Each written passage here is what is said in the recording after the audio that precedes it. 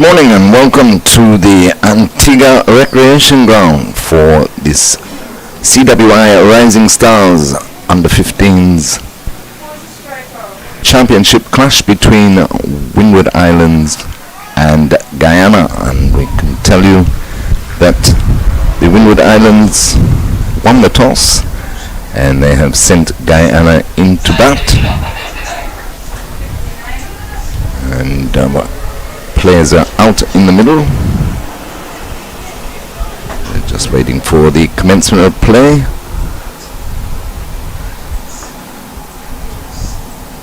At the iconic Antigua Recreation Ground. Great to have cricket back here in the heart of St. John's.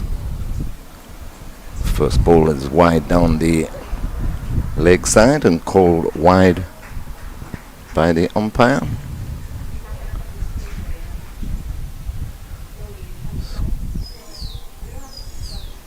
Go through the teams for you. Windward Islands, Jordan Charles, Jashawn Joseph, Kyle Stephen, Kalan Christmas, Janelle Williams, Jamie Wickham, Alex Armstrong, Doan Lewis, Dalroy Tittle, Caleb Charles, Dylan John. The second ball is pulled into the mid-wicket area and misfielded there, and the batsman will come back. In fact, it's gone.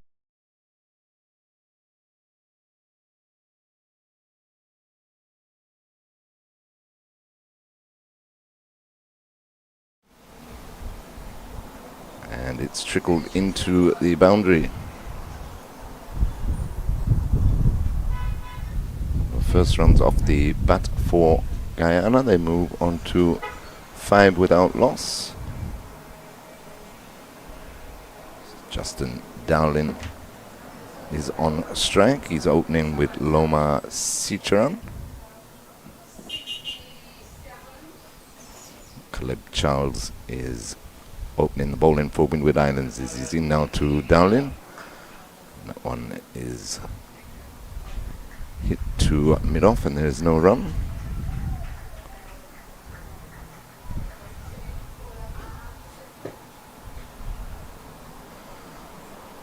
So beautiful conditions this morning for cricket here in Antigua. And of course, the commentary is coming to you from Cricket 360 and the Windies YouTube channel, Windies Cricket YouTube channel. That one was missed by the keeper, but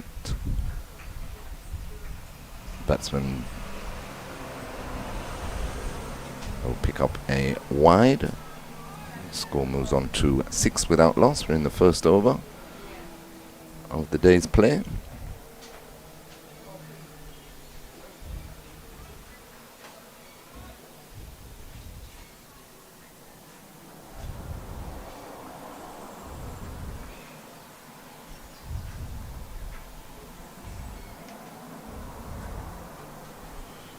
Charles in again to Dowling, and that's driven over the short mid-wicket, running out towards the long on boundary, and it will get there now.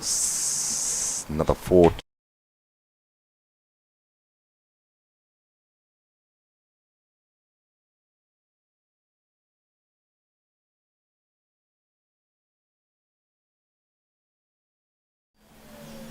So it's 10 without loss.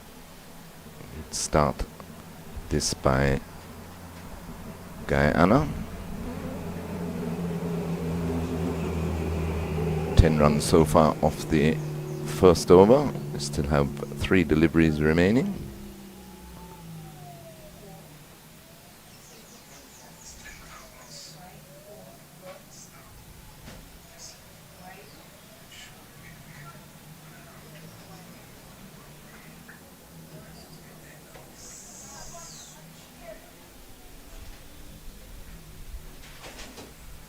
Comes Charles again, and one attempted guide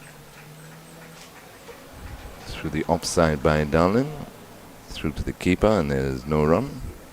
So the Windward Islands team is Sean Joseph, Janelle Williams, Alex Armstrong, Jordan Charles, Jamie Wickham, Dylan John, Daniel Lord, Dalroy Tittle, Caleb Charles, who's bowling now into Dowling, wide outside the off stump, through to the keeper and no run. Jeremy Edwards and Darwin Lewis. And playing 11 for Guyana. Bring that up for you in a minute.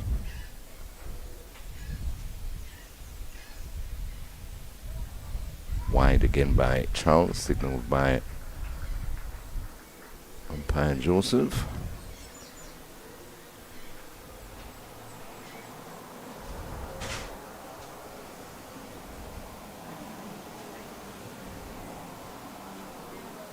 So Richard Ramdahol, captain, Brandon Henry, vice captain, Luke Amsterdam, Jataniel Nurse, Loma Citron, who's opening with Dowling, and that is pulled. That is pulled through backward square for 4 more for Dowling.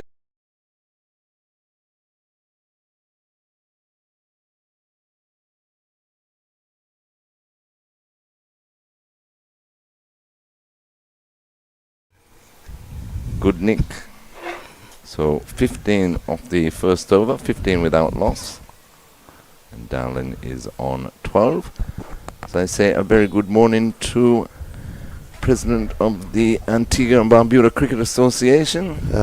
Good morning, Terry Leraji. It's a pleasure to be here and give you a little hand here of what's going on here at the fantabulous historical Antigua and Barbuda ARG, the Antigua Recreation Grounds. I think that's a good start. In the very first over, 15 by the youngsters. 15.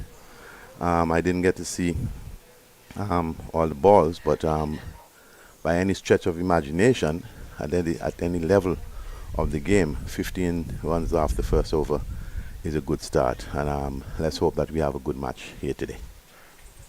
Yes, most definitely. And Dowling made 30 of it in the first match that Guyana played, so he is in some form. But as you said, Kumar, great to have cricket back at the Antigua Recreation Ground as Dylan John is in to Citroen. He pushes up to mid-off and there's no run. Yes, in the first match, I saw that match here, Guyana versus Jamaica.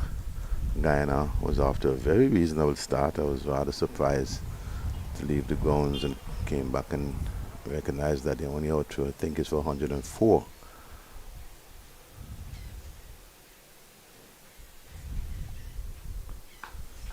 It's cut through the cover region by Citroen out towards the boundary, crosses the rope now, 4 more. Yeah, with a shot like that on the Antigua Recreation Ground, I would just have to say, just cuff it past the man at a square cover. And a shot like that on the Antigua Recreation Grounds is going to run. I remember first game a few days ago. Notwithstanding, we didn't have any rain in Antigua for a while, you know. Once you say cricket, rain come, rain fall, you know. And the rain came, the game started late, but the outfield, the ARG is still draining very well, and it was running very, very, very, very quick. So you can imagine with the sun that hit this ground over the last couple of days, it's going to be very, very quick. John in again. That's dab back with a point for an easy single. So Citroen moves up to 5. The score 20 without loss. We're in over number 2. I think the bat is batting very well. He just using the pace of the ball and run it down to the third man area and pick up a run. Good start by Guyana.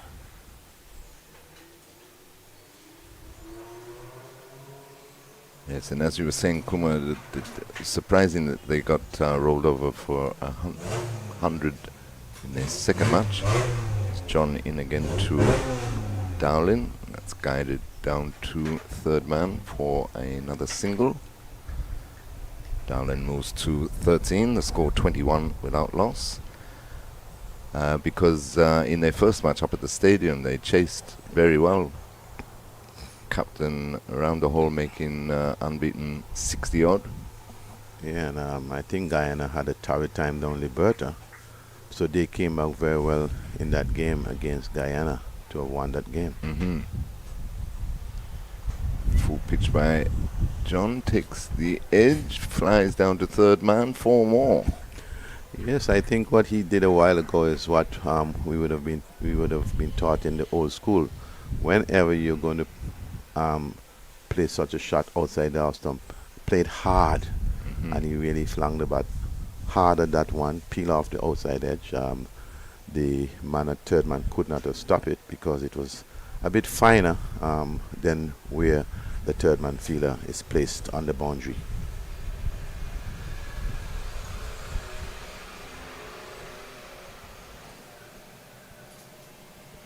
So Citroen has gone on to 9. It's 25 without loss.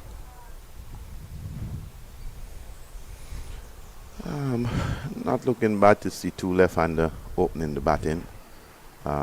Very seldom that you see something like that where you have 2 left-handers opening the batting. More, more time, more likely it would be a right-hander, left-hander, or 2 right-handers.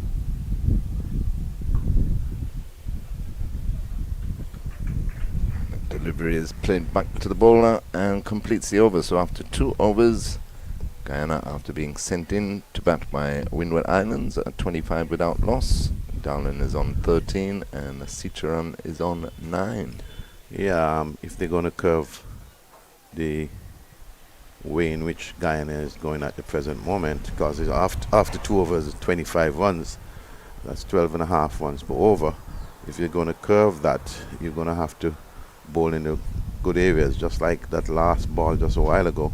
That was very, very, very perfect. You're not going to get all of them perfect, and especially at this level, at the under 15s, you're going to have a lot of up and down bowling, but they're going to have to try as hard as possible because Guyana is already after a flyer, and knowing that they would have lost the previous match played here, I'm sure they're going to want to put up a big score here, give the Windward something hard to chase. So it's a good start for them, and we'll see how the Windward Islands go about curving the spirit amount of runs that have been delivered here so far.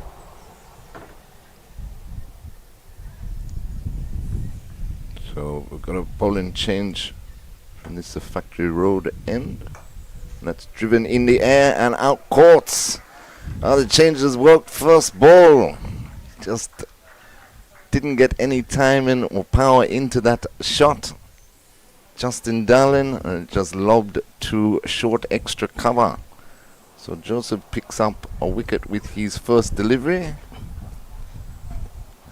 And first blow to Windwards. Guyana 25 for 1.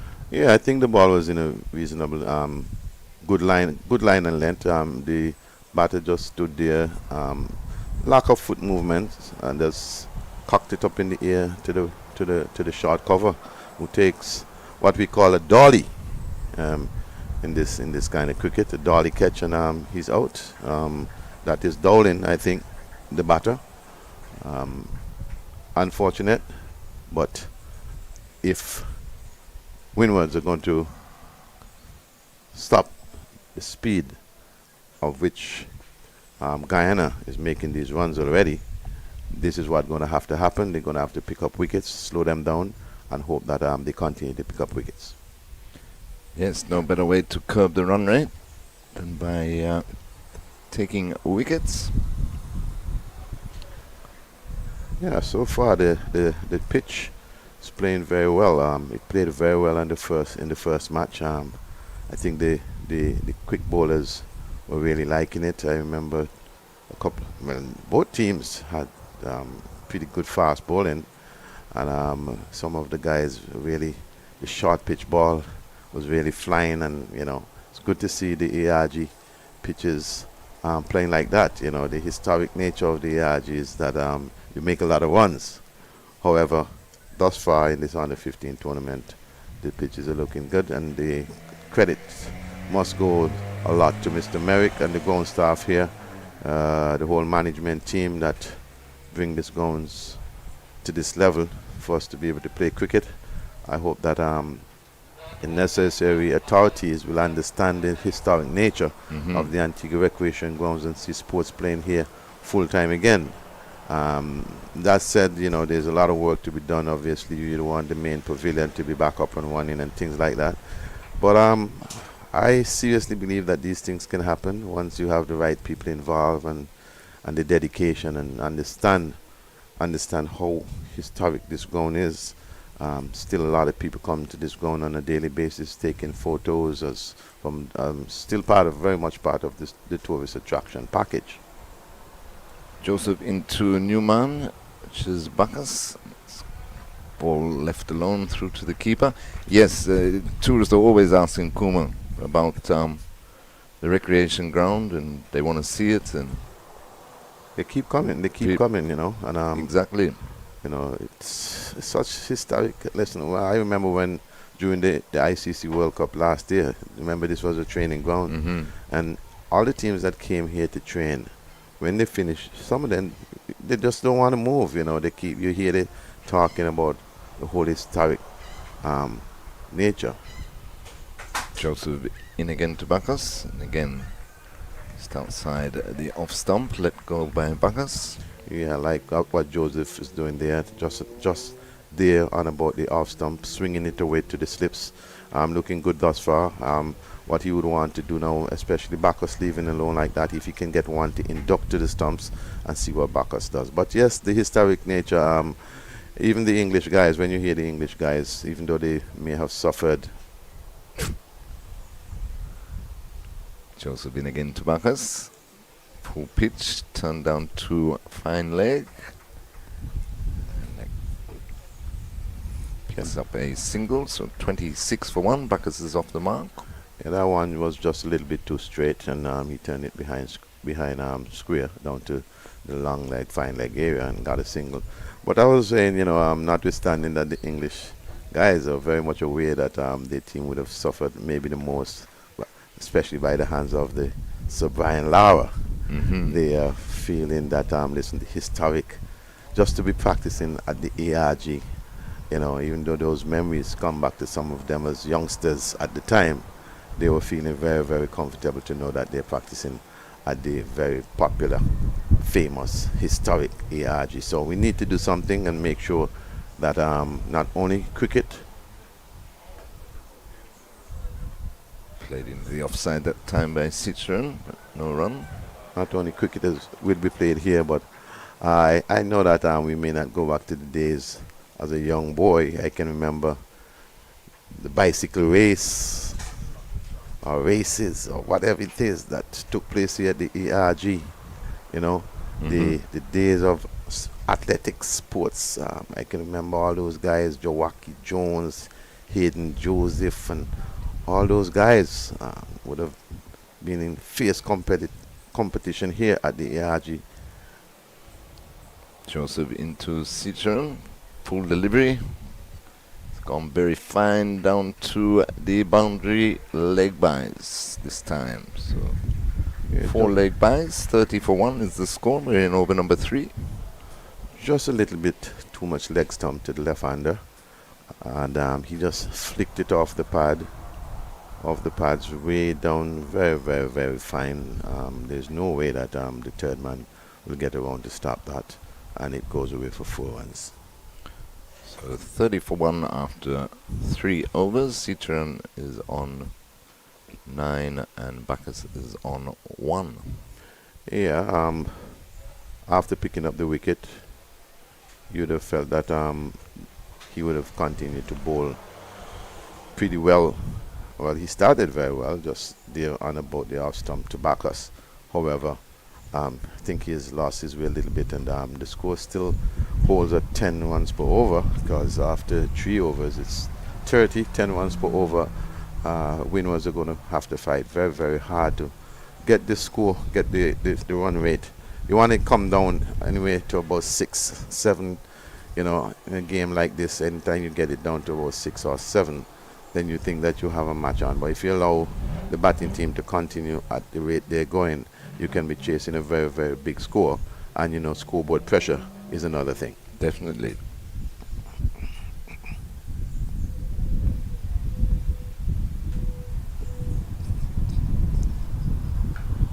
Backus to this delivery and just pushes it into the offside, no run. Backus seems to be a very easy player. I don't know. Seems like he has so much time to play it. That was a reasonably good ball coming into him, and he just, looked very classy behind of that one. Let us hope that he does not fall on the commentator curse. Dylan John in again to Backus. That one came back at him. Played it with one hand back to the bowler.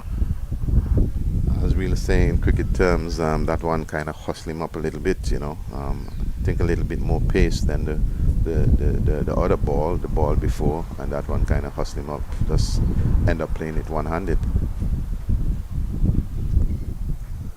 Losing his run up there.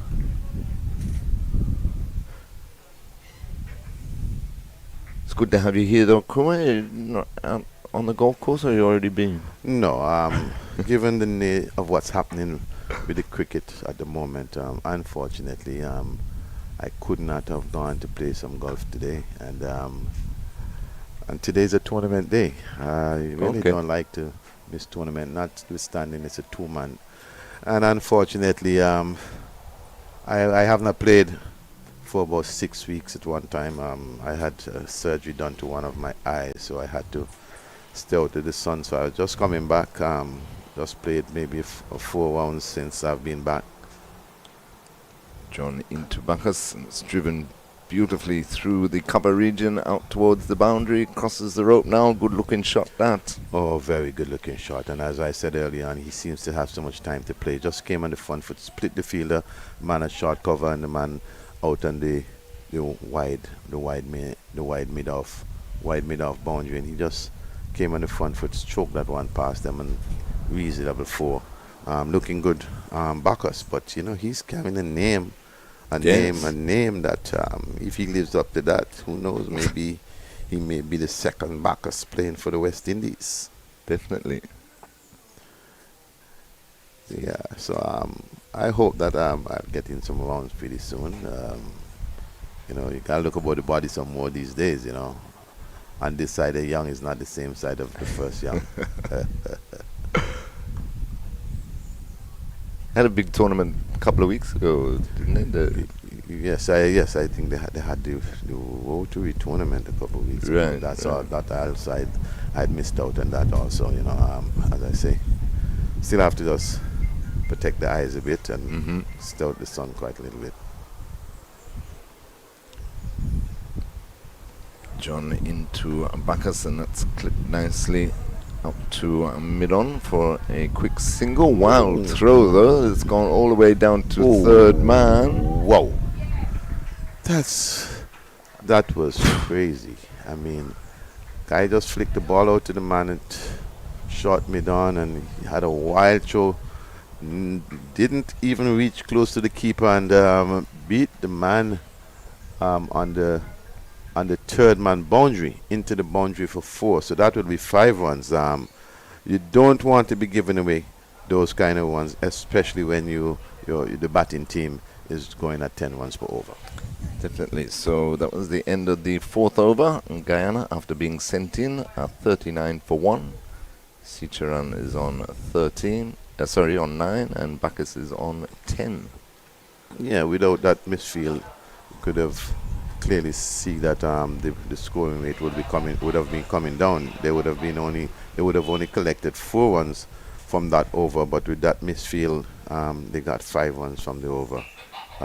You don't want that kind of a feeling errors, those kind of feeling errors, especially a team is going 10 over 10 runs over. I know it's early days, but at the end of the day, you do not want to continue to give the momentum to the batting team. You want to be able to pick up this momentum at some point in time, because cricket is also a momentum game. If you allow that momentum to keep going the batting team way, you find that you may be chasing 250 easily here at the Antigua Recreation Grounds. So Jashawn Joseph will continue his bowling to Abacus, and beats in, kept a little low, that one. But you're quite right though, Kuma, the ground looks immaculate. Full credit to the ground staff. Oh yes, Mr. American, the guys must be given full credit. I think it's just about at the level we had it for the ICC World Cup practice sessions that took place here. And yeah, it's really, really, really good, to be honest with you. I'm very proud and happy to see that, especially these youngsters, at the age of under 15 or 15s, given an opportunity to play on the very historic grounds. And for those, I'm sure some of those guys wasn't even born as yet. Joseph into Bacchus, wide outside the off stump, called wide by umpire Joseph. Yeah, Joseph his length is not looking too bad, but the line is up and down, and he's gonna have to just try and pick up a good line. If he get a good line, then I think that he can put the batsman under some pressure. But as I was saying, some of these guys I'm sure wasn't even born when Brian Lara had to demolish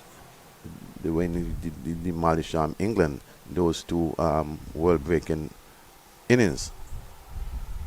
Joseph in again to Bacchus.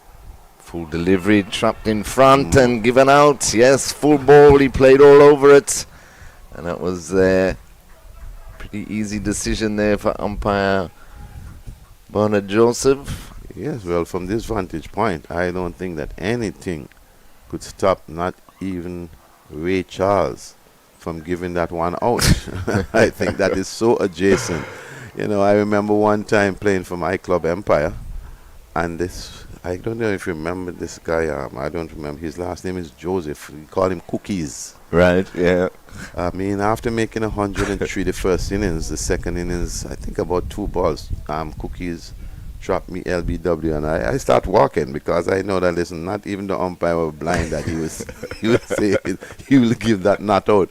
But these things do happen, but at the end of the day, the umpires have a job to do, and in their mind, if he felt that it wasn't out, then you can scream as much as you want to scream. It will be not out, But yeah, as I say, even when Sir Viv Richards made the fastest century here at the Antigua Recreation Grounds, I'm sure that some of these guys wasn't even born as yet. So it's great to know that at sea that they're here now playing, fighting for the country in this tournament, the CWI on the 15th tournament. Really looking good, and I also glad to know that all the matches played here in Antigua in the under 15 tournament are streamed live down at Liberta. Matches today is down at Liberta and at Coolidge, and all the matches are streamed. So if you're listening to us and you have some interest in another match, you can go and find it there on YouTube. All the matches here in Antigua and Barbuda. It's really, really good to have this tournament played in Antigua again, from a Cricket Association standpoint. And from the nation standpoint, it's always good to have these kind of tournament played in Antigua. I must take this opportunity to big up all the parents who came out of Trinidad. Trinidad have a nice little passy here. Barbados, Guyana. I've seen a few people from Guyana. I've seen a few people from Windwards. From Windwards, from across the water. Think it's Nevis. So it's good that the parents are following the youth and give that level of support at this level, and not just only wait until when they get to the international level to say, oh, that's my son. But the Bajan crowd is very, very huge, and the Trini Passy is also here.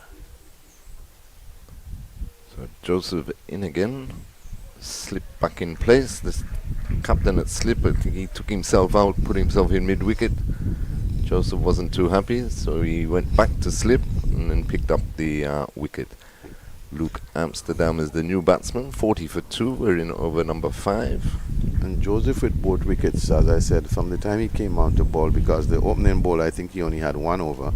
Yes. And Joseph came on to bowl. You can see that line. That line is good. The length is good, but the line is kind of up and down. Delivery is played into the cover region. No run. Very well bowled again by Joseph. If he can continue to just anyway in that area. I mean, he's only on the 15, so you expect that he's going to bowl some bad balls.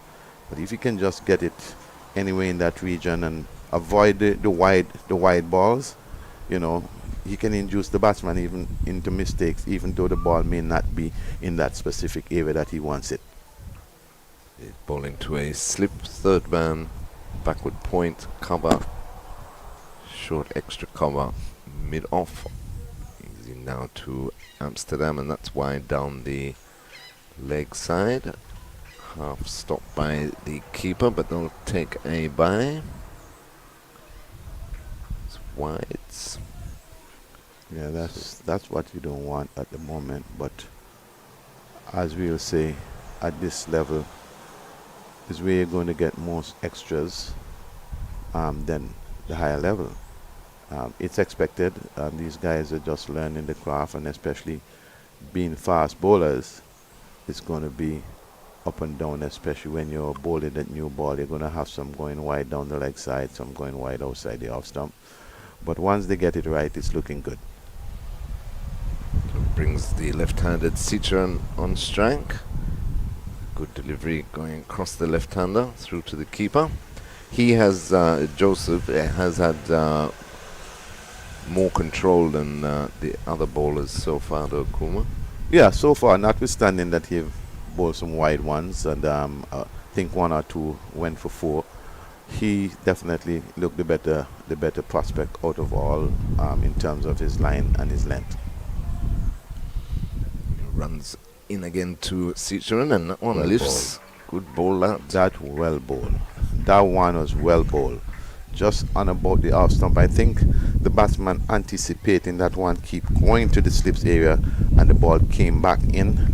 I think he did a real good job also, just drop in the hands and allow the ball to go through to the wicket keeper. So it's good all round cricket. And that completes over number 5. So after 5 overs, Guyana, after being sent in to bat, are 42 for 2. Yeah, and the Windward Islands has pulled it back a little bit, quite a bit, because they were going at 10 runs over, and now after 5 overs they are 42. So they have done a reasonable job thus far, pulling it back, and they have picked up 2 wickets in the meantime. If they can continue to pick up wickets here and pick up wickets there, there's no doubt that may cause the one way to fall and bring the game back even. Maybe for now you may want to still believe that the batting team is in the ascendance. For some of us, we may say that with 2 wickets down within 5 overs, 42 runs, could be even Stevens. It'll be Dylan John to start his 3rd over. Ball into Amsterdam, and that comes back into him, strikes him in the midriff.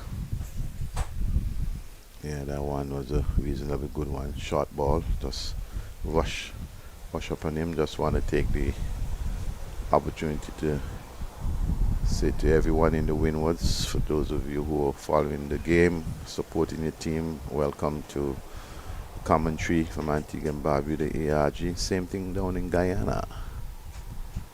John in again, full delivery, half a shout, but going down leg, that one. I'm sure President Singh in Guyana, he follows all his team. President Singh, if you're watching or you're listening, good day to you, and good day to all of your board members and to everyone in Guyana who are following the game. Welcome to the commentaries from the Antigua Recreation Grounds. Aye, well, bouncer this time. And That woke Amsterdam up, that's for sure. He almost jumped into it. Well, you know, if you notice, I say hi, and forgive me for saying that in here, but I mean, when playing days, and man bowl a ball like that, that was a very good bouncer, vicious one, and have him jumping and ducking and bob and weaving, as we call it. So, usually say hi. True. Look at that. Look at that. We have the opportunity of the replay, and I'm telling you, that was a very good bouncer. And he comes again, full pitch this time. Mm-hmm. And if you realize what happened a while ago, the way in which the batsman played that ball off after that bouncer, something in his mind telling him that another short ball was coming. Mm-hmm. So now the ball pitch up is kind of tentative in going backward, coming forward kind of thing. Those are the kind of things that happen when you get those kind of short pitch balls.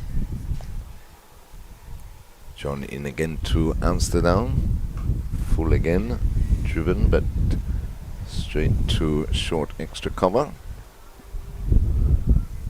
I think one of the things that we need to see from these youngsters, well, again, everything that happened in the past can't happen now, but I think there are too many balls that we're supposed to score off of. We're not scoring off. Mm-hmm. Like those balls should be someone's coming from them. And clean ball in middle stump, full pitch delivery. He's played all over it. Mid wicket was left open. That's where he was aiming, but he's played all over it as Amsterdam and lost his middle stump. So Windwards pick up their third. It's a good fight back here by Windwards. And that one pitch right up to the batsman. Swung in. Oh, that's a lovely ball. Ball just swung in the air, dipping, real nice Yorker, and the center stump went flying. Long time we have not seen those sort of bowling where the stump just knocked out of the ground completely and leave the other two stumps standing. The off stump and the leg stump remain standing. Windwards fighting back. Most definitely, Amsterdam goes for naught. It's 42 for 3. We're in over number 6. And that brings... You're just looking at the way play. See that ball just... Brilliant. Yeah, swung in the air. Just like a plane landing right into the runaway. Center stump gone. Very well bowled by the youngster. It's a fight back by the Windwards. Now have the score now is 42 for 3. And that brings Guyana captain Richard Ramdahol to the crease. Well bowled.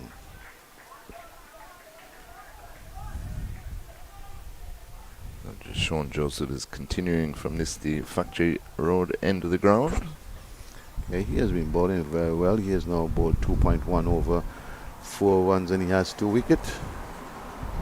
Yeah. Mm-hmm. I thought he was struck for 2 4s. Oh no, I think one was over choke. One was leg by.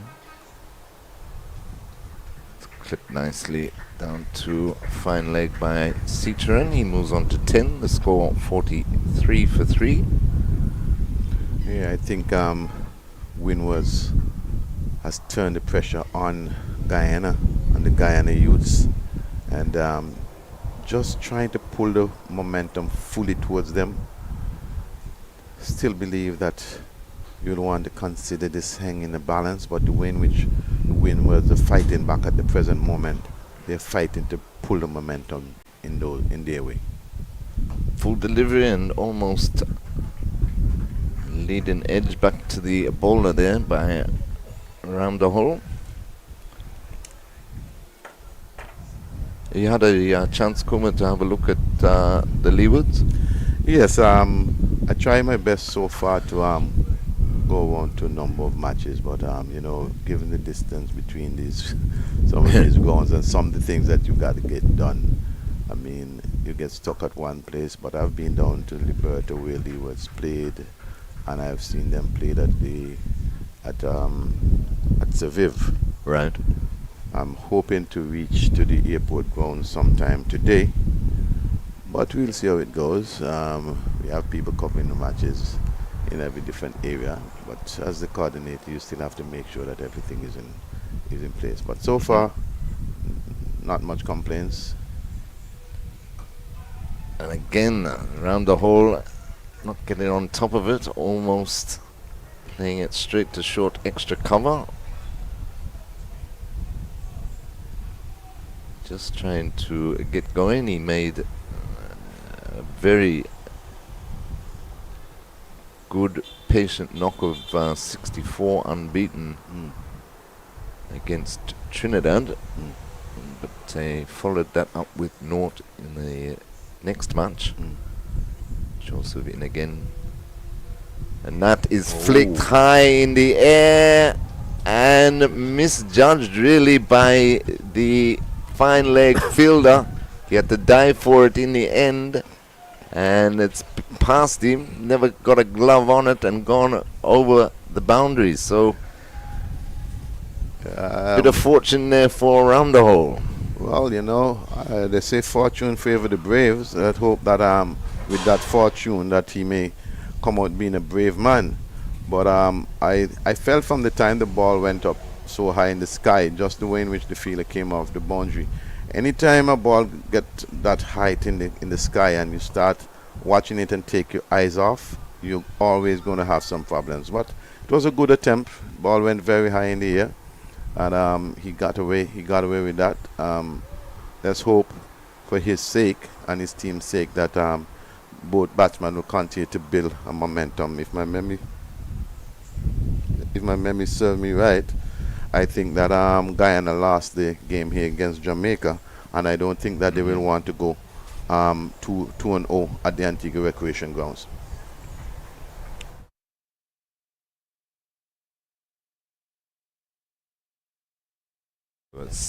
We've had 7 overs. Around the hole is now off the mark. He's on 4. The score is 47 for 3. Be Dylan John around the wicket to the left-handed Citroen. Good full pitch delivery. Hit into the cover region, and there's no run. It's good what you were talking about before, though, Kumu, with the parents showing an interest in traveling with their Oh yes, listen, they must be given a lot of credit. You know, not only at test matches you come out to support, but I think that one's driven firmly, but straight to cover, no run. Yeah, I'm quite pleased to see. Well, I know that for the last couple of years that the tournament takes place here, Barbados, the people from Barbados always comes out and in reasonable numbers and support. Also the Trini Passy, as we call them, very lively. But this year I think is the biggest I've ever seen the Trini supporting their team.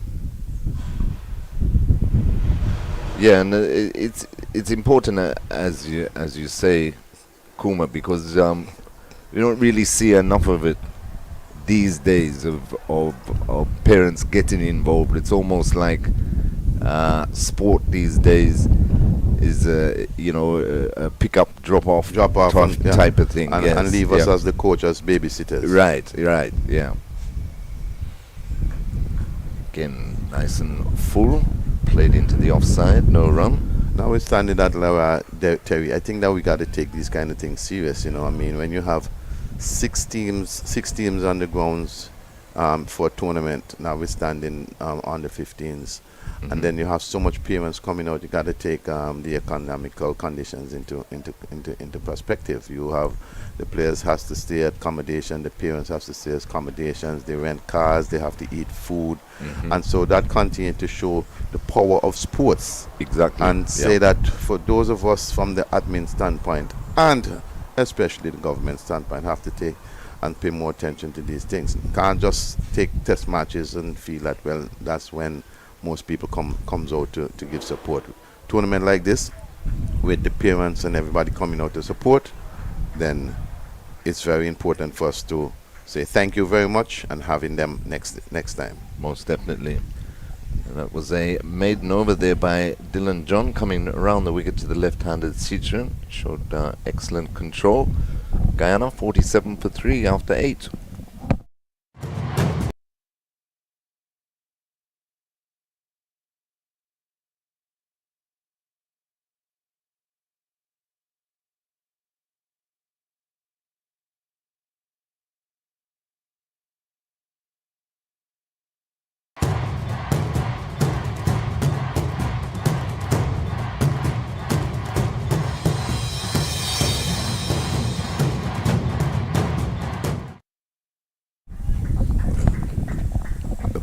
the live action here at the iconic Antigua Recreation Ground for CWI Rising Stars Under 15s Championship match between Windward Islands and Guyana.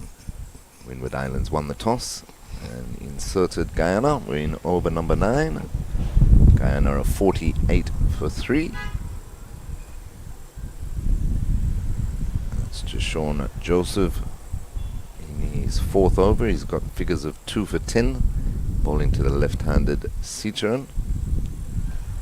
It's played quietly into the offside. No run. He's got a slip, third man, backward point, cover, mid-off, mid-on, mid-wicket and fine leg. The young medium pacer Jashawn Joseph showed very good control so far this morning with the ball. He's into Cicheron now. That's short and pulled down to fine leg on the bounce. Cicheron picks up another one. He moves on to 11, 49 for 3.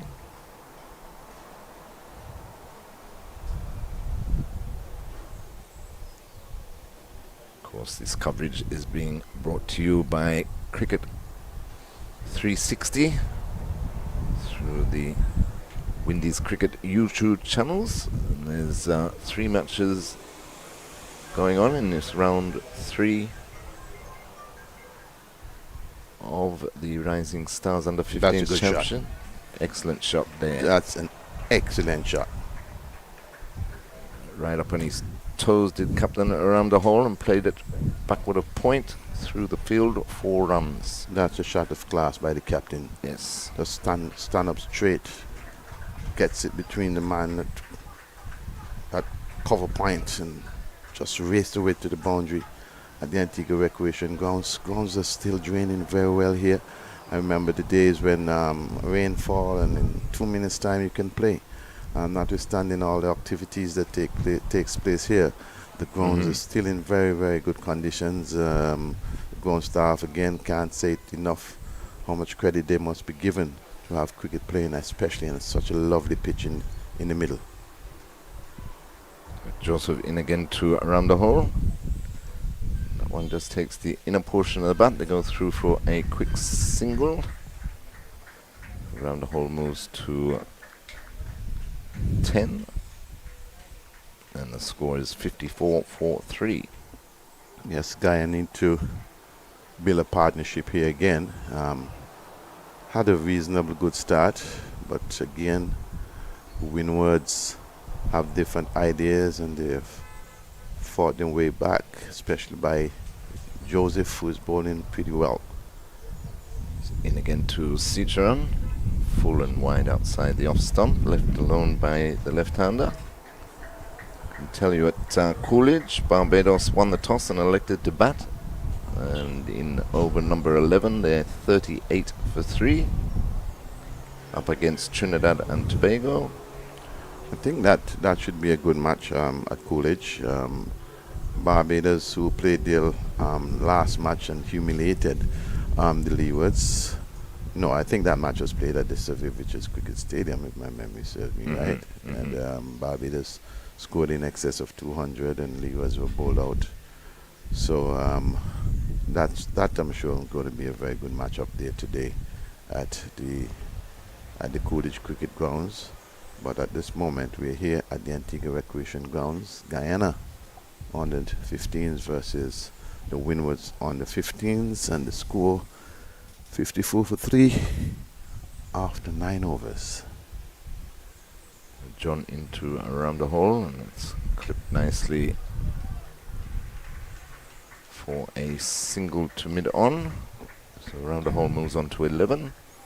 Yes, and you can see a bit of class in the captain around the hall. The way in which he just lean into that ball a while ago and stroke it up to the man at mid-on. And rightfully so, it's a single. From the time it left the bat, they take off with the single. And these are the kind of things you got to be able to anticipate. And you don't want any run out whatsoever. Driven firmly, but well fielded. Short extra cover.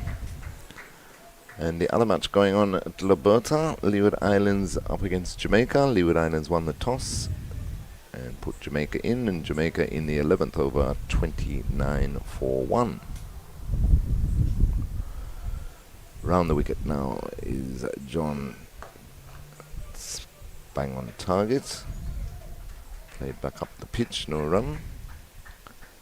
So far, I've seen quite a bit of talent in the in this under 15 tournament, and I'm saying again, notwithstanding that I sit in administration position, that we John into Citron, searching for that. You'll get a single. So he moves on to 12. The score 56 for 3. Yeah, that the territorial boards, we're gonna have to do much better than what we're doing in terms of, harnessing these youngsters' talent and give them the opportunity to train more, to play more matches. How we gonna do that? We know travel is very expensive across the Caribbean, and ridiculously so. But at the end of the day, if we are gonna find the best guys to go forward for the next generation, we're gonna have to do something better than what we're doing. Simple and straightforward as that.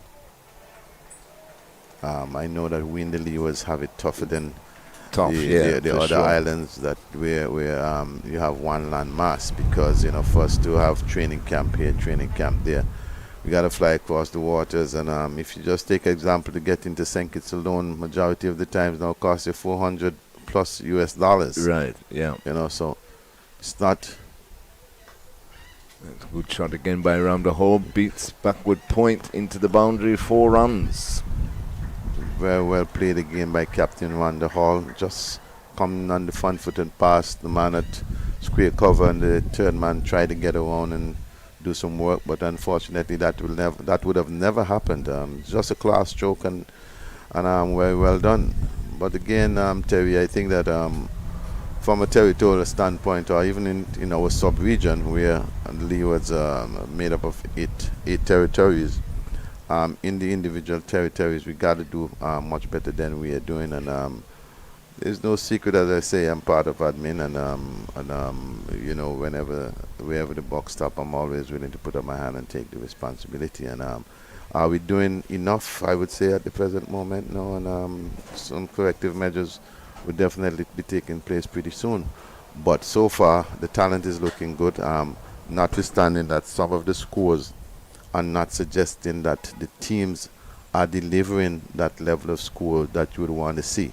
But from an individual standpoint, you're seeing the glimpse of individuals who can very well develop what they have, and look to move forward.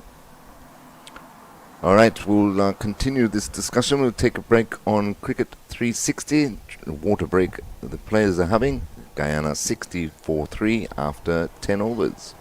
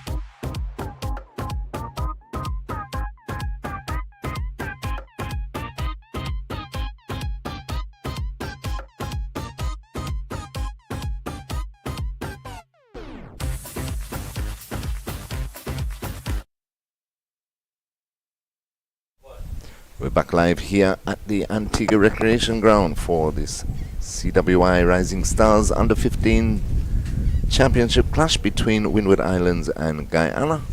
Just completed the first water break of the day. Windward Islands winning the toss and putting Guyana into bat. After 10 overs, Guyana are 60-3. It's going to be Jashawn Joseph to continue. He's bowling to the left-handed Seacher. The Factory Road end. And that's hit into cover region. No run.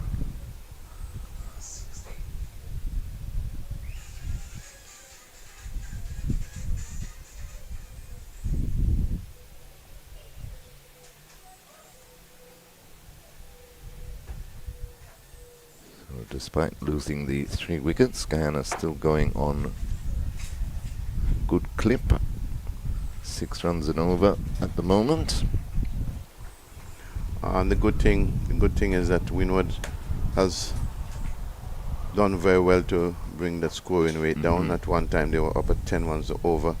If you can get them to maintain 6 runs and over, even pull them back to 5, and then you can go out and deal with that, I think that we should have a match on.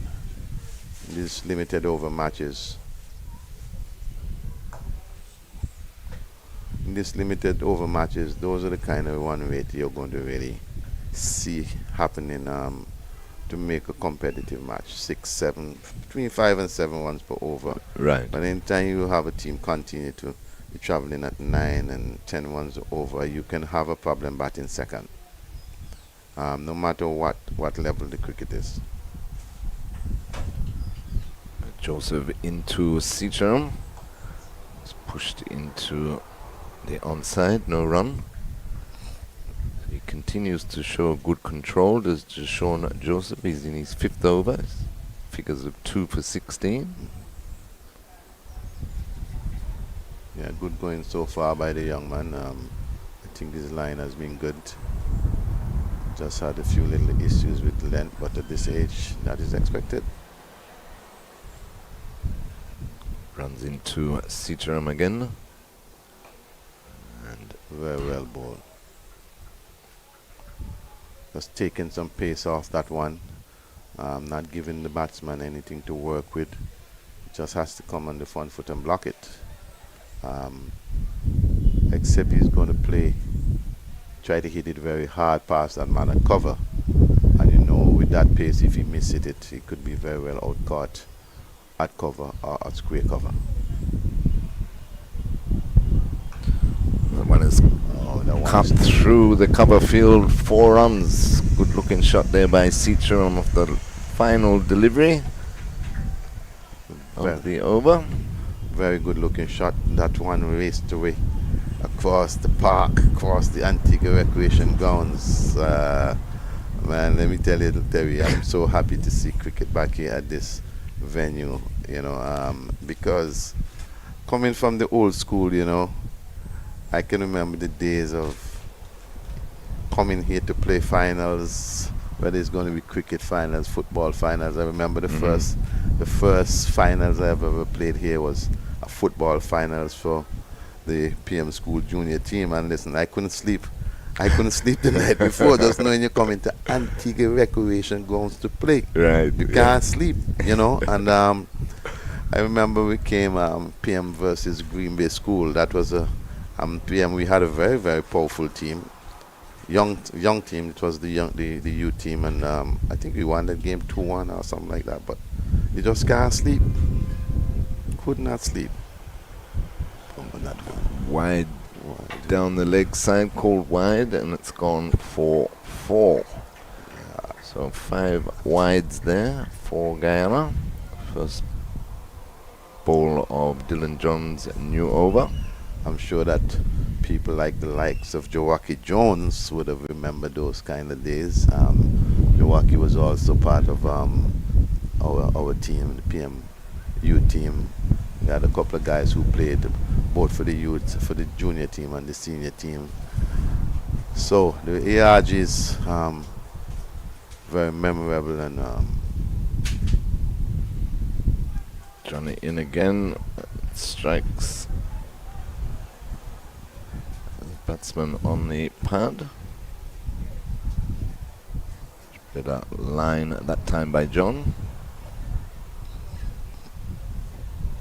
Windwards fighting back. Windwards fighting back. I think that the game has come to this position now that someone can hold the momentum. Windwards looking good thus far, but the captain for Guyana is looking good.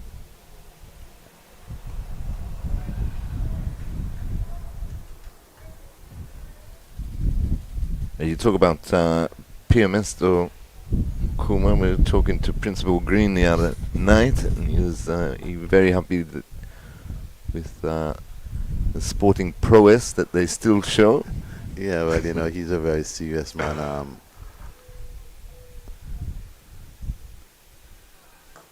Full delivery, hit firmly, but straight to short extra cover. Yeah, he's a very serious person at the Princess Margaret School when it comes to sports. And I think if a lot of the principal takes his position that, listen, everybody's not going to become the lawyer and the doctor and so forth. And, you know, you got to be able to do whatever you're doing. And takes the edge and flies between keeper and slip down to the boundary for 4. Dylan John not happy with that. And dissected them. The keeper actually moved towards leg. Yes, yeah.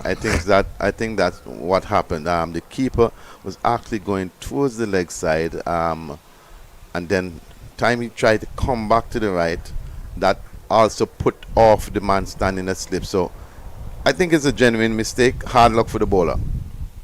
73 for 3. John in again to around the hole. That's a full toss. Turns it down to fine leg. And they get a single. So round the hole goes to 20. 74 for 3. Yeah, I think what Principal Green doing at PM School, you know, makes a lot of sense.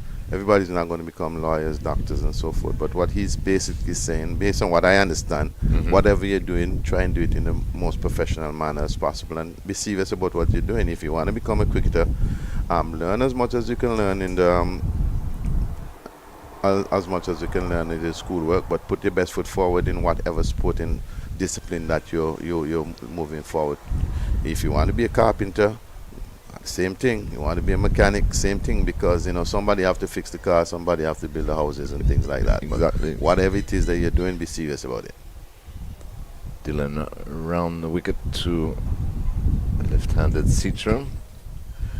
And he's quite right though too to encourage the sports, because these days, Kuma, as we all know, well, on and off the field, multi-billion-dollar industry, sport. Well, that's one of the reasons why we ourselves need to say to the youngsters among us, don't stop playing the game, but think about doing some scoring, think about doing some commentary, you know, think about being an analyst, because at the end of the day, listen, let us not fool ourselves. You have 50, 60, 100 persons playing the sports. Everybody's not going to play for West Indies. We'll be fooling ourselves. Right. However, given the nature of the tournament, the nature of the game these days, you may have some persons who may specialize and end up playing some T20 or some T10 somewhere. But at the same time, Joseph starts a new over, and that's turned backward of square. Chase for the fine leg fielder. Around the hole will pick up 2. He goes on to 22, 76 for 3. We're in over number 13. Yeah, we need to encourage, you know, in whatever sporting discipline. If you're playing football, encourage them to be a statistician or just commentate or something, you know. Umpires, match referees, things like that. Joseph in again to around the hole, and full pitch takes the outside edge, just avoids the diving slip fielder, and he picks up 1. So he's living dangerously as round the hole, trying to whip that through mid-wicket. Yeah, I think he's just trying to play a little bit too much across the line a while ago, and luckily that ball did not carry to the man standing in the gully area.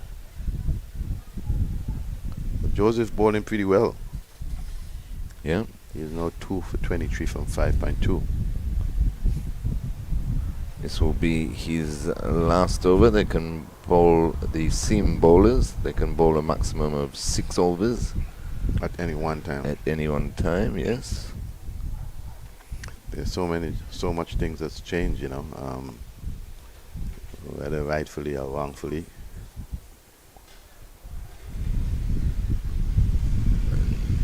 And I say whether rightfully or wrongfully because in my feelings, I don't think anything is wrong if you have a limit, but I think it must be assessed by the ability of the individual and the strength of the individual, because you have some under 15 guys who could probably bowl 7-8 overs up front, but again, coming from the old school when we used to play, you just play, and those times you want to bowl and bat. So right. it was a different time, Citroen plays this nicely into the cover region, and they take 1. He moves on to 17, 78 for 3 in over number 13.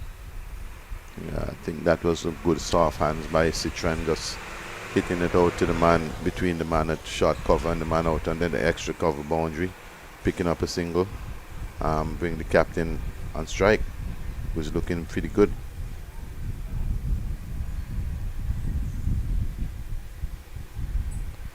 He tried to pull it again, and takes the top edge, flies over slip. He picks up 1. Yeah, I think he got himself in a bit of tangle there a while ago. Just trying to hit it over backward square, and the ball came off the top edge of the bat and went down over the slips, down to the man at third man, and he picks up a single which put him now on 24 from 18 balls. Joseph into the left-handed Citroen, driven. That will go away for 4. Yes, flew through the gully region. So he moves on to 21. Through everything at that. Yeah, a bit wide from Joseph, and Citroen just, as you'll say, just threw the kitchen sink at that and fly past the man at gully and down to the boundary for another 4. Guyana rebuilding the momentum. The Windwards team will have to rethink it. The score moves to 83 from 13 overs, 83 for 3. So you'll have to say that Guyana is picking up the momentum once again.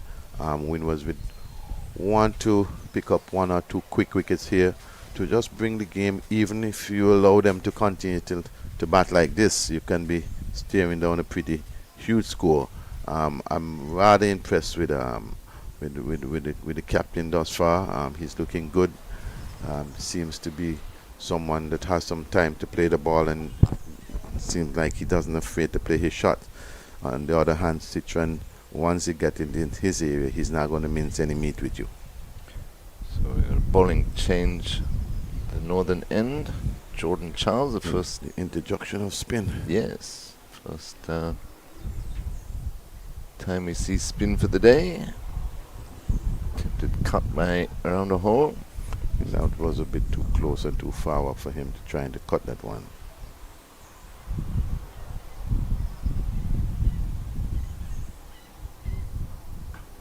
Yeah. Time he gets back onto it. The sweeper out on the extra copper boundary. So you just get 1. He moves on to 25. Score is 84 for 3. I'm one of the persons who believes that when a bowler comes on to bowl, no matter what, if you bowl a bad ball and it's supposed to be going to hit it to the boundary, if it's supposed to hit it to the boundary, hit it to the boundary. But at the same time, when a bowler comes on, you've got to be able to see what he's doing, see what he's doing before you want to just attack him. I think the first ball that the captain, was trying to cut the ball, it was a little bit too close to him and too far up. Luckily for him, no damage done. Yeah, we don't see that enough, do we, Kuma, at all levels? Batsmen giving themselves a chance. And that's taken the edge and flown through slip again. That is a drop catch. That one, well, I can't say it's a drop catch because he never got a hand to it. No. But he should have swallowed it. Yeah, he should have swallowed that, but he never got a hand to it. Sometimes we say drop catches, but drop catches is when you get your hand to it to put it down.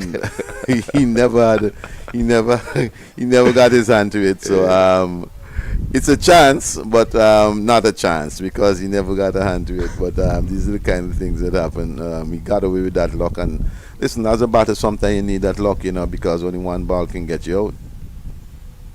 So Citroen moves on to 25, 88 for 3. We're in over number 14. Charles again finds the outer portion of the bat. They pick up 1. Yeah, Windwards would have to take those catches. You will have to consider that there's 2 catches put down within the last 3 overs, and that is assisting the batting team to take the momentum on their side. You can't afford that. You can't afford it. So Windwards have to reconsider what they're doing and hold on to the catches. Again tries to cut that as around the hole, doesn't make contact. The slipper has been abolished. Put it backwards square.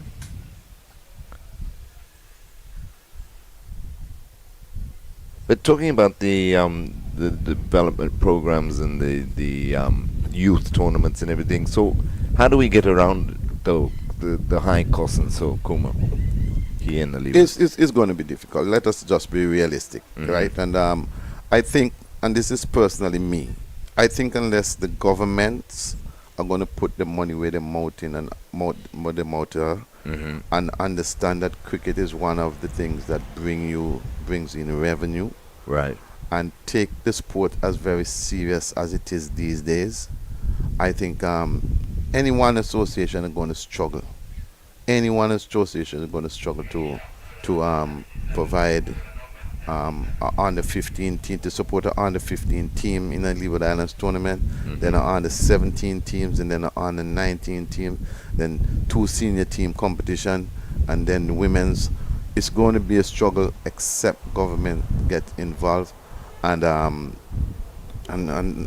the whole community. You understand? People are going to have to understand the kind of returns that cricket brings to any nation, and it's any nation. And I can start, speak from Antigua standpoint. If you see the amount of cricket that's played here, I mean, look at this under 15 tournament. People may take it for granted that it's just an under 15 tournament, but nearly all these teams flew in here. I mean, even the Leeward Islands team, you only have, I think, is four guys from Antigua that don't have to cross the water. Right. And as I was saying, just coming from St. Kitts alone, the price, the ticket prices from St. Kitts to Antigua and back is up $400+ US.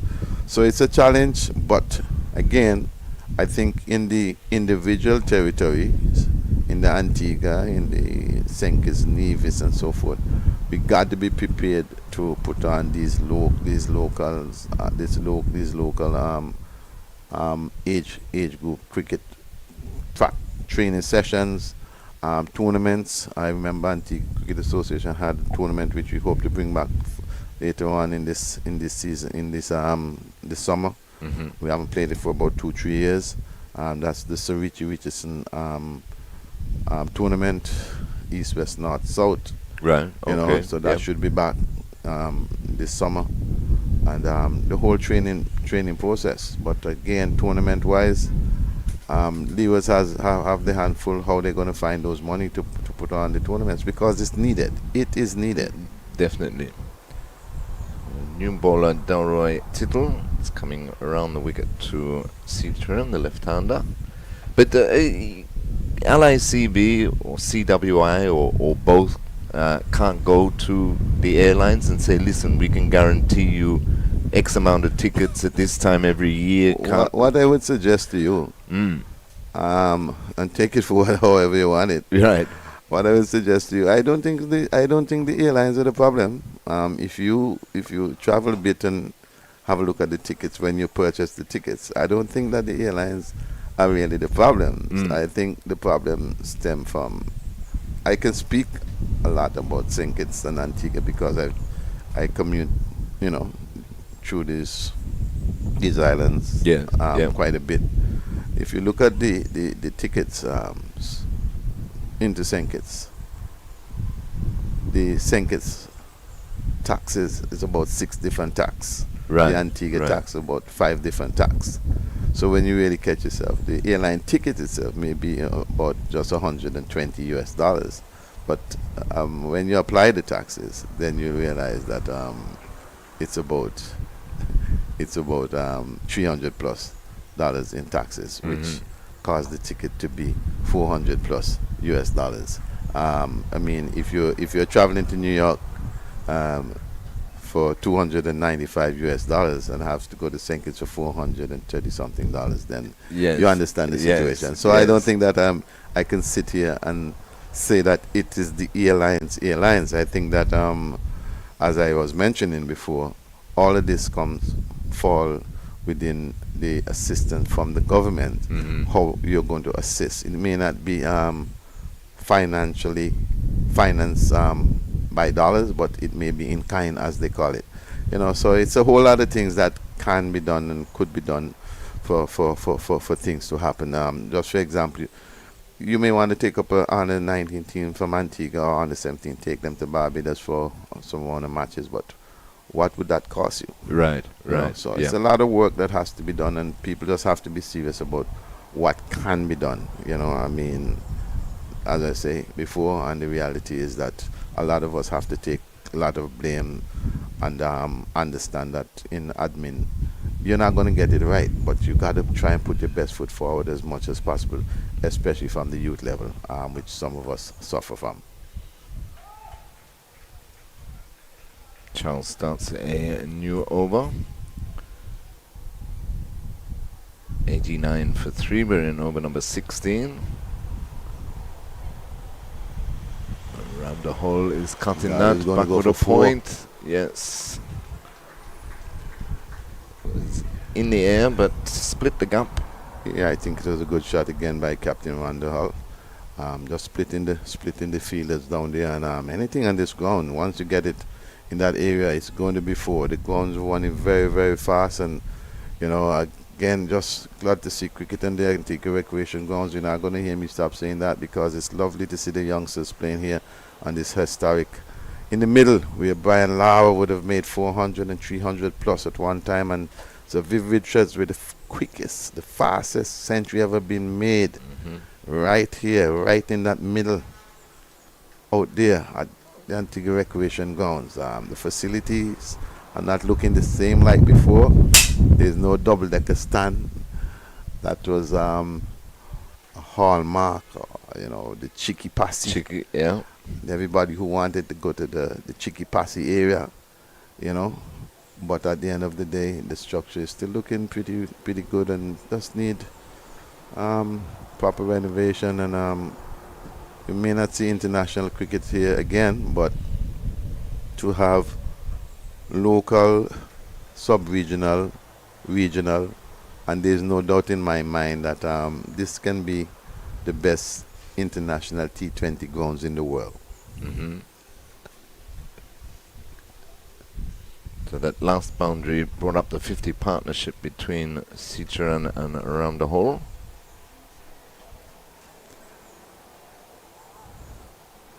See the controller looking at me and saying, boy, he must be a crazy man. Breathe off the over.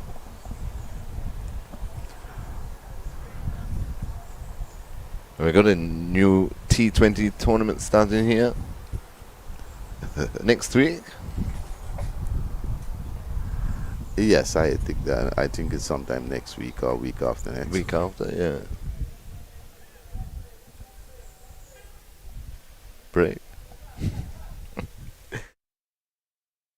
16 Guyana.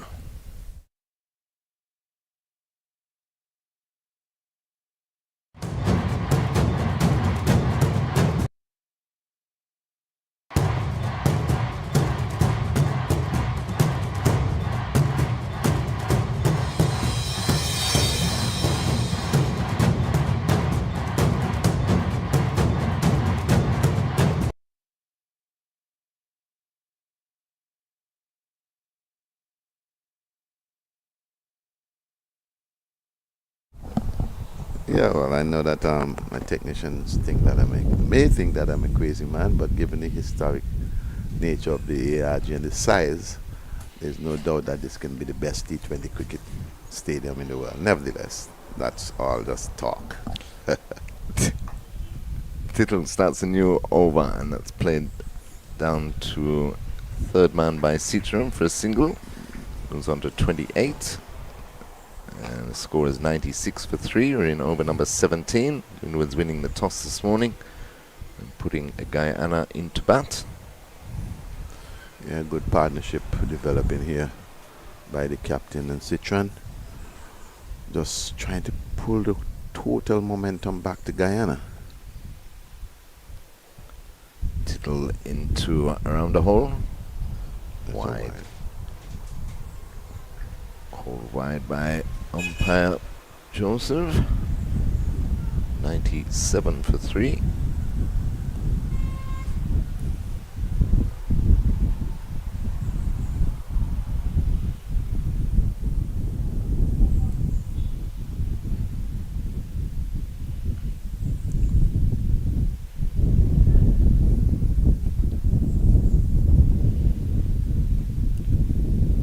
Tittle into around the hole once again, and it's driven firmly up to a mid-off.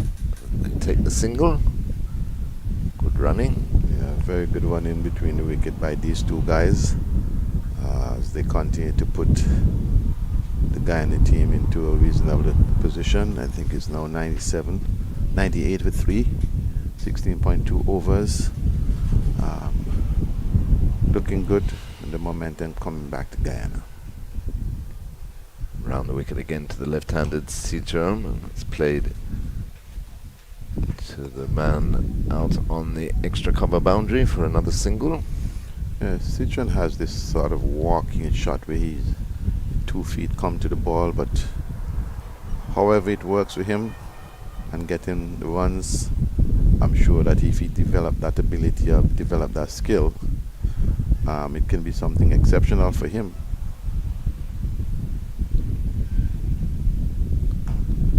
That's a good shot. Yes. That is a good cricket shot, and the fielder, he can chase that ball from now until next year. He's going to have to run that, and listen, not even he drinks some plain fluid that he will catch that ball. That is a shot of class. Just leans on the front foot, hit it past the man at cover, and past that man that chased the ball from mid-on. He could never, ever have gotten that ball. Class shot by the captain, Guyana. Brings up the 103 for 3 in over number 17. Round the hole moves on to 35.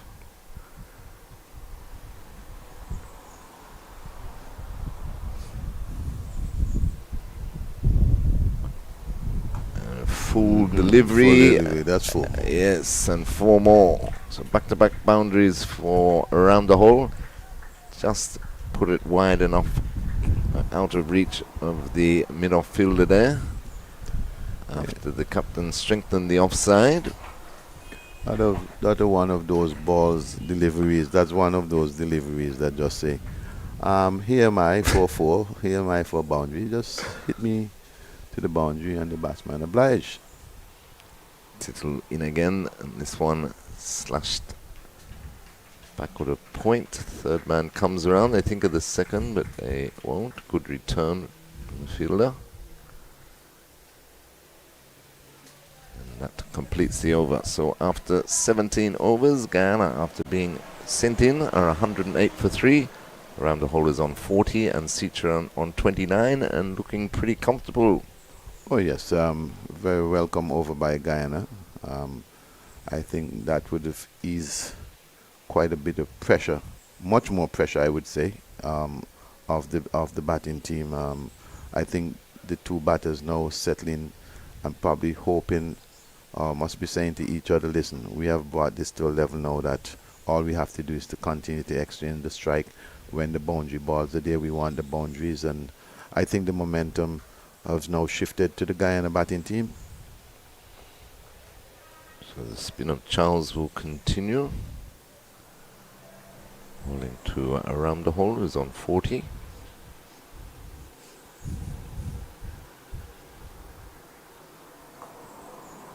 Driven back to the bowler, he gets half a hand on it.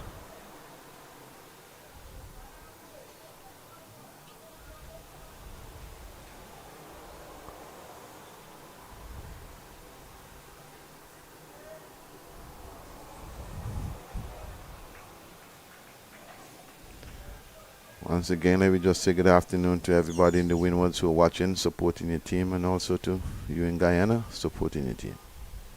That's pulled and pulled very well through the mid-wicket area. 4 more to around the hole. Quick onto that shortish delivery there by Charles. Moves on to 44. That is what you call a ferocious pull shot. He just ball was short on the back foot and hammer it through the mid-wicket area for 4. Around the hole, looking good. Quite ready then when Charles was delivering. Dead ball called by umpire August. My young man. That's what it is. The guy already moved away. Umpire already signaling a dead ball, and the bowler seems to be in a chance.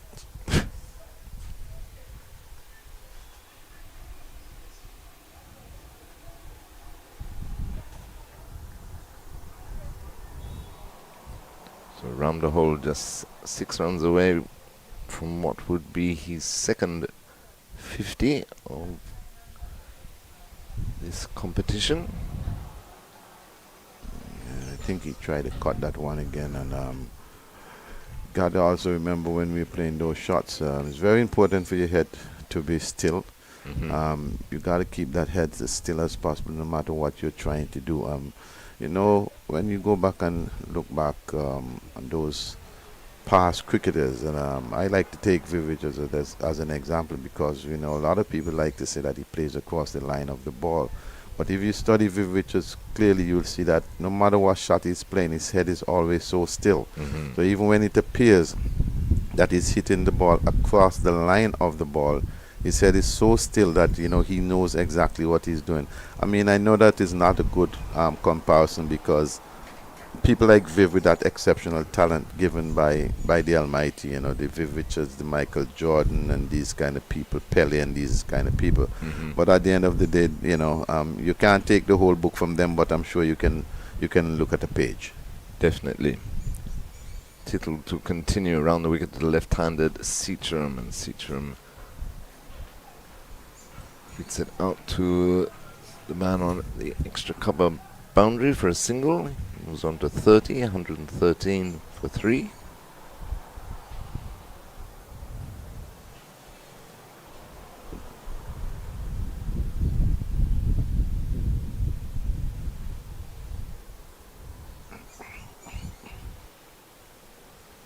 Back over the wicket now to the right-handed around the hole.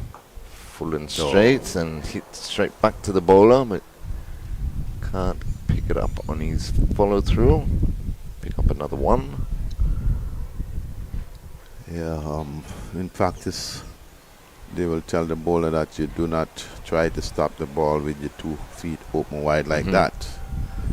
And that's exactly what he did. And the ball went through both legs, and he got a single. Just seems to me, though, Kuma, that Windward Islands just gone a bit flat out there. Yeah, I think they start probably accepting that the momentum has been shifting, and you can't play cricket like that, you know. Full pitch You delivery. can't play cricket like that at all. You know, the youngsters have to understand that somewhere along the line, you know, just like how you want your batting, somebody's going to come in and they're going to get stuck. They're going to get stuck, and you got to stand up and fight it, you know. Stick to your plan. Try and stick to your plan. Try and stick to your plan. But the moment you see the shoulders start dropping, Yes. if the batters focus as much as they should, and they will capitalize. And by the time you look around, Guyana is so far with the momentum that you may very well be outplayed. Windwards may very well be outplayed out of the game. That one was looking close to a wide. Like to see the replay in that one, but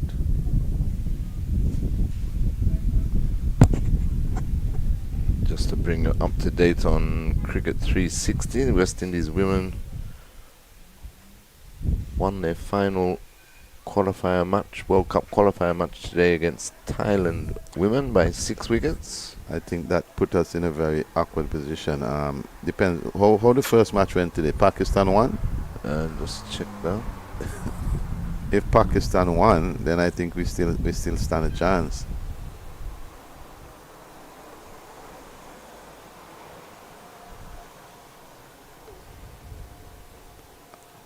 Based on what Pakistan won by 7 wickets. right, so I think that still give us an outside chance to qualify.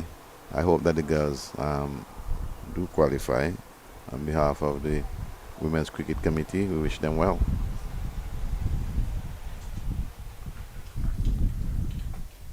Well, they finished on the same amount of points as Bangladesh, but Bangladesh have got a better net run rate. Oh, so we are out. Just 0.639 Bangladesh, 0.626 West Indies. So we are out. Yeah, We are out. We are just out. just out. Well, it's unfortunate, and to the girls, and hard luck. And again, on behalf of our cricket committee, Women's Cricket Committee at CWI, thank you for your service.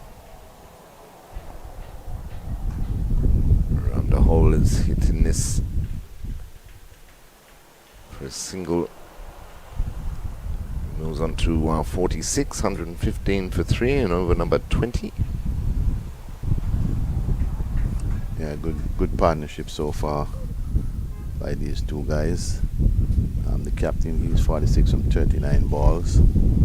He's ably supported by Citron, notwithstanding he has 30 from 50 balls. And speaking of the women, Kuma, it was great to see Leeward Islands getting their first win in the Super 50. Yeah, the thing is that I think Leeward has a reasonable team. Just that, again, from a Leeward Island standpoint, the girls just does not have the opportunity to have played as much cricket as they are to. I mean, notwithstanding that you have some girls that came in to strengthen the team, you know, you can't just depend on the two ladies. You know, Right. It has to be a holistic approach via the participation of the girls.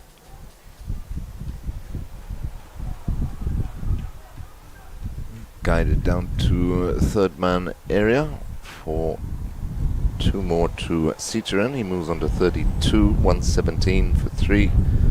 Partnership is now worth 75 for the 4th wicket. That can almost see that at this present moment it appears that the Windwards seems to be accepting that these two batters are just taking the bull by the horn, and the partnership is, you know, getting better and better. And to me, it doesn't see. I'm not seeing the urgency of wanting to pick up a wicket. You know, it's just that we're going through the motion, hope that the 50 overs completed. I mean, this is how it appears from this distance. I'm sure that True.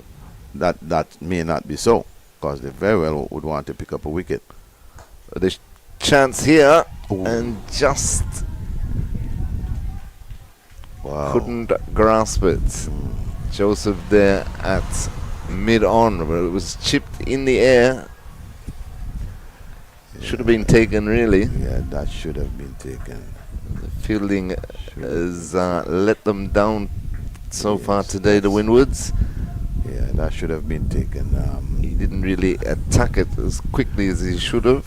Yeah, that's another chance gonna begging by the Windwards. It's played to the fielder on the extra cover boundary for another single to Seatram. He moves on to 33, 119 for 3. But you're quite right, though, Kuba. You can see in their body language and so, but they Yeah. should be telling themselves, we break this partnership, you never know. You never know. And as the old adage goes, and it still exists, catches win matches. Exactly. Tittle in again to around the hole. That's short and it's pulled over mid-wicket. One bounce. 4 runs. So that's 50 to around the hole. He moves on to 51. Well played, young man. Second 50 of this CWI Rising Stars Under 15s Championship for Richard Rounderhole, captain of Guyana. Very well played by the young man. Seems to have some class. Unfortunately, was dropped before the ball before. But this is just how this game goes. You give me an opportunity, and he grabs it. So now it goes on to 50. Batted well for that 50 from 41 balls. Now 51. Momentum definitely is on the Guyana side at the present moment, and has to give the credit to the captain on the whole, and she was Full delivery, driven straight back Ooh. to the bowler. He misfields again, hits the stumps, ricochets down to long on, and they take a single.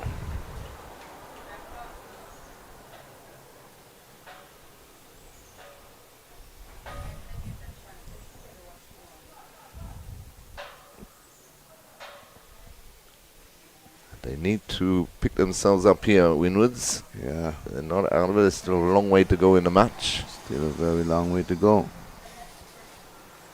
Around the wicket, Tittle to the left-handed Citron. That's off the inside edge. The old French cut.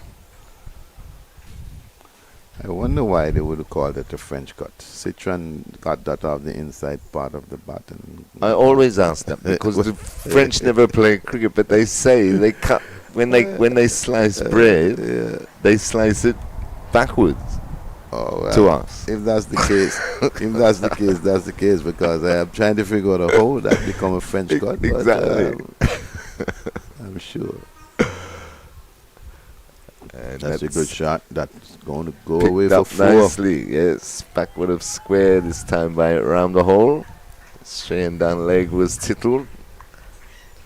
All right. So they're making runs at will here, Kuma. Yeah, well, as I said before, just watch the body language of the Windward guys walking back to the mark. You can tell that they're feeling the pressure from this partnership from Citron and Captain Randa Hall. And what I can observe, that the captain seems like he has said to himself, "Listen, I'm in now, and anything that is supposed to be runs, I'm going to get it." He would not from this distance. It doesn't appear that he is going to be willing to be playing down any balls that says runs in it. Citron, by the way, he's giving great support to the captain, and Windwards will definitely have to pick themselves up. And unfortunately, they've dropped some very important catch, and as they say, catches win matches. Charles starts a new over, and that's dragged to mid-on. They go through for a quick single. So 130 for 3. We're in over number 22. Citron moves on to That shot 34. by Ramdahal, Captain Ramdahal, that is one of those things that comes out of the T20 kind of a book. You need to just stand up straight and play the ball. You just drag that one across, but nevertheless, it's modern day cricket and all these things are going to happen. Pulled through the mid-wicket area by Seacharan. Man sweeping on the mid-wicket boundary. It's just the single, 130 for 3. Seacharan moves on to 35. Round the hole is on 57.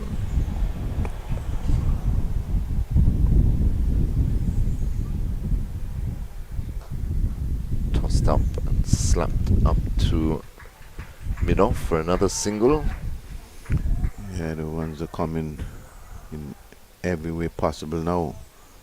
I think that it's a challenging time here for the Guyana youths. They're going to have to try and fight it and look to hold on to 2 catches. Well bowled, very well bowled.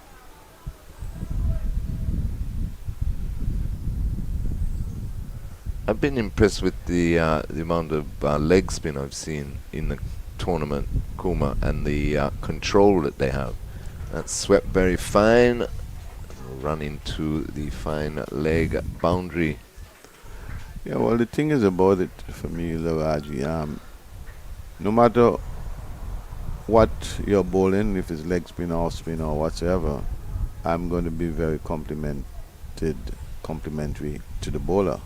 However, because I believe and still believe that pace is what make West Indies cricket great. I'm kind of a maybe on that old diet, still on that old diet. That was served to me that pace will continue to do the trick for us, you know. But at the end of the day, I also believe, I'm one who also believe that if all your best bowlers are spin bowler and you have to play all of them, play all of them. However, again, I make no bones that I'm one of those persons who still believe that our bowling attack was hinged on fast bowling. So I believe that we should be continue to pay serious attention to all bowlers. However, we need to look for the pace, for the people that have real pace, because pace is the ace, you know. Definitely. That's just how I feel, you know. So we'll take a break here as the players take a water break. Guyana on 131 for 3 in over number 22.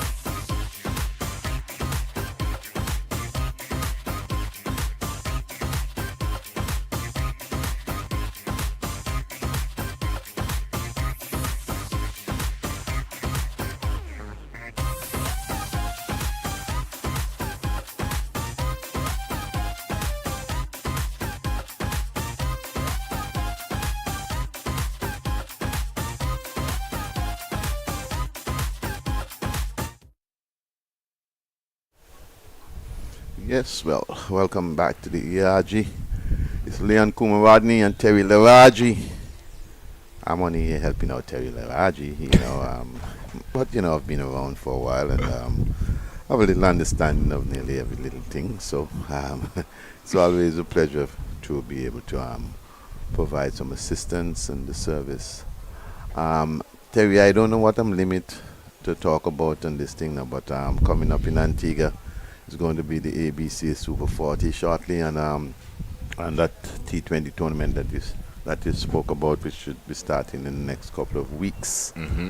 And then sometime next month, I don't know if I'm allowed to speak about the Caribbean Airlines Village Cricket qualifiers that will take place in Antigua, but I'm sure that will be spoken about on the different radio stations in Antigua and Barbuda. Excellent. So a lot of cricket to look forward to. A lot of cricket, and then obviously the CPL comes up, I think in August. August, yeah. So there's still a lot of cricket to be played. However, Carnival will be in this venue very shortly. Mm-hmm. So we've got spin now. Taking over from Tittle is Janelle Williams, left arm spinner. Round the hole takes a single off the first ball of the 23rd over. Guyana, after being sent in, a 137 for 3.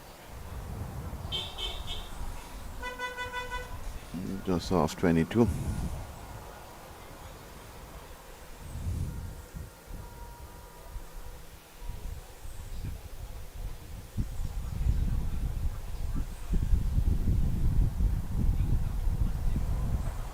Williams into Sitaram, playing back to the bowler.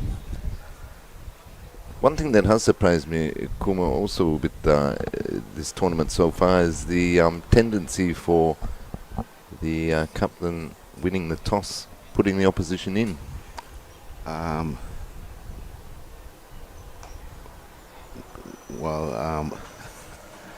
guess that the captains are also guided by the coaches at this level. Mm-hmm. But even playing my cricket at that age, I came up in that time when if you want to bat, you got to win the toss. We ain't putting in nobody. Nobody getting no batting first. Sorry. Yeah, exactly. The old thing was, listen, if I make 10 and you can't make 10, then I win the game. Right. Runs on the board is always runs on the board. Definitely. But again, as I would have said on many occasions, Williams very wide, that delivery called wide by umpire Bernard Joseph. Yeah, there's a lot has changed in the game. So you just got to go with the flow, and for those of us, and that's in the air, should be out this time, and is. So around the hole, eventually a catch is taken by the Windward Islands, caught there at cover, and I think that's a very soft dismissal by the after, captain. after a good little innings. After playing so well, I think that's a very soft dismissal by the captain. He was batting very well, and to just come on the front foot and just scoop it up in the air, very soft dismissal by the captain, and the Windward Islands has found himself this time holding on to the catch after dropping 3 of them, I can recall. Yes. And they would want to believe that if they pick up 2 more quick wickets, this can probably bring them back level in the game. But at the end of the day, I think that the momentum has gone with the guy in the team via the captain Van der Hall, and he is gone now. We will see how well the new batter comes in, negotiate these 2 spinners. This one, he just came on. He is what's his name again? The one that just came on. That's Williams. Yeah, Williams. He just came on. I think that would be about his second ball, if my memory serves me right. And he has just picked up a wicket. And Windwards would want to believe that if they can get 2 more quick wickets, then they're back in the game. Yes, and Richard round the hole went for 63. Partnership for the 4th wicket was worth 97 in quick time 2 off 101 deliveries. And that was around the whole second 50 of this CWI Rising Stars Under 15s Championship. Yeah, he was batting pretty well, and even at this stage, you want to turn those half centuries into century, and I think he had a good opportunity based on how he was batting to just stay out there and continue to lead his team to get a big total, and for himself also to get 100, get up to the three figures. But that wasn't to be, and that seems to put a little pep in the step. Should, yes. Steps of the Windward Islands team, and I'm sure that they must be fancying the next 1 or 2 wickets that will help them to slow the momentum of the Guyana batting and probably have a good game at hand. So Jatnil Nurse is the new batsman for Guyana. Loma Citron is still there, of course. He's on 36, 139 for 4 after 23 overs. Jordan Charles will continue.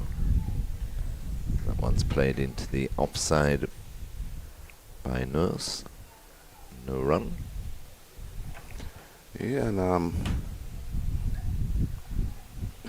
Charles in again, gives that a lot of flight, and that's hit a good shot very nicely through the cover region, with the sweeper out on the boundary will pick it up. So Nurse is underway.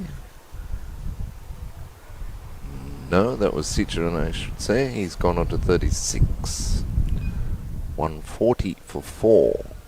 He may not have been scoring as quick as his captain, but he's there, still there, and I'm just trying to assist in, give a solid performance for the Guyana's innings.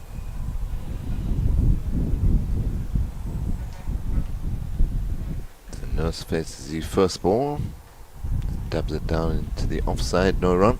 Yeah, if they can keep wickets in hand, Kuma, they're still on target, very much so, for a decent score. Very decent score. They're not even halfway through their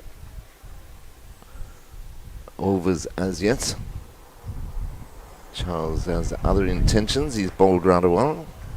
Yeah, he is bowling pretty well, pretty well. Just did not have the kind of luck that is needed.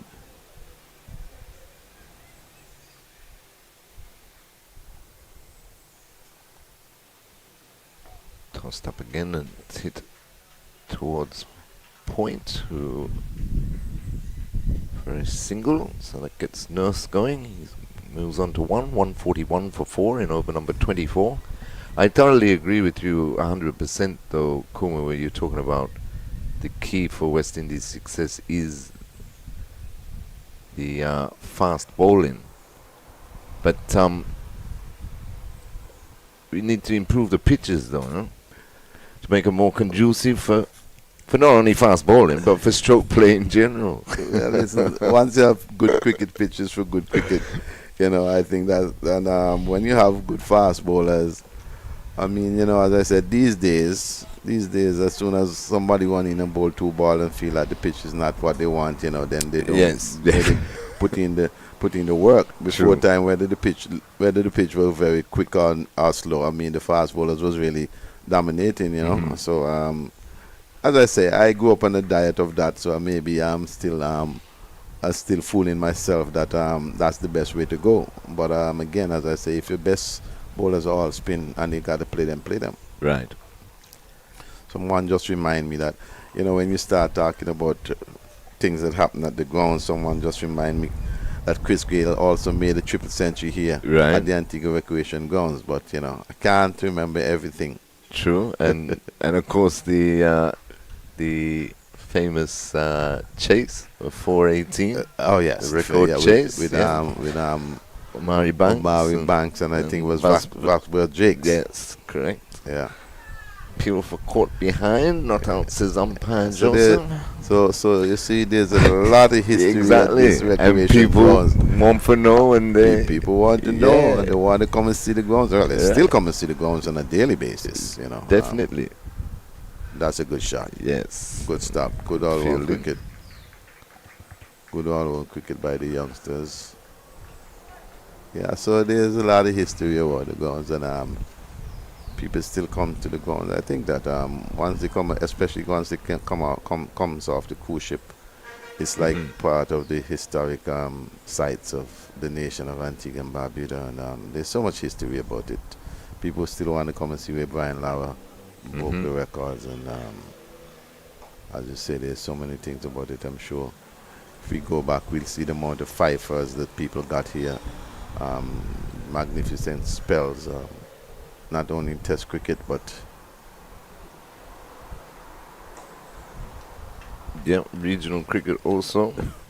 I remember a very specific match here. It was Leeward Islands. I think it was Leeward Islands, yes, versus Jamaica. I don't think it was Combined Islands. I think I think it was split by that time, if my memory serves me right. And it was a very, very, very good match here at the Antigua Recreation Grounds between Jamaica and Leeward Islands. But there has been some very, very good matches here. I remember Shiv Chandra Paul turning on the heat and bowling attack. I think had Curtly Ambrose and so forth in that attack for Leewards. But that was a fantastic match also. So, you know, there's a lot of history here, and we should really preserve this venue and see sports still taking place here in the Antigua Recreation Grounds. Definitely, and not just Antigua Recreation Grounds, but we're watching Guyana at the moment. Border in Georgetown Oh yes, needs to be preserved also. A lot of Oh, yes. history at that a ground. lot of history at that ground. 143 for 4. We're in over number 26.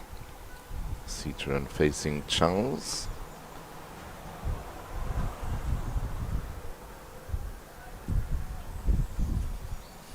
Yeah, Citron going pretty well. 38 from 66 balls, but his captain came out and played a very good innings. So I think that he's going very well, keeping the innings together, and I guess everybody else will just come out and play around him. Yeah, he's definitely the sit batsman. Nurse comes back into strike. He's on 2. And big appeal. Not out, says umpire Auguste. Runs down to third man boundary. And that's why he gave it not out, Coomer. He says he got a bit of bat on it. Let's watch the replay here. Yeah. I think it struck him outside the line, but I'm not sure if he got a bit of bat on it. But it's been given as it runs. That one's cut down to third man. 4 runs. And into the boundary for 4. Yeah, the runs continue to flow for the Guyanese team. As the 150 comes up. 150 for 4.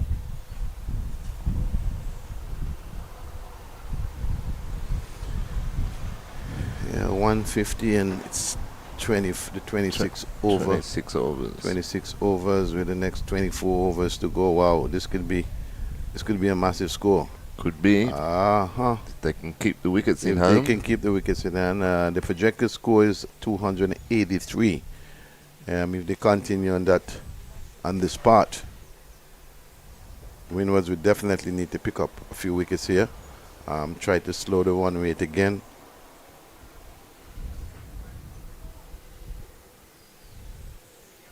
So Williams will continue from the Factory Road end of the ground. Bowling to Cicheron. He's on 39. Plays it quietly to mid-wicket, and there's no run.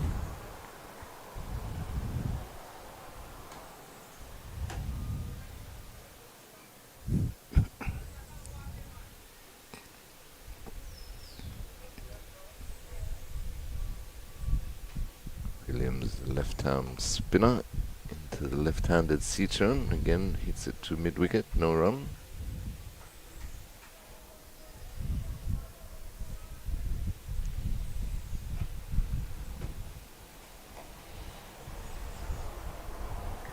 Keeping a nice tidy line is Janelle Williams. It's already picked up the wicket of Guyana captain Ramda Hall. Gave that a lot of air. Slashed out to the sweeper on the extra cover boundary for a single. Citroen moves on to 40, 151 for 4. Yeah, good going by the Guyana batters. Citroen 40 from 72 balls, but he's there, and once he's there, can just continue to have the batters playing around him.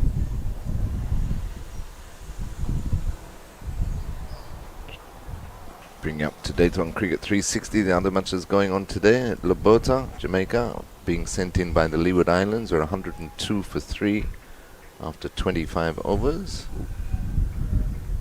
And Barbados, after winning the toss and electing to bat, are 103 for 7 up against Trinidad and Tobago. Yes. Well, as I told you earlier, that game could be a very good match. Barbados 103 for 7. We'll see where they end, and then the chase from Trinidad, what will happen. But I think that match, no matter what score Barbados got, is going to be a very good match. That's my feeling.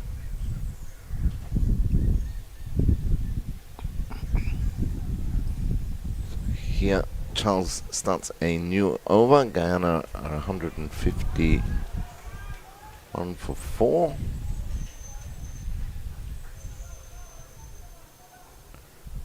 After 27 overs, take a single off the first ball of the 28th. I think is the first tutter we see between the running of the wicket. They have been doing pretty well with the running between the wickets, but just a while ago that was a little stutter, but nothing to cause any problems.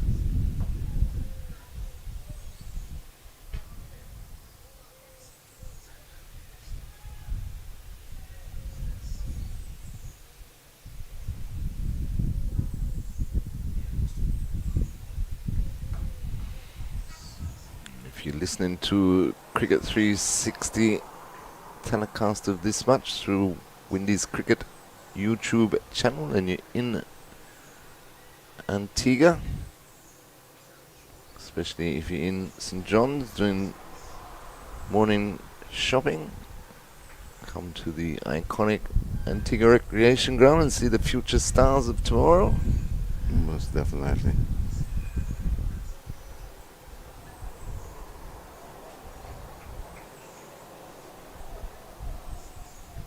We just say good morning. Still morning. Still morning, yes. To the people of the Windwards, if you're watching, and to you in Guyana, if you're watching. The team is fighting. Big appeal again by Charles, and again turned down by umpire August.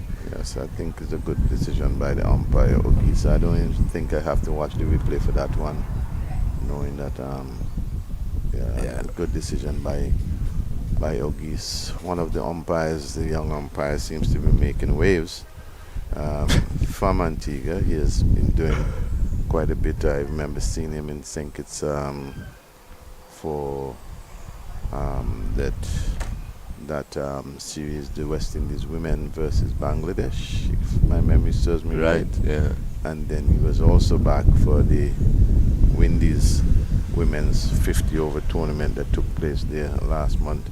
So he's one of the umpires stepping up, and there are a number of young umpires, obviously. Sure, everybody will hope to get to this test level and things like that. Williams starts a new over, and that's driven out to the sweeper on the extra cover boundary for a single to Citroen. He moves on to 42, 153 for 4 Guyana in over number 29. I think it's safe to say if Guyana continue to hold on to the wickets, it's going to be a reasonably good score here today. Good flight. Very good flight by Williams. Just bring the batsman, Nurse, lounging on the front foot a little bit. think he took a little pace off that ball. Yes, he has shown good flight, good control. The left arm spinner. It's turned into mid-wicket. Can't beat the field. Sent back. Yeah, you got to always remember, well, it wasn't a missed field per se, but you also remember that once you hit the ball so positive to the fielder, you can't just take off running, you know. And one of the things that these batters have to remember, that it takes two people to make a run. So if the other one is saying no and you want to keep running, then you know it's going to be a run out. Got to be.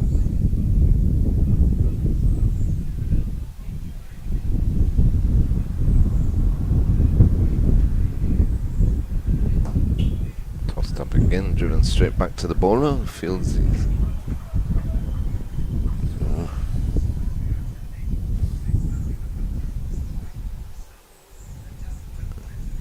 Shorter delivery, cut nicely. Backward a point, rolling out towards the boundary, and crosses the rope now. So Nurse gets his first boundary, moves on to 12. It's 157, I believe, for 4.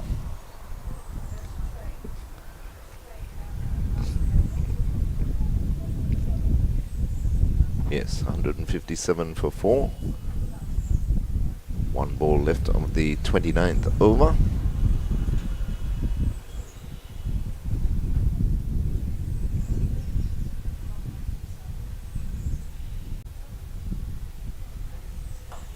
Shots.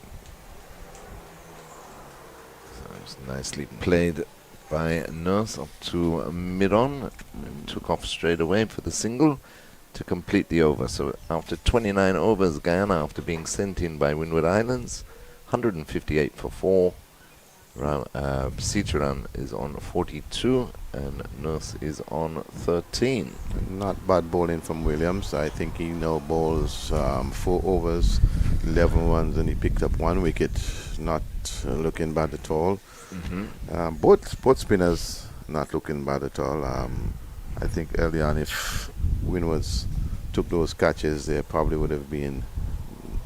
Guyana could have found himself in a worse off position, but nevertheless, this is the game of cricket, and catches win matches. That's whipped through the mid-wicket region there by Nurse for a single. Goes to 14, 159 for 4. Jordan Charles looks like he's going to bowl through Kuma. He's starting his 9th over. Yeah. Well, I think he has been bowling pretty well. Yeah. He's now in his 9th over, 37 runs off him. He haven't picked up a wicket as yet.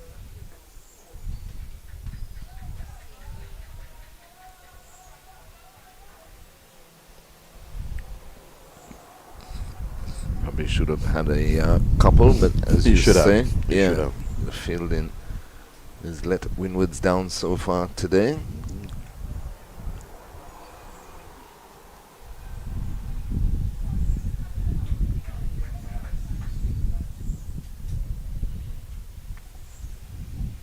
Lovely day for cricket though, Kuma. Oh yes, very good sunshine. Nice breeze.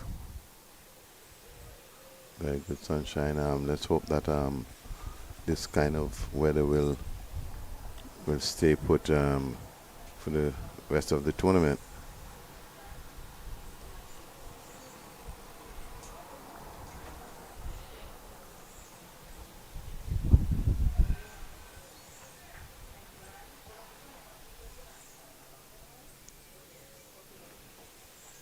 Very good over again by Charles, just the 1 run off it. At the end of over number 30, Guyana 159 for 4, CWI is on 42 and Nurse is on 14. Yeah, well, I think they have done pretty well, because now the projected score is now 268. It was up to 283 just a while ago, so you can see that the Windward Islands bowlers has done pretty well to pull back the one weight a little bit. And I say a little bit because you'll have to still say that Guyana is in the ascendancy here. You know, they have wicket in hand, just 30 overs, 159 for 4. Citron is playing very well. He's now 42 from 79 balls, and Nurse came in and been looking very well also. So, I think that the ascendancy is Guyana. Still a lot of work to be done by Windwards. Williams starts a new over, and that's driven into the cover region. Take a quick single. Nurse moves on to 15, 160 for 4 in over number 31.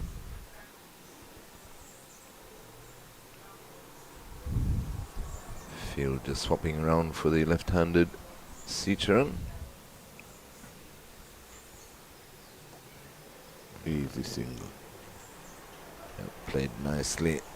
Square of the wicket for a comfortable one. He moves on to 43. Yeah, I'm quite impressed with the way in which Citron goes about his business. He's not one of those flashy and kind of a player, but he looks to. And that attempted sweep. He looks to pick up the single and exchange the strike as much as possible. And when you have a player like that, notwithstanding that he has now scored 43 from 80 balls, I don't think that you should take that into context, because he continued to exchange the strike and would take the strike so the other player can. Closer this time, and umpire Joseph says, "You're dead in front, son." The batsman is saying that he played the ball. He might have played the ball, but he missed it. He missed it. Let me see the replay. But it was a lot straighter than the previous delivery. The previous delivery was a similar shot. But yeah. Completely missed it, and he hit his back leg this time too. I think that one is based on the replay. He's very much adjacent. I think he played a similar shot. The previous ball got away with it because it was probably just going down the leg side a little bit. This one a little straighter, hit adjacent, and umpire Joseph sent him on his way. I think he made some gesture that he may have played the ball, but from what we are seeing here, it doesn't suggest that the ball is nearly close to the ball. So he's gone, the Nurse is gone, and Windwards should be very happy to be picking up that wicket. Yes. And I hope that a few more wickets will put them in a reasonable position. So the left arm spin of Janelle Williams is doing the tricky for Windwards. He picks up his second. Nurse has gone for 15. Given the score at the moment, I think it's going to now come down to how well Windwards can chase whatever the total is. Yes, true. True. Based on how the tournament has been going thus far, I think it's going to come down to how well they chase whatever the total will be. Absolutely. New batsman Brandon Henry, who actually opened in a previous match for Guyana. He strokes it out through mid-wicket to get himself going. He's on 162 for 5. We're in over number 31. Yes, and that's why it's important they keep their spirits up, the Windwards. Mm-hmm. It's well bowled again by Williams, so he completes a successful over. He's bowled 5 overs now, 2 for 15. At the end of over number 31, Guyana 162 for 5, with Citroen on 43 and Henry on 1. Yes, it's important that they stick to the game plan. Try to continue to bowl as straight as possible now. Guyana is already 62 for 5 with some 19 overs to go. The straighter you can bowl is the better for you. You want to just don't allow the Guyanese batters to score much quicker than they have been scoring, because with 164 already, 62 already, as I say, it's going to depend on how well they chase. So what they have to do is to just try and stop Guyana from getting a big score, and then they will have to go out and see how well they can get those ones. Cut and dropped again in the gully area, and they've come back for 2. Yeah, so I think we're going to have to consider that being a drop catch. Mm-hmm. Very hard luck after bowling Charles in his Out. last Yeah, over. in his last over. I think that. Yes, a bit of sloppy fielding again there by the Windwards. It's let them down so far today. So far, I think now that will be about 4 to 5 catches that were flowed.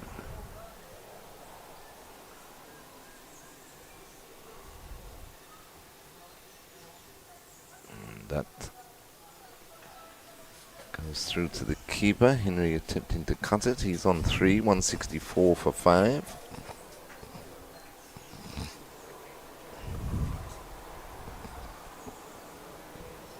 Again, attempted cut. He's been unlucky, Charles. Very unlucky. Easily had 3 or 4 wickets to his name.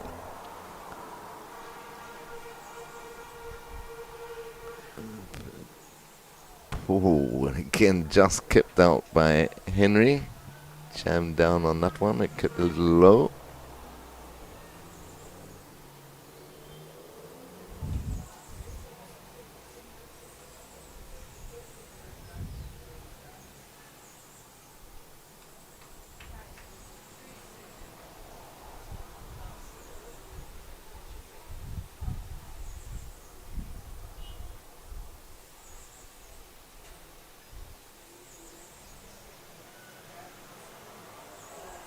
And beats him again. Peel for a stumping, but Henry remained in his crease. So that completes a very good spell. 10 overs on the trot by Charles.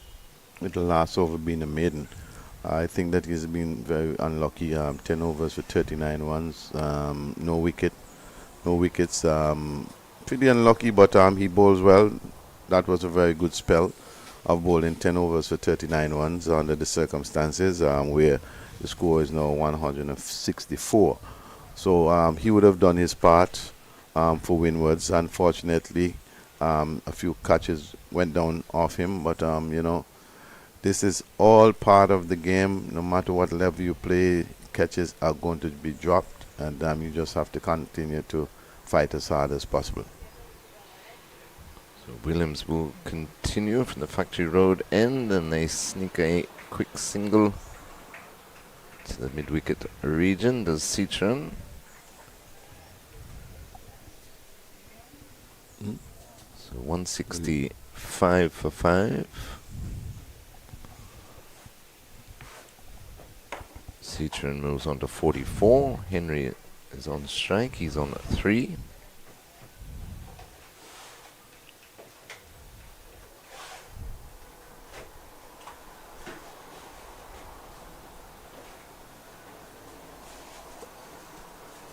Tossed up by Williams, driven to mid-off, and they take another single. So good run in between the wickets by these two.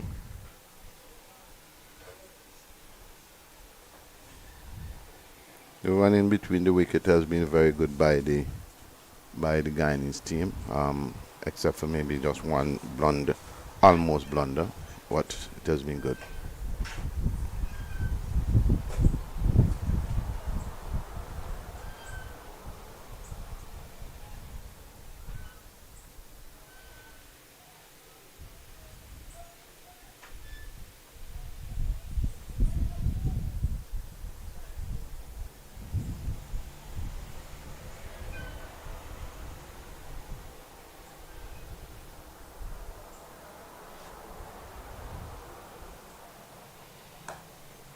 Flighted again. Knocked through the cover region for another single. So Citron approaching a half century, moves on to 45, 167 for 5.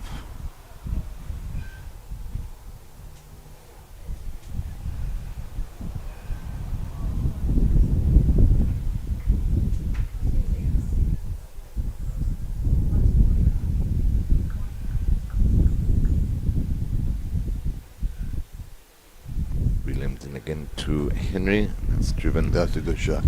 Through the cover region.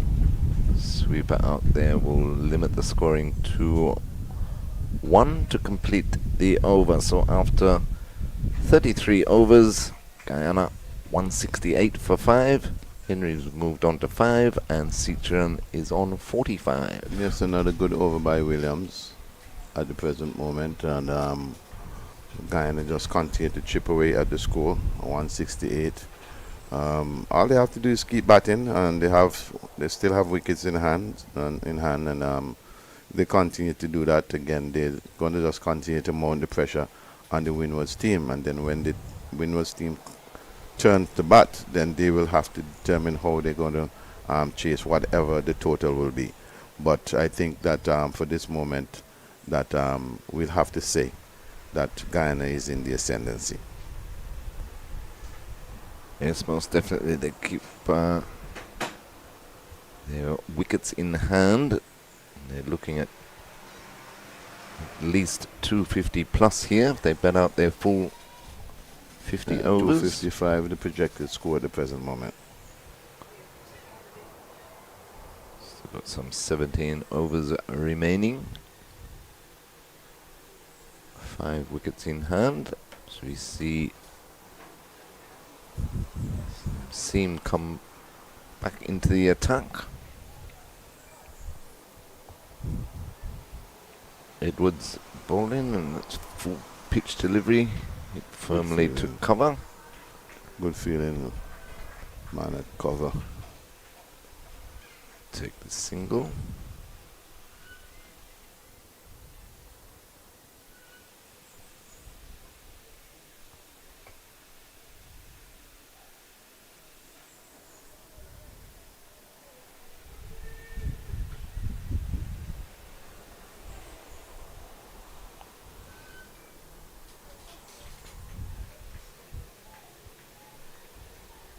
Jeremy Edwards it is, the bowler. Left armour. Played nicely by Citroen for his 50. Yeah, that's a very good half century by Citroen. 86 ball he took to get there, but nevertheless, given the position of his team, he opened the innings and he's still there, batting very well, just giving the innings a good platform, and the other batters, especially the captain, he came out and played well. Nurse also were going pretty well before he was out, and he has with him now Henry, and 170 for 5.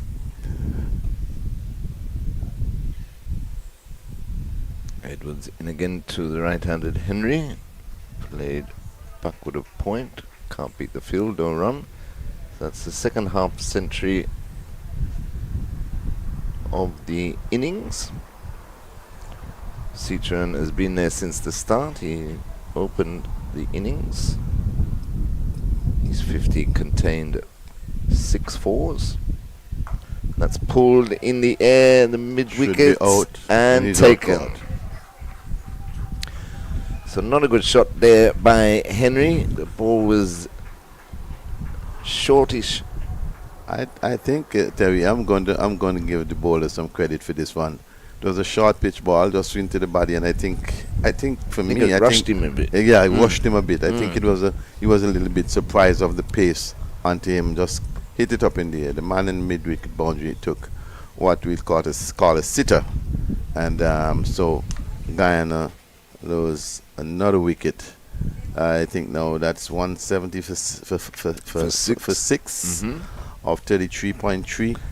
Still in a very good position, and you have Citroen, the open batsman, who is there from the beginning, still batting, and I'm sure that they will hope to get past the 200 mark, which could be a reasonable score and a very competitive score, and we will hope that Windwards will put up a good chase, a good fight, whatever the Guyanese total may be. Yes, and important though now, a Guyana point of view, and they try and bat out their overs. 6 wickets down, they've still got a was just about to tell 16 and a you. half overs. I was just about to tell you, notwithstanding the score, Mm. that they do not want to commit the cardinal sin and get bowled out within 50 overs. Mhm. That's one of the things that we always preach, especially as coaches. So no matter what game you're playing, try to bat out all the overs. If it's a T20 game, bat all. 50 overs, bat all. So new batsman plays that into the onside. It's off the mark straight away. 171 for 5. Just get the name of the new batsman for you. That has not changed, has it?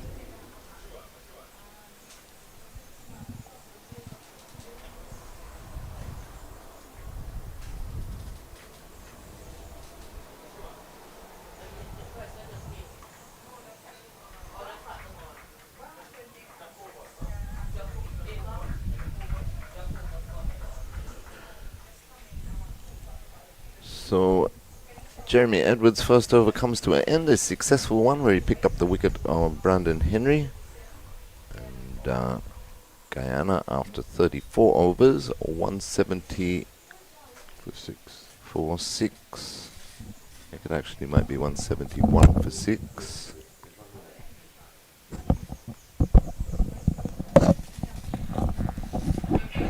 Just waiting for the scorecard to update.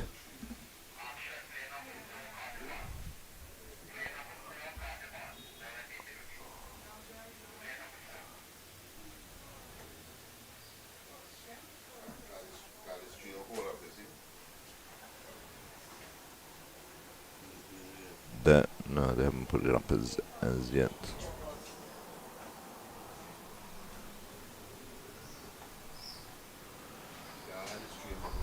So it will be Williams to continue. Left arm spin from this, the Factory Road end of the ground.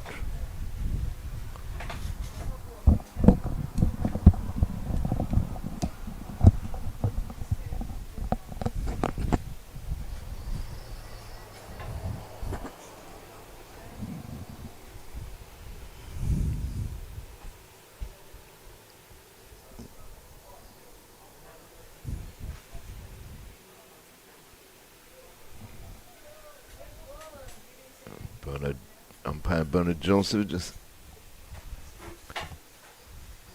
asking people to move from behind the bowler's arm. We're set to go again.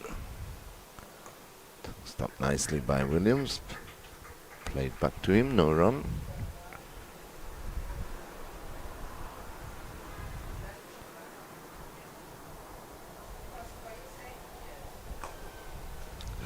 Flight, well played through the mid-wicket area, and just pulled back inside the rope. That's a good stop by the fielder running around from the mid-wicket boundary, stopping the ball in the long on area.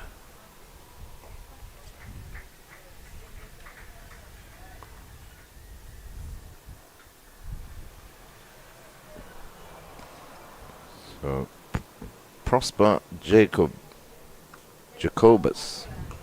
is the new batsman. 173 for 6. Jacobus is on 3. Seacharan is on 50.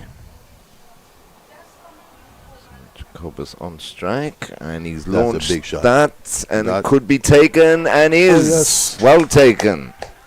Good running catch there on the deep mid-wicket boundary, and Jacobus didn't prosper for long. He's gone for 3. Guyana lose their 7th. 173 for 7. That was a very, very good catch on the mid-wicket boundary. Is Jacobus or no, man? That's that's the new batter. That's out. Yeah, Jacobus. Oh, Jacobus. Yeah. Yeah, he didn't last long. 3 runs off 5 balls, 173 for 7. Wickets going down pretty regularly here now, and I think that Windward Islands would really like this situation as it is at the moment. The momentum has been evening out a bit. If they can pick up the other 3 wickets with any great speed, then the position, if they can stop Guyana from making 200, They've done well. they would have done well, and it's significant from a meditation standpoint. People always feel that if you can stop a team on a milestone score, a significant score like 200, 300, 400, you still believe that you have a chance of getting those runs. How strong the Windward Islands batting has been, only they can determine if they will get the runs. So we'll have to wait and see. But for now, we know that the runs on the board is 173 for 7. Yeah, as players take a water break, and we'll take a couple of minutes break here on Cricket 360.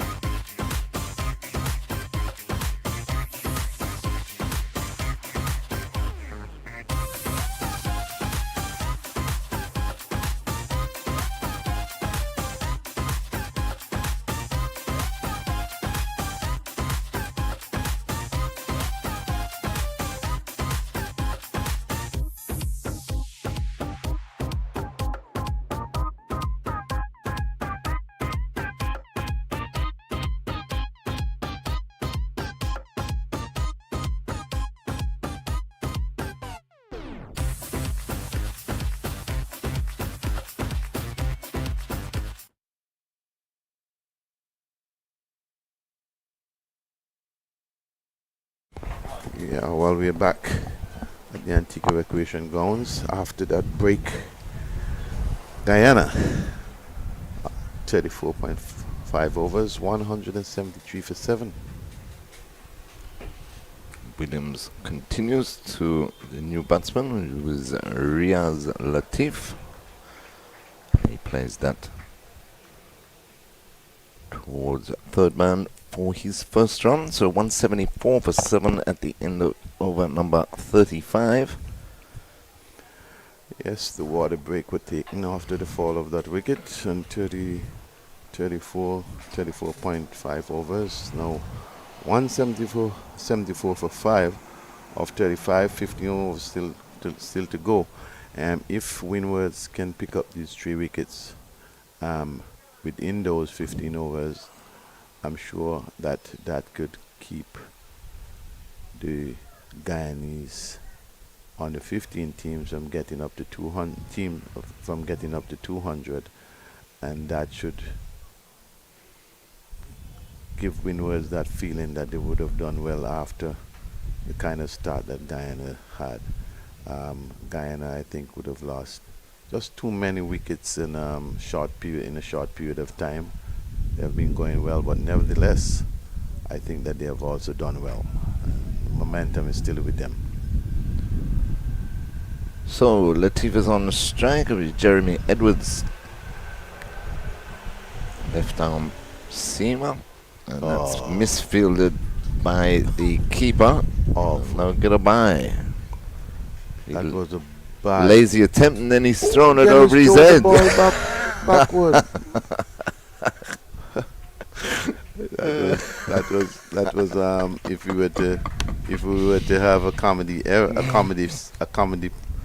section, a comedy part of the game, that would definitely take the cake. Definitely. He would have missed the ball, then he tried to throw the ball back in, throw the ball behind of him, and the batsman got 2 runs.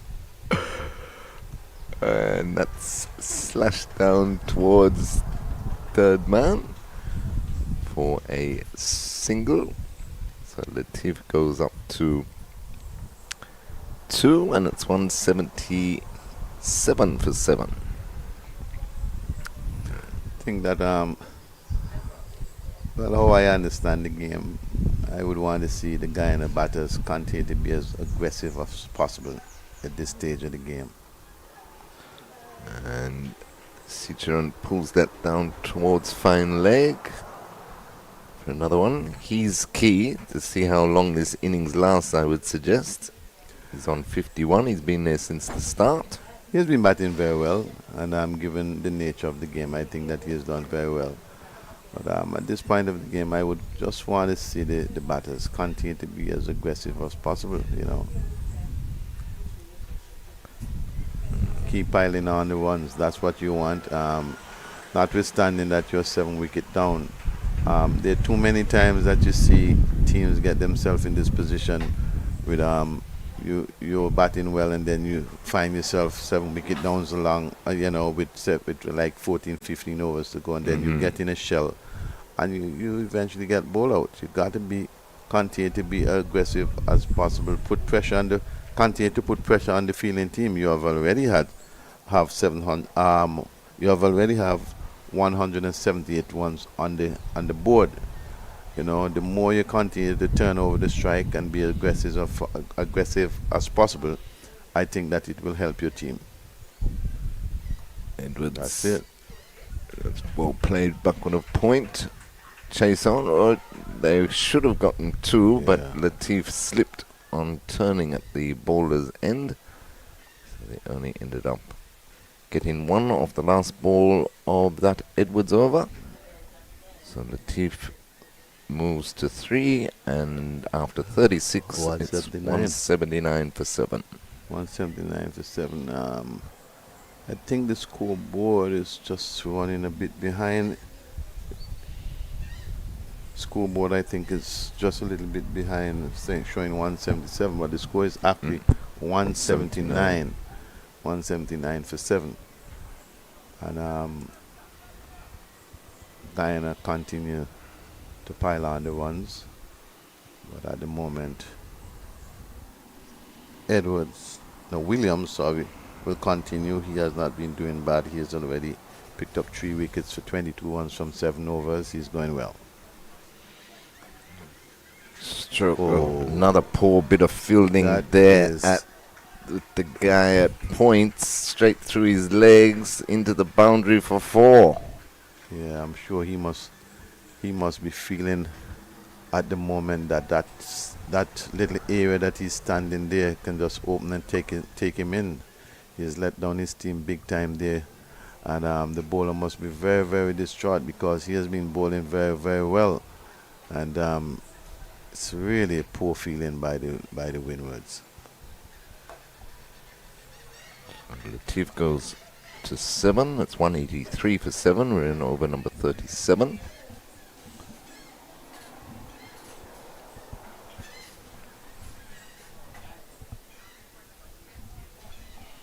Williams in again to Latif. Takes the keeper on the glove. Slip tidies up.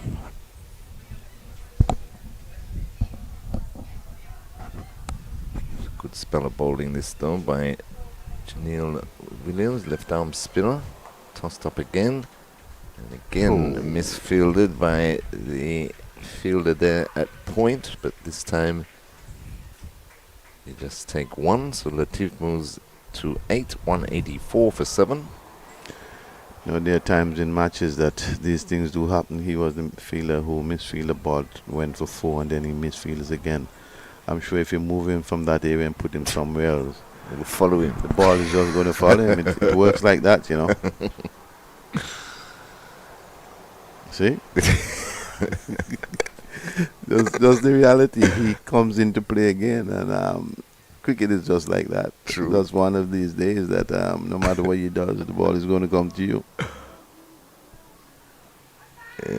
Half in a appeal, but going down leg. Tempted pull shot there by Citroen. Doesn't make contact. End of the over. He stays on 51.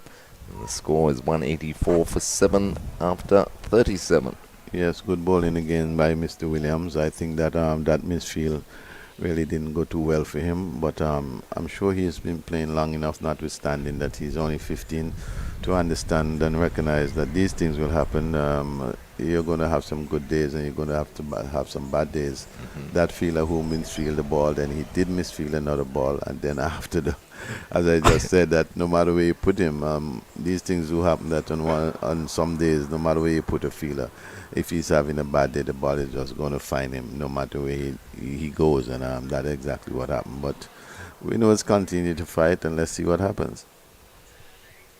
Edwards start a new over, and this is... That's going to run away for 4. Good shot. Yes, guided back with a point into the boundary by Latif. Very good shot by the youngster. He just, got up on top of the pace of the ball and guided down to wide third man and pick himself up a boundary, and that sends the team now to, I think, 185, 185 or 188. I think it's 185 or 7. 185, okay. 185 or 7. Shot. Full toss on his hip. Can't beat backward square. Those are the balls you need to capitalize on, but it hit it straight to the man behind backward square, and 189 for 7. 189, yeah, that is correct. Yep. That is correct. Citroen on strike. No, Latif is actually on strike.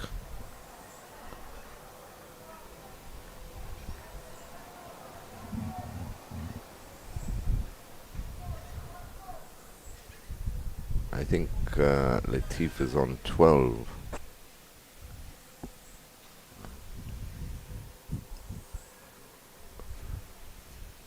He's on strike anyway, and again tries to cut it back with a point. Doesn't beat the field this time.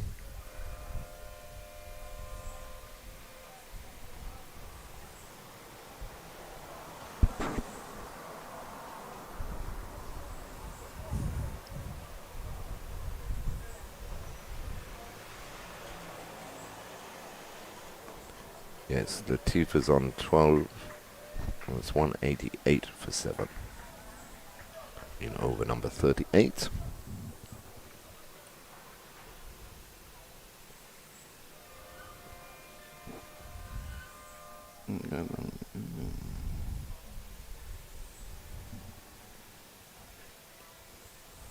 Edwards in again to Latif. Beats him outside off stump to complete the over. So at the end of the over, Guyana 188 for 7. Citroen on 55 and Latif is on 12. Yes, I think we're going to have a match on here. Depends on how well Windwards will chase whatever the total would be. But it's a lovely day here at the Antigua Recreation Grounds. The sun is shining real nicely. The breeze coming across the grounds very good also. So makes a complete atmosphere for what we hope will be a very good cricket match here in the CWI Under 15 Cricket Tournament 2025. Great to have the teams here in Antigua and Barbuda, and more so have the guys playing matches here at the ARG.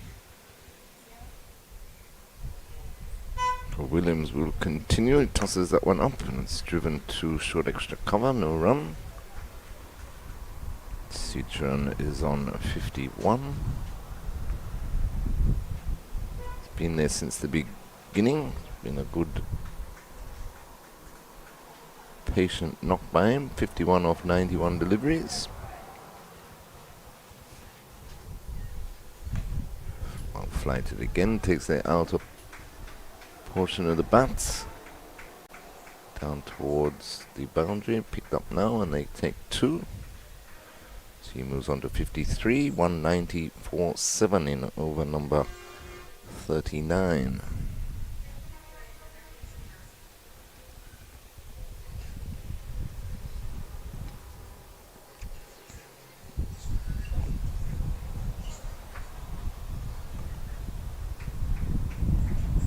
Good bowling by Williams. Take the pace off the ball. Citron just had to just come forward and play it. Well bowled again. Yep. Very well played. Drawing the batsman forward. It's been the pick of the Windwards bowlers today. PO for LBW, but not out, says umpire Joseph. That would never be out. No. Attempted sweep shot there by Citron. He seemed to get well outside the line.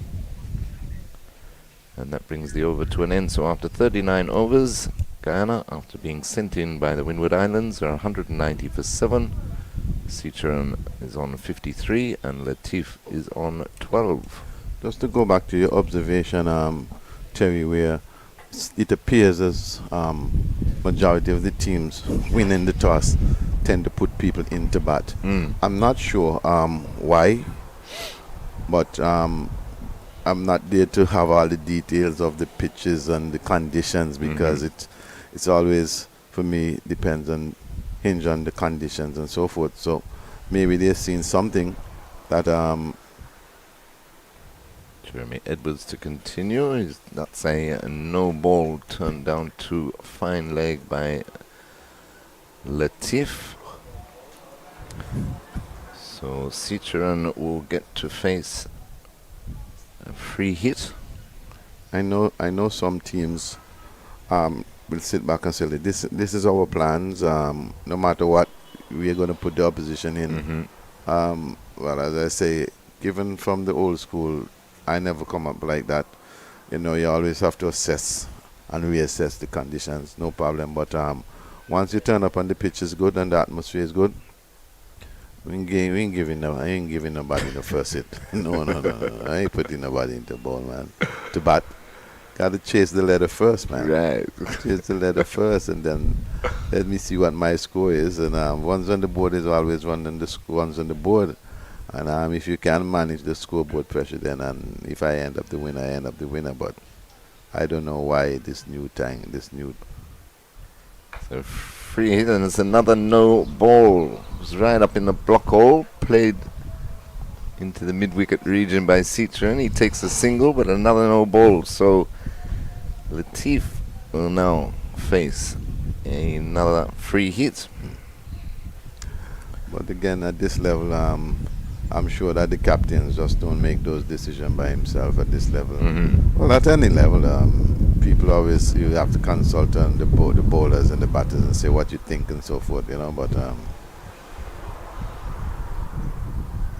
and he gets away with it wide outside the off stump. Latif doesn't make contact. 194 for 7.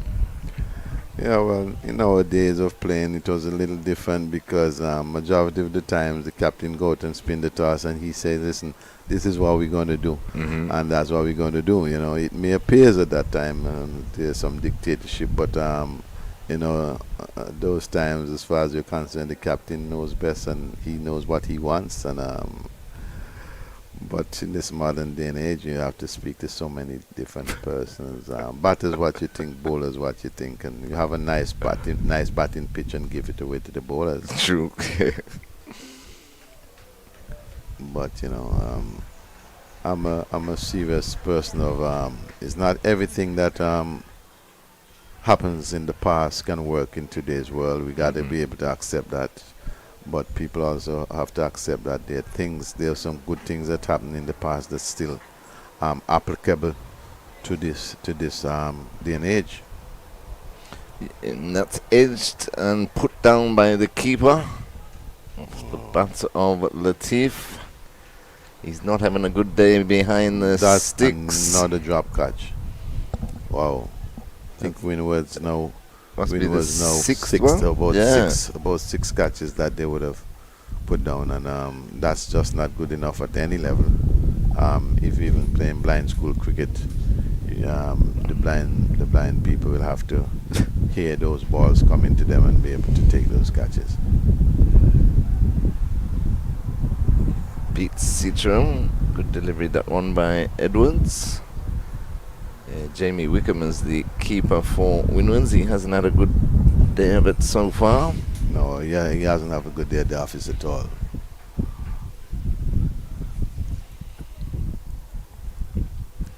Edwards in again to Ciceron. Played quietly. It's strange, days going up, they would be calling him a shopkeeper. But I don't know shopkeeper give away the money, so I don't know why. I don't know why they would want to say that he's a shopkeeper, because shopkeeper ain't giving away no money. They hardly give you any wrong change, so I don't know why they'll call you a shopkeeper. Full pitch. That's a good shot. Driven. That's a good shot. Past mid on the sweep out the mid wicket. Oh, direct hit, and Latif would have been gone. Could have been gone. Not to be, so they complete 2 to end the over. And Guyana go up to 197 for 7.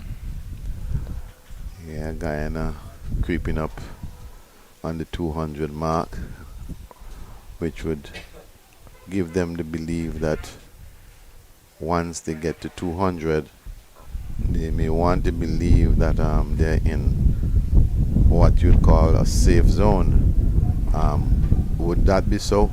I'm sure that the batters of the Windward Islands team will have different thoughts, but we will never know until when the game comes to its full conclusion who will be the winner today. But so far, it's good entertainment by the youngsters.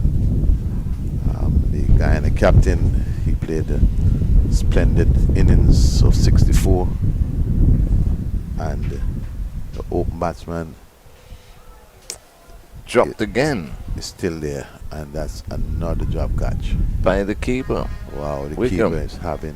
Look at this though. Sorry, He's not down. He's not really ready. He's got his hands on his knees, and it was edged straight into his gloves. Yeah, he's having a torrid time here today at the Antigua Recreation Grounds, and they're good records and they're bad records here at this grounds.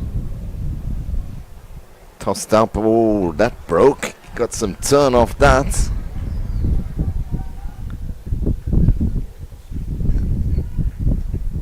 Beats the keeper, and they take 2 byes. Yeah, keeper really struggling a bit here today. And as I said before, they have good records, they have bad records. Maybe this wicket keeping record here is one of the bad ones. Tossed up again by Williams. Forward comes Latif. Williams has bowled very well so far. He's in his last over, 3 for 29. 3 for 29, that's not bad. That's not bad at all. Played into the onside for a single, and that brings up Guyana's 200. So 200 for 7 in over number 41.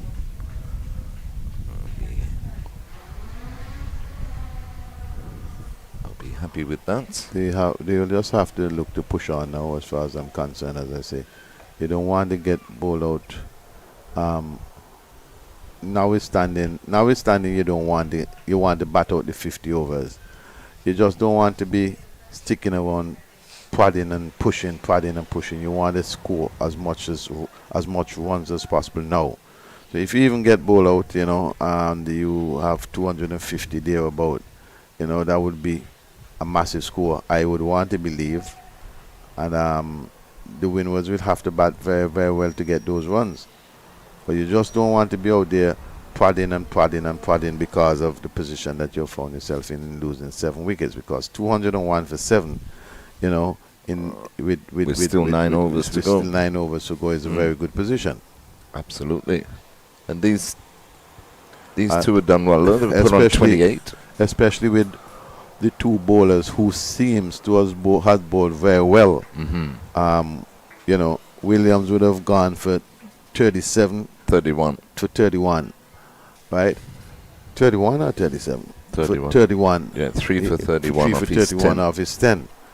So between the two spin bowlers, I think they would have gone for 80. 80 for 3 wickets. So they would have done a pretty good job. So it's just left to the other bowlers now for the Windwards to see how tight they can keep it and avoid Guyana any free any free runs. And when I say free runs, you want to be in that corridor of glorious uncertainties that they can only pick up singles, Right. avoid the boundaries. Clipped into the mid-wicket region by Cicherum. Takes one, moves on to 58. In fact, they were bowled their 20 overs for 70. Because there was none for None for 39 and one, 3 for 31. Right, 70. Yep. Yeah. Yeah. So 20 overs to 70. Right. Edwards into Latif, beats him. Yeah, they would have done well. 20 overs to 70 runs, picking up 3 wickets. Out of a score of 201. Edwards in again to Latif. Takes the edge, but along the ground, down to third man for 1. And they're going for 2 because the keeper has dropped the return. Boy, he's having a rough time of it. He is really having a rough time. Simple return, just lobbed back to him. They'd already completed the single. It actually hit the stumps, to be fair, but then he jogged after it. It's an amazing contestation where 2 bowlers would have bowled 20 runs for 70. Bowled 20 overs for 70 runs. The score is 204. So the other 21 overs would have gone for 134. Oh, yeah, the wicket keeper is really having a torrid time here. 4 byes. Down the leg side, it's gone for 4 byes, and it is another no ball by Edwards. Yeah, the wicket keeper having a keeper's torrid. not doing well. In fact, he looks like he's coming off. Yeah, he looked like they're making a change in the wicket keeper. Speaking of that, did you see Antigua the other day when Tenez Francis took the gloves off, picked up the ball, and took 4 wickets, and knocked some kits off by 4 runs? Yeah, I didn't get to see the game, but I followed. Wait, this wicket keeper not keeping with any pads. Oh, okay. Well, the way in which the keeper comes, he seems very upset. He seems to be very upset. He does. He just took the pads off and flung them at his teammate for him to put on. Yeah, as they replace. He's being replaced, but keeper. To be honest with you, with all honesty, I think that maybe the captain has done him a favor. Just recognizing that listen, you're having a torrid time. You probably have somebody else here that can do a job and make the change, because really and truly today is really not looking to be his day. Yes. Yeah, the young chap will have to understand and knows that sometimes these things do happen, no matter how good a player you are, there are times that it just does not work for you and will not work for you, no matter how you try. Sometimes it happens like that. So 209 for 7, Guyana. We're in the 42nd over. And Latif is facing a free hit. And he plays that into the cover region. They take 1. So Latif goes on to 18, 210 for 7. But I like what you were saying before, though, the decision at the toss, and nowadays, it involves just about every member of the team and the backroom staff and everything like that. You think, though, Kuma, that we overanalyze the game too much these days, though?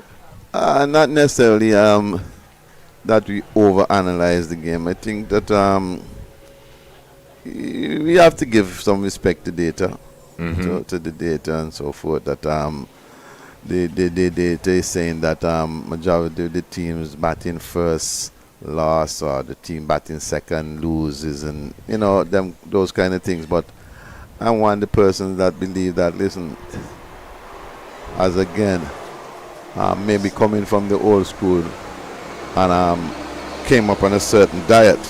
Right. Yeah. Maybe I'm the person who still have to accept certain changes, because at the end of the day, I believe once you're satisfied with the strength of the team that you have, batting first or second, once you were satisfied that, listen, I have the best bowlers, the best bowling team, or I believe in my bowling team. If unfortunately we lose the toss and the team bats first and make 200, make 250 or 270 or 300, I should be satisfied within my mind that given my batting strength, that we can get those runs. But again, as I say, it's just all about what you believe in. I simply don't believe in giving people first strike. I just came up that way, and I believe in it. I'm not seeing a very good solid pitch and feel, well, I shouldn't bat first. I may be depriving my batters from the best innings. Next thing you put in the team score 400 on scoreboard, pressure put you on the pressure, and your batters then crumble under that. So it just depends on what you believe in. Sean Joseph back into the attack, and a smack straight back at him. Ferocious. That would have killed his fingers, but if he got a good attempt. Good attempt. I'm not sure I'm putting my hands to that. Come back like a tracer. I am not sure that I'm putting my hands to that, Tevi Levaji. I think that was a ferocious shot by the home batter there. What's his name again? Cedras. You know, I'm not putting my hands to that for nothing. It's a very good shot, but the beat goes on. He's gone to 67 now, 219 for 7. Guyana batting very well here. Yeah, these two are put on 46, and that might be the 50 partnership. Yes. That's 4 more ones. Citras now probably recognizing that, listen, it's time for me to open up a ferocious shot back past the bowler, and then he was down the track trying to hit that ball. I don't know where he wanted to hit it, but it peeled off the edge down to the third man for 4, and that's 4 more runs to Guyana. Yeah, 50-run partnership for the 8th wicket between Latif and Ciceran off just 48 deliveries. That came up very quickly. Ciceran's moved on to 71, 223 for 7. Joseph in again. Hit firmly through the cover region, at least a couple here. The sweeper comes round. So 2 more to Ciceran. He moves to 73, 225 for 7. In over number 43. He's looking at a big total to chase. It's driven out to the sweeper on the cover point boundary for 1.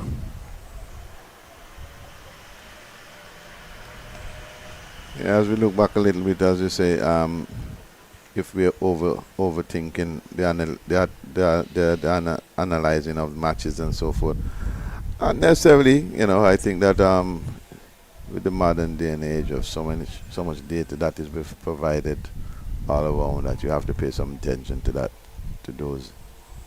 Well played. Oh, overchores again. Torrid time for the Windwards in the field. Terry. Yes, just hasn't worked for them in the field. They could have had Guyana all out a lot earlier. Seems like this new wicketkeeper now has injured himself. Trying to stop the ball from going for the overthrow. But as we go back to that, you know, in this modern day and age, with so much recording of matches, you know, the data is important, but as I said before, and I'll say again, you got to know the strength of your team and the ability of your players. And that's 4 more. Gonna be 5 wides down the leg side. Keeper missed it. 17, 18 off the over. Yeah, it's definitely getting away from the Windwards in the field.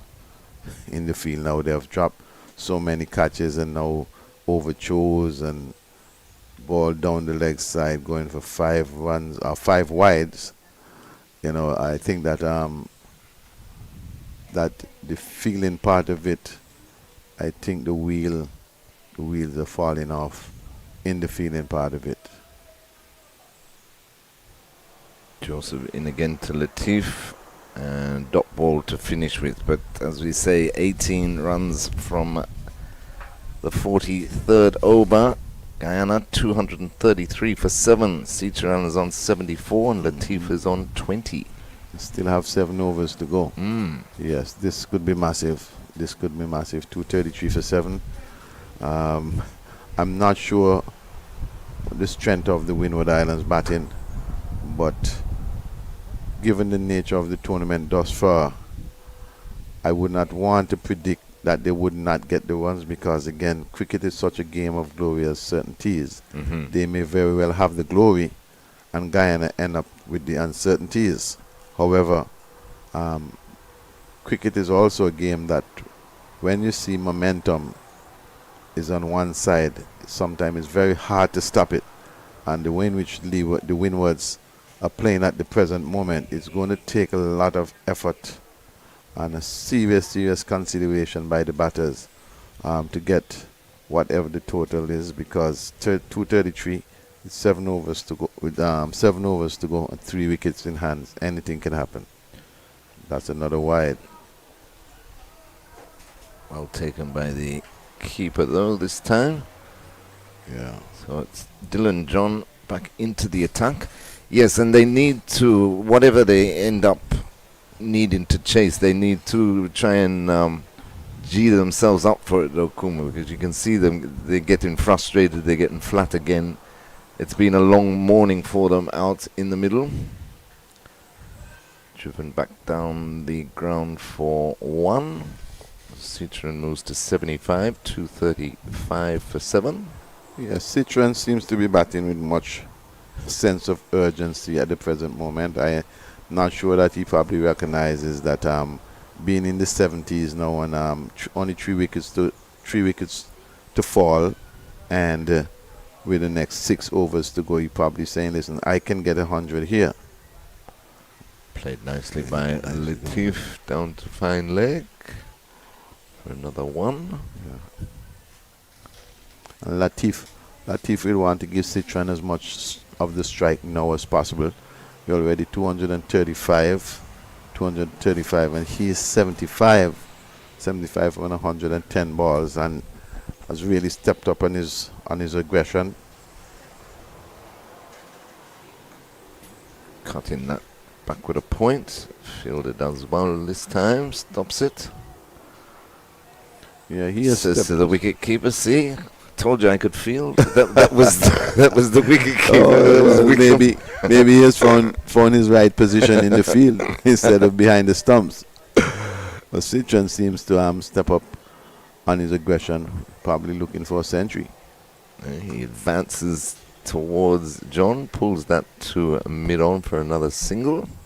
Yeah, the last couple of overs he has been walking into the bowlers, and that's why I'm saying that I believe that he recognizes that, listen, 100 can be here for the taking, but I'll have to step up my aggression and be a little bit more positive, trying to find the boundary. So he has been walking into the bowlers quite a bit now. John over the wicket to Latif, beats him. Through to the keeper, no run, 237 for 7. We're in over number 44. Partnership now is worth 64 for the 8th wicket, and it's come in good time on 57 deliveries.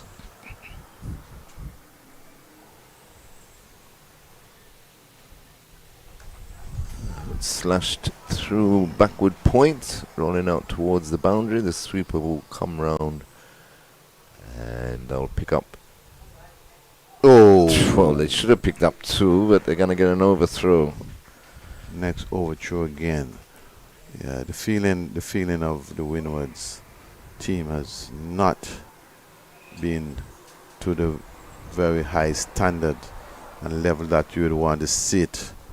I think they have assisted the Guyana team to keep building on the score that they have. I mean, to just being given overtures like that, you've got to be able to be paying more attention in the field. The person backing up has to be in that position, and call game awareness. That's what it's called. You've got to be aware of everything around you. It's now 6 overs to go. 240 for 7. Joseph to continue to Latif. Pushes into the offside for an easy single. He moves on to 25, 241 for 7. I think Latif is playing a very good role here. Recognizes that Citran is on 76, and probably could get 100 here. So he just tend to turn the strike over to Citran, and it's for him to continue to play well. Joseph into Citran. Advances There again. He goes and again, walks pulls in that. and hit that down to the boundary for a single. Yeah, but if you notice his approach now, he's been walking into the bowlers, chipping into them, walking into them, and trying to hit the ball to the boundary. So he's very much aware. He's very much aware that 100 is there for the taking, and step up his aggression with the bat.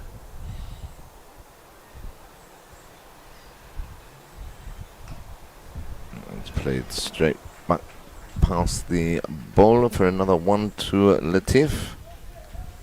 Brings Citran back onto strike. He's on 77. 243 for 7.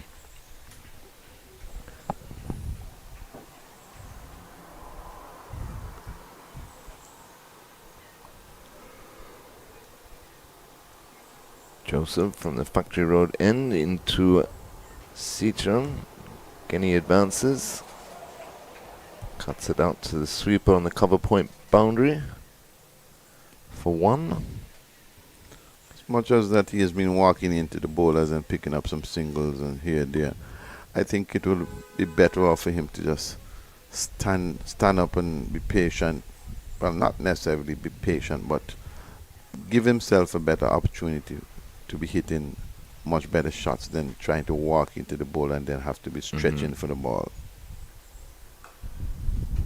That's a shot. Played nicely. That is a shot. Beats the point fielder into the boundary for 4. Good looking shot that by Latif. He goes on to 30 now. It's been an excellent partnership.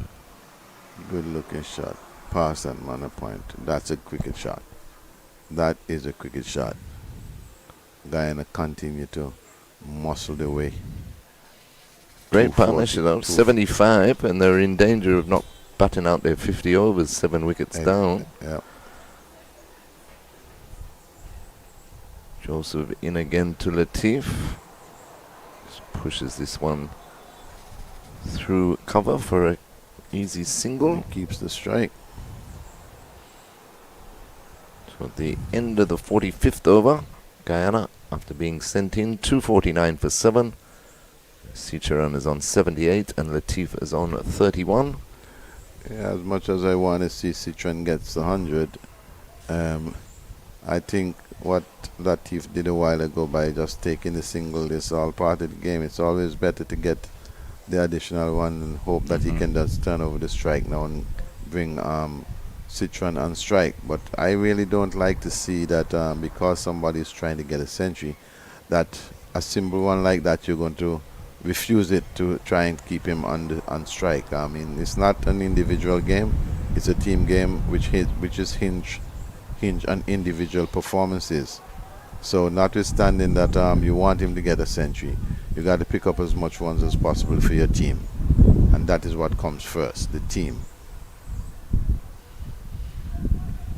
Game at Liberta. Jamaica being sent in by Leeward Islands at 200 for 5 in over number 44. It's played nicely again by Latif through the point region for 1. So Jamaica 200 for 5 against Leeward Islands, and in the other match at Coolidge, Barbados bowled out in 44 overs for 158. up against Trinidad and Tobago. I think that was always going to be a match on there. And notwithstanding that Barbados only made 155, I think that you're going to have a match on your hand at the Coolidge Cricket Grounds. Guyana must be feeling very comfortable here after they lost on Thursday against Jamaica. 250 on the board now. Make that 251 as Citroen takes another single. Moves on to 79. 251 for 7. Over number 46. Coverage is coming to you. Cricket 360 through the Windies Cricket YouTube channel of all matches. And that's great that they'll be able to cover all matches this season. Yes, it's very important that everyone have an opportunity from wherever they are to give some support to the team via the YouTube channels. So covering all the matches has been very important instead of having one venue where the coverage comes from. So it's good to know that you can see the visual on YouTube. So I'm sure the people in Barbados who are very much deeply into the cricket has an opportunity to see them playing against Trinidad, and so the supporters of Trinidad can follow that match.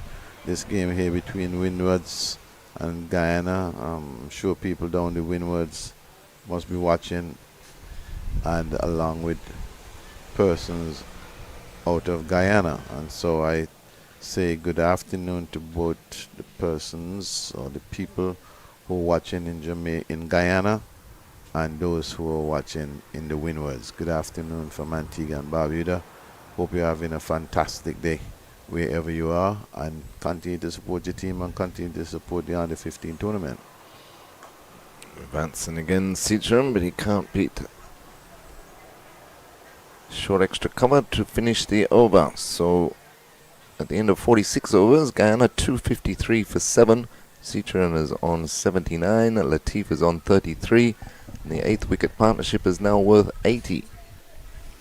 Yeah, Latif will have to try his best now to turn over the strike to Citroen. And the way in which I see his batting, you can tell that he really would be happy and glad to get a century here this afternoon for his team and continue to put them in a much better position. It's 253 already for 7. I believe that they're in a good position, but you're still batting. Why not make it worse? Down the leg side, missed by the keeper. And missed by fine leg with his boots. More runs. So the sloppiness in the field for Windwards continues. I think this is now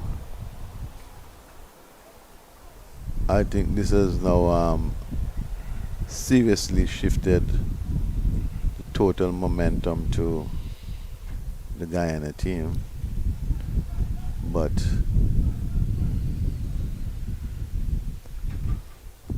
they've given away 40 extras so far. yeah, that's a lot. That's a lot of extras. Where they're supposed to be bowling 50 overs, they end up bowling 50 plus overs.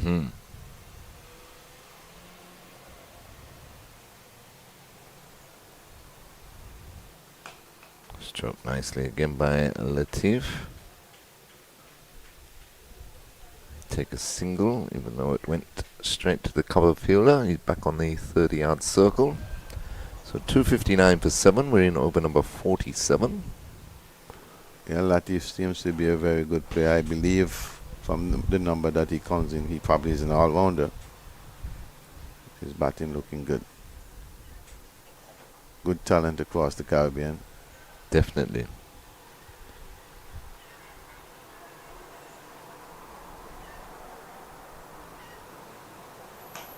That's cracked through the cover region.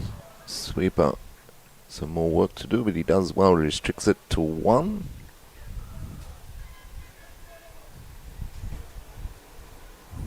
You know, I have noticed with this Latif and Bacchus, who was batting earlier, they got a very open stance like a Chandapol, but obviously they're right-handed. But then, as soon, like Chandapol, though, as soon as the ball is delivered, they're in the correct position. Yeah, well, that's just to tell you that no matter what your stance are, you know, it's how you at the point of impact where you are. Because for someone like me, I know that everybody think that stance was originated with Chandapol, but that came from me. The first person I would have seen in that position is Jim Allen. Right. Out of Construct, and, you know, those were just clears short mid wicket for another single to Citroen. He goes on to 81, 262 for 7. That would have been long years ago when Jim played for Combined Islands and Leeward Islands. You know, he had that very wide open stance, but that he was such a dangerous player. You know, at the point of impact, he hits the ball so hard. Exactly. He was the original one that set World Series cricket line. Yeah. Chance for a run out, and they get an overthrow instead. Yeah, he did some good damage in World Series cricket, and yeah, one of the earlier matches. Yeah, he was a reasonable good player. Yeah, I mean, for sure. At that time, you know, the whole situation of West Indies cricket at that time was so competitive that you know, when you get in, you got to stay in, because if somebody is getting an opportunity, then you know you may not see any play again. Because if you look at that period when Gordon Greenidge and Desmond Haynes were opening the batting, Viv Richards and so forth, you're not getting into that team easily. No. Unless somebody is injured. Yeah. You know, you can't open the batting if Desmond Haynes and Gordon Greenidge is fit, you know, no matter how much You're joking. no matter how much runs you would have made in the West Indies tournament, it was just that reality, that performance, the performance of Dr. Desmond Haynes and Sir Gordon Greenidge. You're just not going to get into that team, you know. with Viv coming at 4 and them kind of at 3. Viv coming at 3 and so for the long batting lineup, and then later on with Sir Richie coming at number 3 and those guys coming in at 4, and then, you know, Viv and Dujan and, you know, Lloyd himself. You know, that team was just, listen, it is what it was. You exactly. know, it is what it was, and I felt that maybe we who came up on that diet felt that maybe that talent would exist forever. You know, which is not true. You know, I mean, when you have teams who you would have been defeating over and over for 15 years. Yes. And if they don't learn anything, something would have been wrong. And they took things that we would have done and brought it on board. Exactly. And made, you know, then we start playing defensive cricket. Meanwhile, they're playing attacking cricket. Right, you know, right, so right. It is what it is. Yeah. But a good point, though, Kuma, and that upsets me too that we don't play the West Indian way these days. You know, you're trying to look at other countries and things like that. They didn't have to reinvent the wheel, you know. Right. Well, I must say to you that we can just remind people now it's 267 for 7. Guyana batting well. But that's one of the reasons why I have to give a lot of credit for the new head coach of our women's team. I think that he came with the right idea, tried to get the girls to understand that this defensive cricket that you're playing won't work. You got to be more attacking, play the West Indies brand. And notwithstanding that he's on Australia, and I think that he understands very well the history and the legacy of West Indies cricket, the way in which we played, and he's trying to instill that in our girls now, and I think that I've seen the kind of improvement that, notwithstanding that we did not qualify for this round, but for the World Cup, I think that he has brought about quite a lot of changes. True, and he seemingly used his or is using his contacts well to send 4 or 5 of them to Australia to play club cricket in Australia and everything. It's good experience. 269.47 here at the Antigua Recreation Ground. Partnership now with 96 between Latif and Cicheran. Cicheran is on 84, Latif 39, and that 96 has come off just the 81 deliveries. So, big score being posted by Guyana after being asked to bat this morning. And at the end of over number 48, they've gone on to 270.47. Yeah, I think Latif is going to is going to have to assist, play some assist role, play an assist role here now, because he want Cicheran is on 84,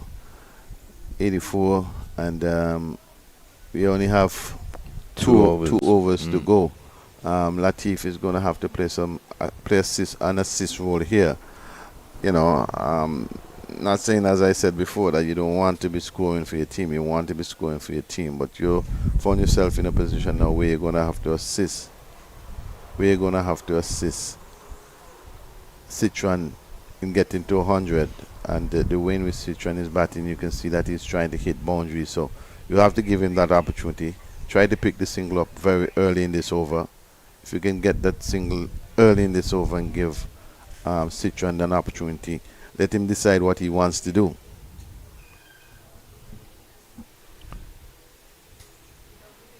So it'll be Jashawn Joseph to start his 10th and final over, bowling to Latif.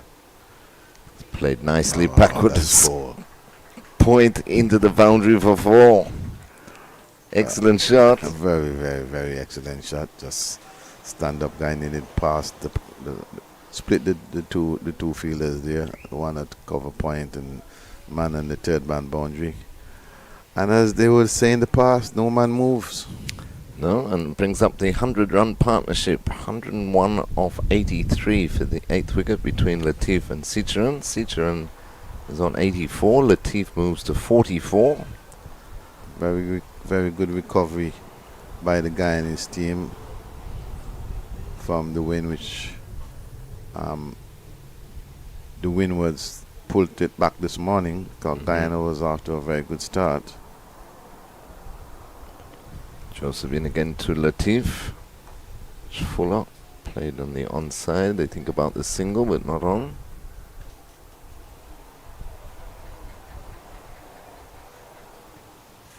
So big score this for Guyana. Looks like it's going to be the biggest of the competition so far. Barbados getting to 275 against Leeward Islands in the second round. Full pitch, driven through cover for a single. 275 for 7.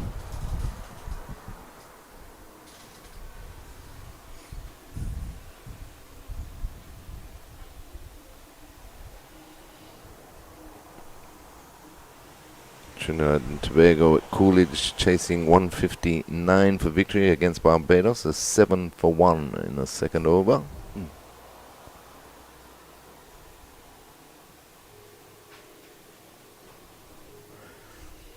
Cicheran on strike to Joseph, advances. See, that's what I'm saying, is you just need to stand up and play the ball and its merit. I'm sure that he probably could have, if he got the bat and that square cut down, could have probably picked up the boundary for that, but he keep advancing down the track, which allow his shot selection to be so limited. This time he makes contact. Just be the one. So he moves on to 85, 276 for 7. This is the last ball of this over coming up. I think he's going to be hard pressed to get that 100 that he's looking for. Yeah. Still 15 After this away. is right? Okay.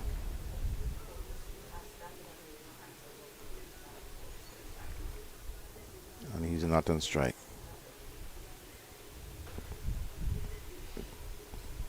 Latif just 5 away from a 50. Make that And 4. he now comes off strike. At the end of the over. So we'll take a break and we'll be right back.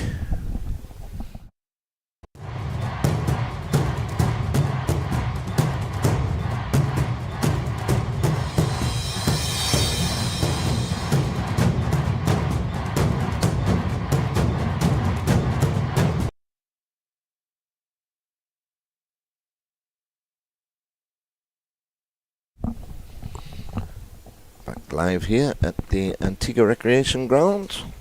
277 for 7 Guyana after being sent into bat with 1 over remaining of their full allotment of 50. Latif is on strike, he's on 46. Citroen is on 85. It's going to be Dylan John to bowl the last over. He runs towards us now into Latif. Full pitch, hit through the mid-wicket area for a single. So he moves on to 47. It's 278 for 7. Highest score of the tournament so far in the CWI Rising Stars Under 15s Championship.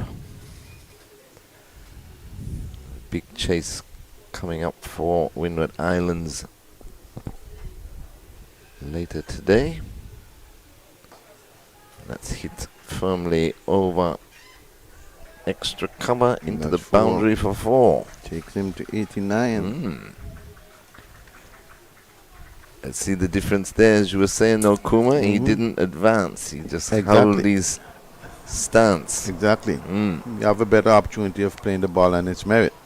If it's there to be hit for 6, you hit it for 6. 282 for 7. 4 balls remaining in the Guyana innings.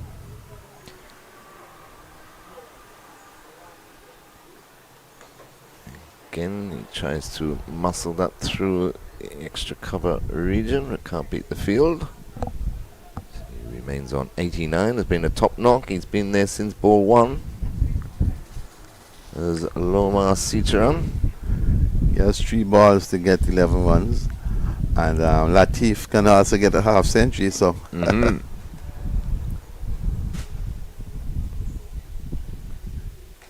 Backs away and cuts that beautifully. Forward a point into the boundary for 4. He goes into the 90s, 93. See, that's what I'm saying. If he was advancing to that, you know, you close that, right. Make the circle a little smaller than where you can hit the ball. True. 286 for 7. 2 balls remaining. 2 balls remaining. Still has an opportunity. Yes. 2 fours, a 6 and a 4.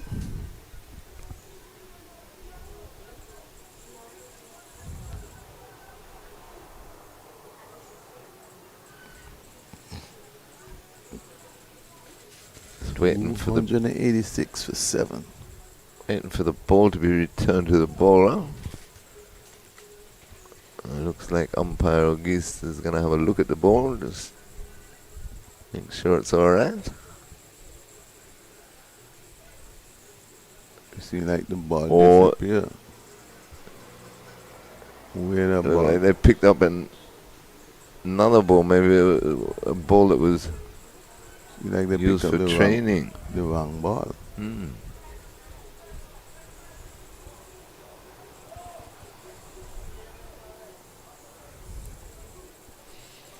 So we just got a bit of a delay here while they try and find the correct ball. I think they found it.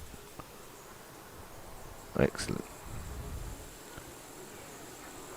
Yeah, so Guyana has played himself into a very good position here at the Antigua Recreation Grounds. In the CWI Under 15 tournament, Rising Star tournament, 286 for 7 of 49.4 overs. 2 overs, one over and 2 balls to go. Just 2 balls. Citra's on 97 and Latif on 47. So now we're back. John into Citron. Backs away, can't make contact. Keeper misfields and they go through for a bye. Yeah, so I think we are almost clear that Citron will not get 100, but Latif stand a chance here to get a half century. He only need 3 runs and 1 ball to go. He's been batting very well. Score is 287. Will they get up to 290? Huge score though, Kuma. Very huge score. Take very, some very chasing. Big score. It's going to take some chasing. Last ball. And Latif makes contact through the mid-wicket area, but it'll just pick up the 1. So Guyana, after being sent in, have ended their full quarter of 50 overs on 288 for 7. Lomar Citron, the opener, remains not out on 93, and Riaz Latif not out on 48. They put together some 115 runs for that 8th wicket unbroken and really set the game up nicely for themselves. Windward Islands will have a long chase after the luncheon interval. They need 289, and we'll be back on Cricket 360 in about half an hour's time with that run chase.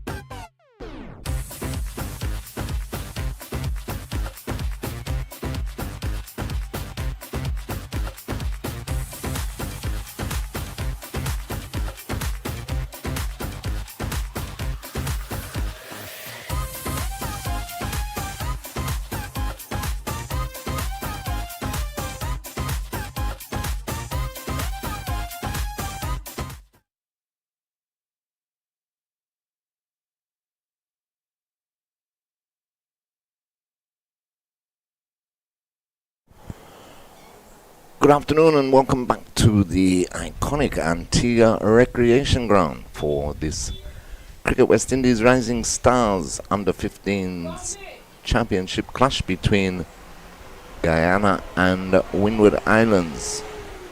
Just about to start the Windward Islands innings.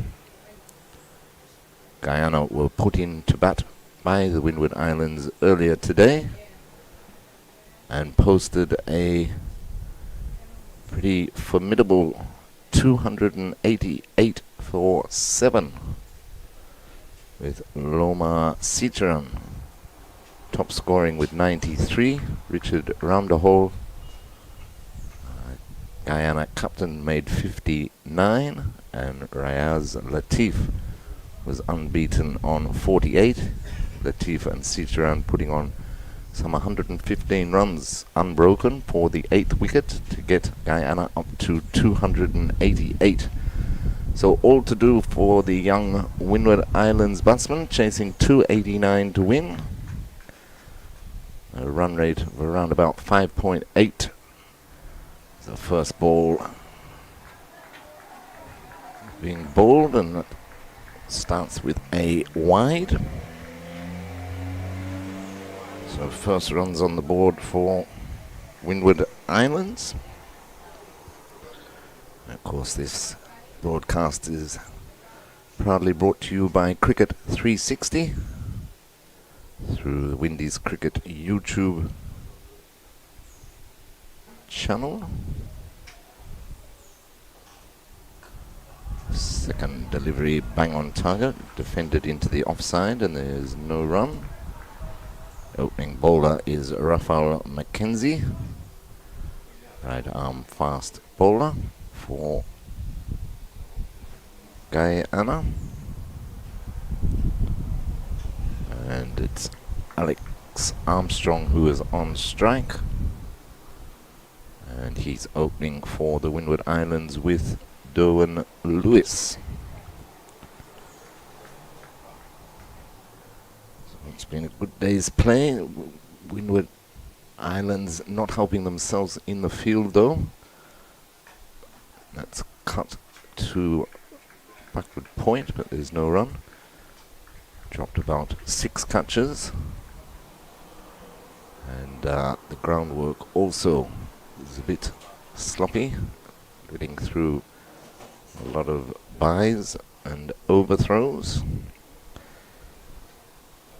But the Guyanese batsmen kept attacking, got them up to that pretty formidable total, as I say, 288 for 7, which is the highest score of the competition so far.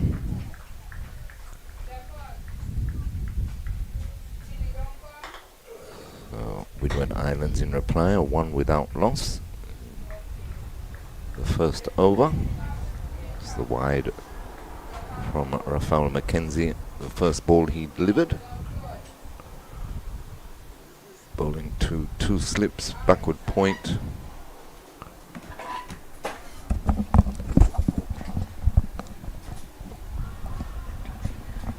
Half an appeal there as Armstrong tries to pull that delivery backward a square, doesn't make contact. Say a very good afternoon to Kumar Rodney. Yes, good afternoon, and good afternoon to the listeners wherever you're listening to. What is this, 360? I'm here at the Antigua Recreation Grounds. I kind of like the offer from the batter, but it appears, let's see the umpires. I wonder if they felt that he got hit in the helmet. I think he got hit on the shoulder, but I see they're signaling for the physio.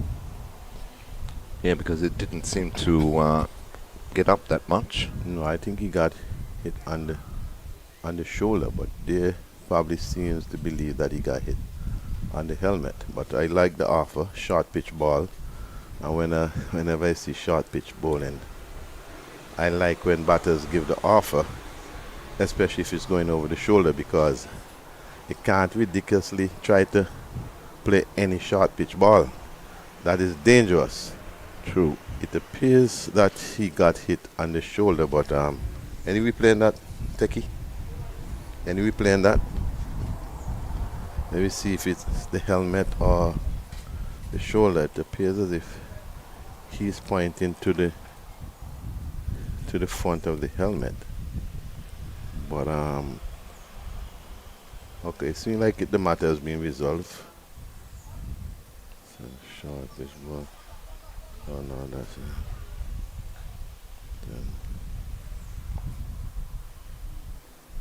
So it's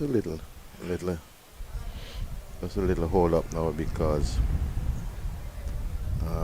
the physio had to come out. They felt that he was struck in the helmet. But we'll get that replay a little later on.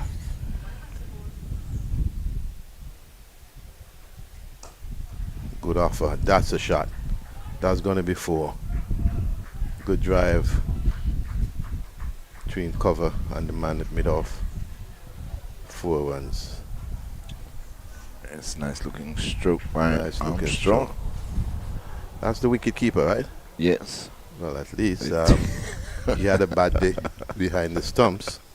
Let us believe, or he would want to believe that he's going to have a much better day with the bat. But Yeah. if we should go by anything from that shot, let's hope and see what happens.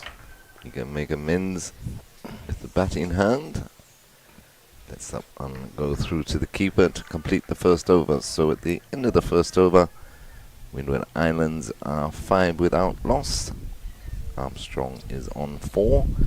They're chasing 289 for victory. Yeah, well, from what I saw of the Guyanese bowling team a few days ago, I think it was on Thursday when they played against Jamaica. So here comes the replay. Oh no, not that one. We'll wait and see. Yeah, from what I've seen from the Guyanese bowling versus Jamaica, notwithstanding Jamaica won the game, I think it's going to be an uphill task for Windwards to get these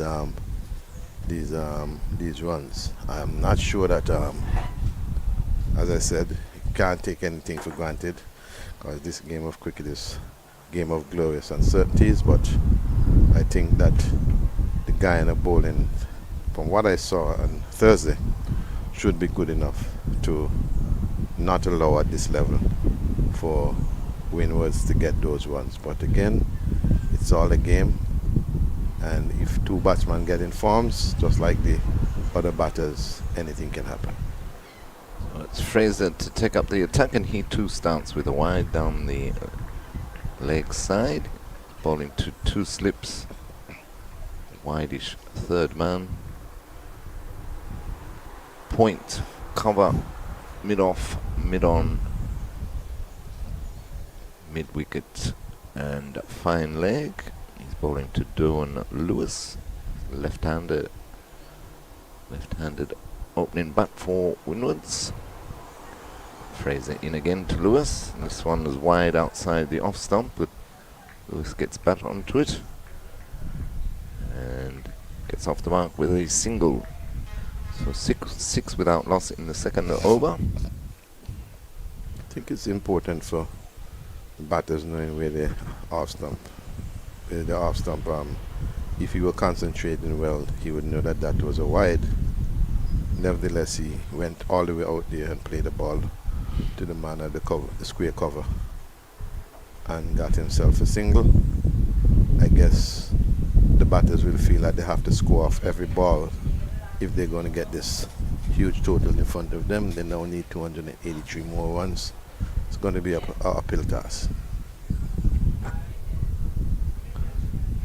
Yes, and you were talking about the Guyana bowling attack. The first match against Trinidad and Tobago.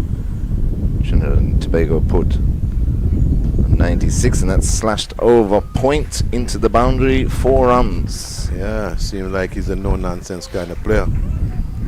Second boundary for Armstrong. He goes on to 8. Yeah, Armstrong seems to be a no-nonsense player. Seems like anything in his half, he's going to go for it. And listen, rightfully so. That's how the game used to be played by Gordon Greenidge and Desmond Haynes. Anything in their half, you're going to get punished. So if he can maintain that, then this game might be a horse of a different color. Tracing again, defending that back to the bowler. Yes, as I was saying, Trinidad put 97 on the board, and then for the first wicket, and then Guyana took 10 for 72 to clean them up for 170.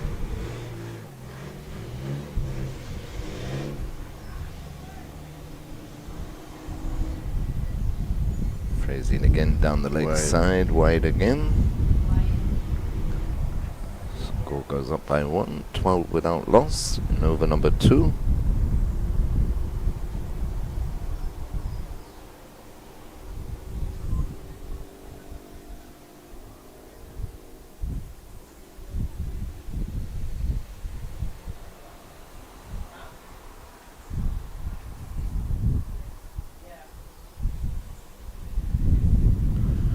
Fraser from the Factory Road end into Armstrong.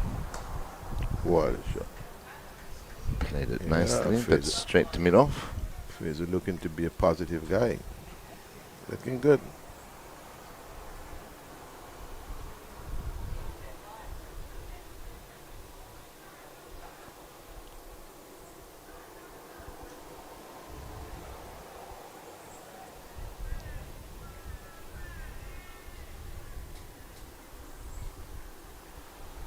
Fraser into Armstrong again. And that pulled in the air and clears mid-off and scoots into the boundary for 4. So fortuitous shot there by Armstrong. He went for the pull. They got the bottom end of the bat.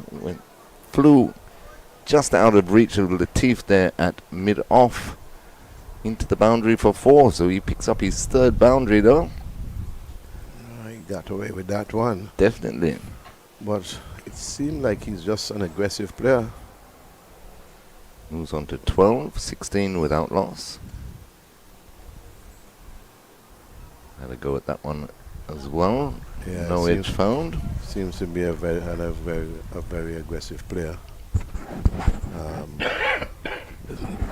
When you're in that sort of mood, sometimes you have to know how to curve that aggression, notwithstanding that may be a natural game, because at the end of the day, that same aggression can be a downfall. However, at the same time, chasing that score, somebody may have to put their hands up, take the bull by the horn and attack the bowling and see if you can lay a platform for the other batters to come. One of the things we have to remember that players sitting out in the dugout area, their confidence can be boosted when they see batters inside in the wicket on the pitch doing something special. True, yep. That can develop their confidence to say, well, if he can do it, I can do it better. So, So Mackenzie starts a new over around the wicket to Lewis, beats him outside off. Mackenzie seems to have a bit of pace. I watched him a few days ago, last Thursday to be specific. Right here, the ARG.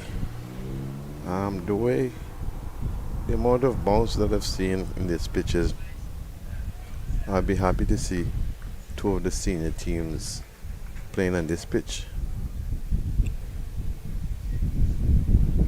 Full pitch delivery down leg side. Another wide on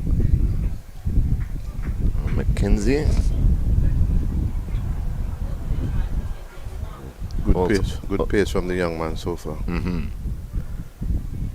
Just both opening bowlers struggling with their line at the moment.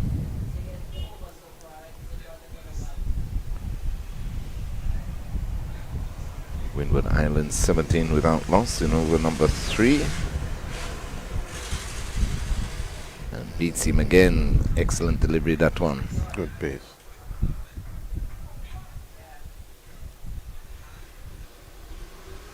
Coming around the wicket to the left-hander. Lewis just getting it to straighten. What's your theory on that? We see it all the time these days, Kuma. As soon as they see a left-hander, bowlers tend to come round the wicket to them. Ridiculous. That's what I deem it to be. Couldn't agree more. I deem it to be ridiculous. But again, you know, in this modern day and age, there's so many different things that people conceptualize, you know, and I think that if you're a bowler and do understand what you're doing, the results with the ball coming across the left-hander's bat, especially if you practice hard enough to get the ball coming back into him from over the wicket. Right. There's no need to go around the wicket, but for some reason, as soon as we see a left-hander these days, we've gone around the wicket. Spot on target, but knocked back over the bowler's head to mid-off for a single. Lewis goes on to 2, score 18 without loss. Those are some of the skills maybe the bowlers just don't practice these days. I remember practicing quite a bit with Eldine Baptiste. And for those left-handers, we probably will still get close to the stump, get the ball to leave the bat, but still come close to the stump and then get the one coming back into the left-hander. But as I said, now these days, as soon as the left-hander comes into bat, they're gone around the wicket. And majority of the times, going around the wicket, the ball will be coming into the batter. Right. The more clever bowlers, like maybe the Kima or Rochi, who understands it from around the wicket, also get it to go away to the slips. But I just think that is foolishness. That as soon as a batsman left-hander coming in, that you're gone around the wicket before you stick to your natural stuff over the wicket and get to shape the ball away to the slips and try and learn the art of from over the wicket getting the ball coming back into the batsman also. So I really not a supporter of it, but again, in this modern day and age, people teach people all kinds of different things. True. So we've had 3 overs here of the Windward Islands innings. They're chasing 289 for victory. Currently 18 without loss. Armstrong is on 12 and Lewis is on 2. It's going to be Patrice Fraser to continue from the Factory Road end.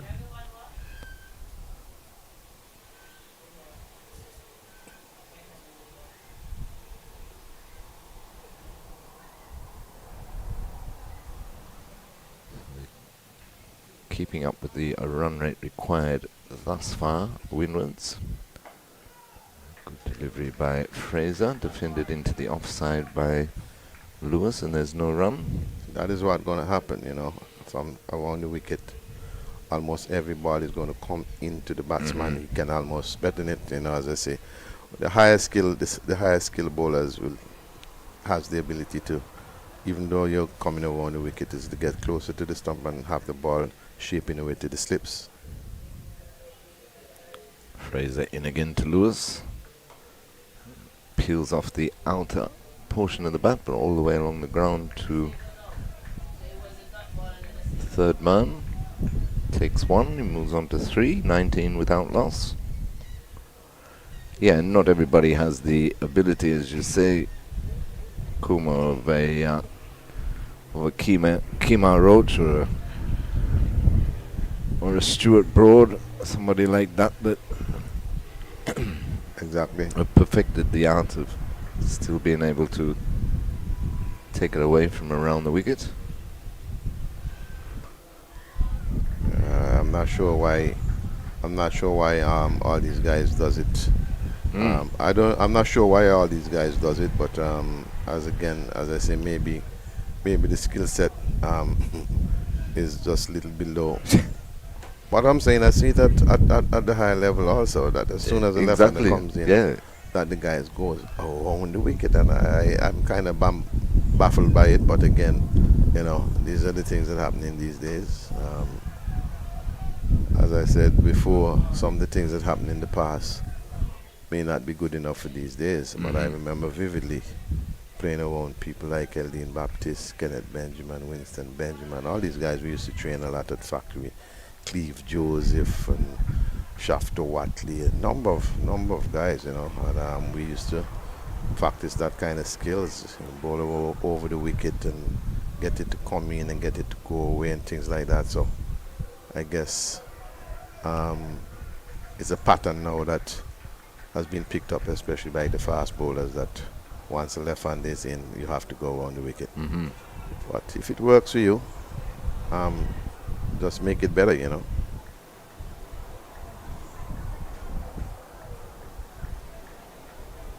But as you say, though, Kuma, it's automatic. They don't even give themselves a chance to, Exactly. straight away they come around. Mm.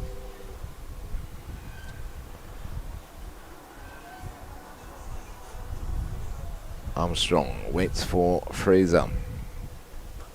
Plays defensively into the offside to complete the over. So after 4 overs, Windward Islands in pursuit of 289 for victory and 19 without loss. Armstrong is on 12 and Lewis is on 3.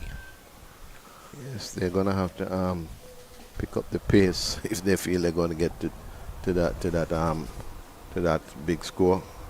At the end of the day, wicket in hand sometimes helps you, but you can't leave the back end to press too hard. You got to get off to a flyer with these kind of scores. You must get off to a flyer and have wicket in hand and set a foundation for the batters to come.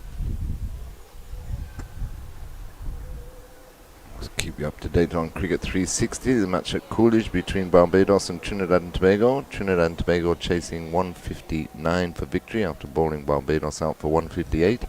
63 for 4. The 16th over there.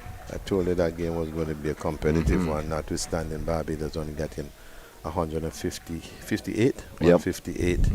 I believe that game is going to be a competitive one, notwithstanding now that they are Trinidad is 63 for 4. 63 for 4. I think is going to become a very tight match. And at Laberta, Jamaica up against Leeward Islands. Jamaica made 240 for 6 off their 50 overs. Leeward Islands 22 for 3. As a peel for LBW, and it looked to be heading down leg.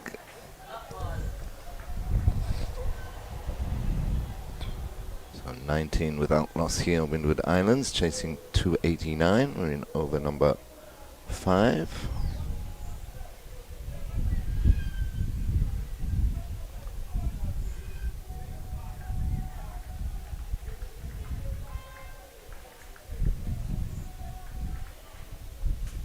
Slips in for Mackenzie as he round the wicket to the left-handed Lewis.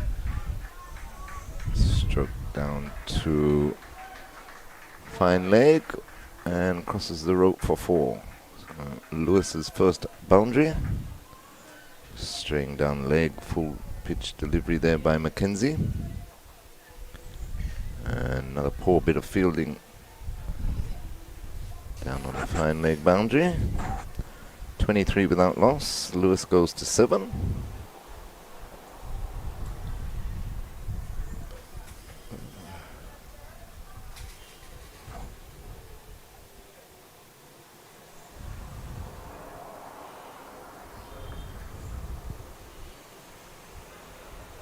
And again down leg.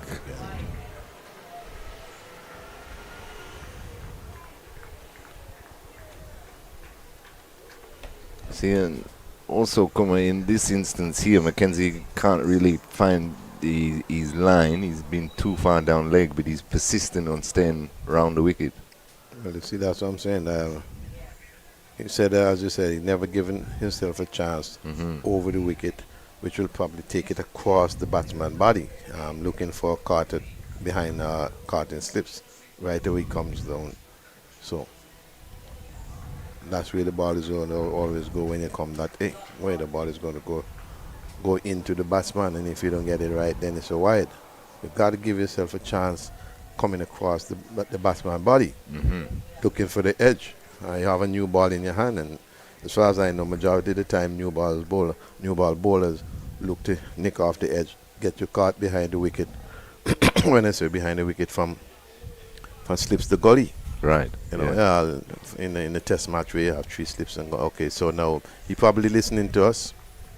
He is now giving himself an opportunity to come over the wicket. Exactly what I'm talking about. Exactly what I'm talking about. See, not just especially left-handers, they tend to open up a little bit. Yes, yeah. Right? He could have hit the edge a while ago.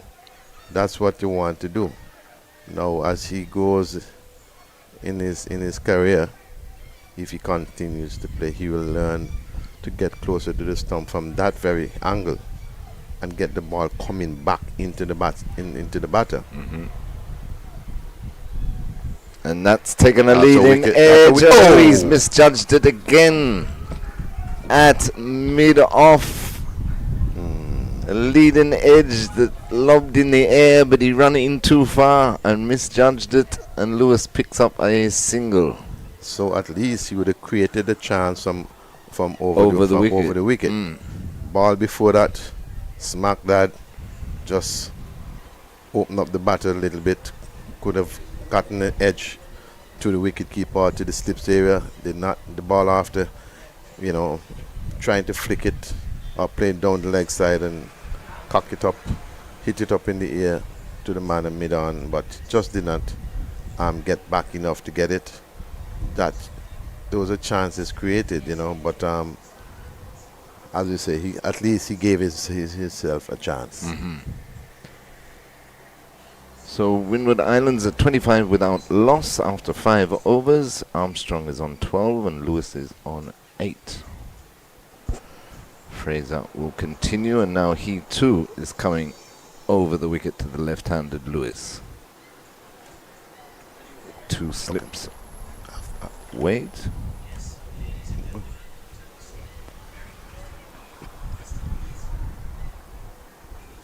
Fraser in now too, and that's hit. And again, misjudged again this time at mid-on. And if you notice, Terry, it's from over the wicket again. Yes. So yes. I don't know if they pick up that something could happen if they give themselves an opportunity from bowling over the wicket. Because both bowler was doing the same thing, the left hander around the wicket. Exactly. Mackenzie went back over the wicket, create an opportunity. He now comes over the wicket and also create an opportunity. And both times the ball going to the mid-on area. So maybe they're onto something. Right. Wide down the leg side. So 30 without loss. We're in over number 6. Both batsmen, Lewis and Armstrong, are on 12.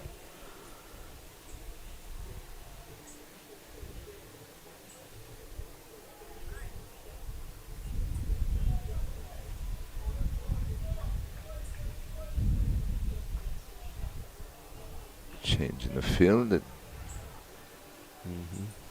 Moving mid-on to mid-off. Right, so this tells me that he should be bowling a little straighter.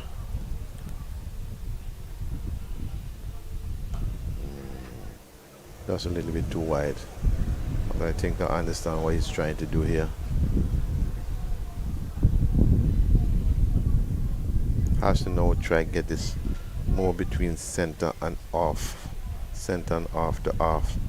Give yourself an opportunity to hit off the edge. Get him to hit it to that short cover.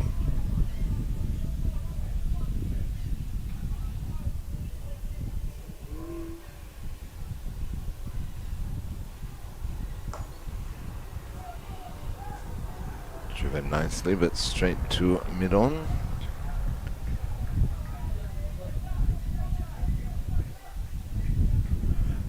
A pretty stiff breeze today, Kuma. You think that's troubling the fielders? Because they seem to be misjudging a lot of these balls that are going in the air. I don't think so. I don't think so at all. I think they're just not paying attention to what's happening. Just not paying attention. Fraser in again to Lewis. Wide again, outside, off stump. And with that feel that he has nothing nothing at all wrong in probing that area. Probing that area with the big score that you have. You know, that big score that you have, maybe just a little bit too wide, but as he continue to bowl and bring it a little closer, then the potential for him to hit off the edge and get caught behind, you know, the wicket keeper in the slips area, or even just hit it up to the man at short cover. Exactly. Good ball, that. That's the line. That's the line.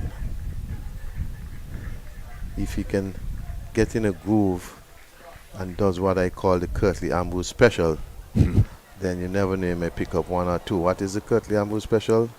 You're not scoring any runs, just live in that area. Right. Right Yes. in that little circle. The Kirtley Ambush not moving from there for nothing. It's a mean bowler he was. Absolutely.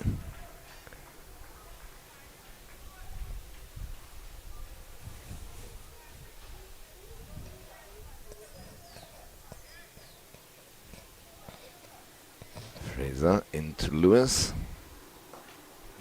Clipped Too straight. nicely. Oh, well fielded Good this feeling. time. Yeah. The mid-wicket area to complete the overs. Good feeling, good all-round cricket. The bowler was just a little bit too straight. The batter just trying to hit it through mid-wicket. Fielder in the mid-wicket area, dive and stop the ball. Good all-round cricket. If Windwards are going to get anywhere close to this score,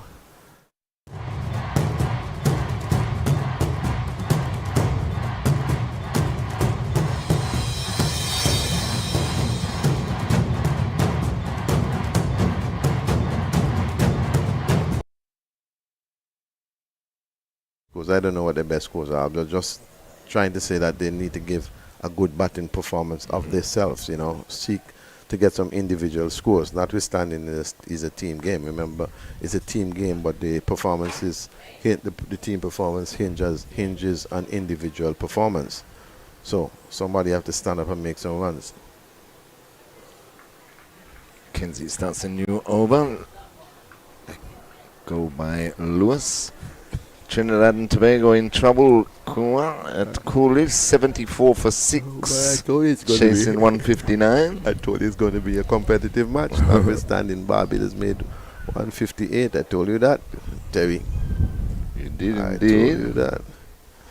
I believe that Mackenzie, if he continues to bowl right here, right around over the wicket there, going across the body, he's going to pick up a wicket sometime. Not that. Pure for caught behind down leg, but I don't think there was any contact. I think he got away with a wide With a ball. wide, yes. I believe he got away with a wide ball. Or he probably just touched the pads. That's one rule about the game I really don't like in this one diversion. I mean, the ball just down the leg side and they call wide, but then outside the half stump it past the same area and it's okay.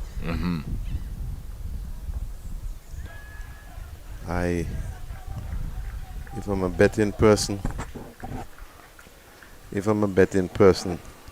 I would want to bet that Mackenzie, once he continues to bowl over the wicket, I believe he's going to get this batsman out.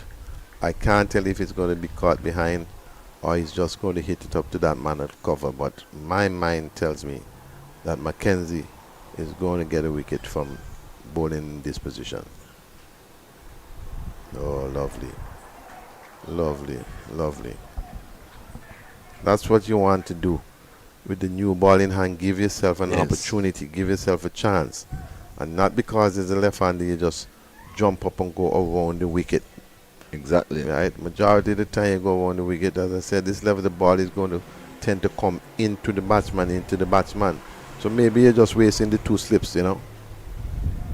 But in this position, coming over the wicket, so far, you know how many times you've beaten the bat since he has gone over the wicket.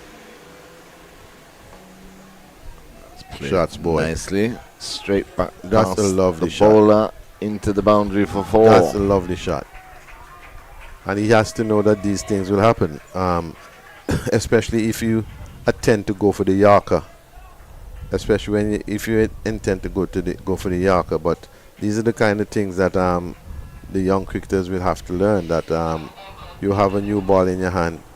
When you tend to go to the Yorker, if you get it wrong, you know it's a boundary. Majority of the times when you get the Yorker wrong, it's a boundary. Yes, true. Right? But he's in a good space right now. He has been bowling with quite a bit of pace, coming right across, coming around over the wicket, which gives him the opportunity to hopefully get the edge by the batter, and hope that the guys behind the stumps take the catch, whether it goes to wicketkeeper or to the two slips in place. And also, too, Kuma, what it's done is put doubt in the batsman's mind of which one to play, which one to leave. Exactly. Yeah. Exactly. Mackenzie in again to Lewis. This one he leaves through to the keeper to complete the over. What will happen as he get higher in skills and you have a new ball in your hand with two slips or even three slips standing, what will happen as he get better with his skills?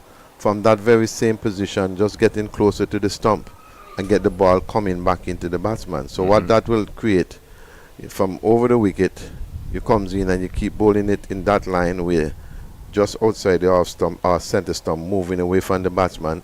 A lot of the times, as you can see, the batter is going to leave it because he knows that the ball is coming across him. But as he get high in skills, probably give him two away ball, and then you get close to the stump, one coming back in, he probably look to leave it on line, on the basis of the same length of the one going away, only to either get him bowl or LBW. Right. Yeah. So 35 without loss after 7. Fraser starts a new over, defended into the offside by Armstrong, no run. I like what I'm seeing from the two opening bowler for Guyana, Fraser and Mackenzie. Mackenzie seems to be the more aggressive one, with more pace. Fraser seems to have a decent line and get the ball to swing a little bit.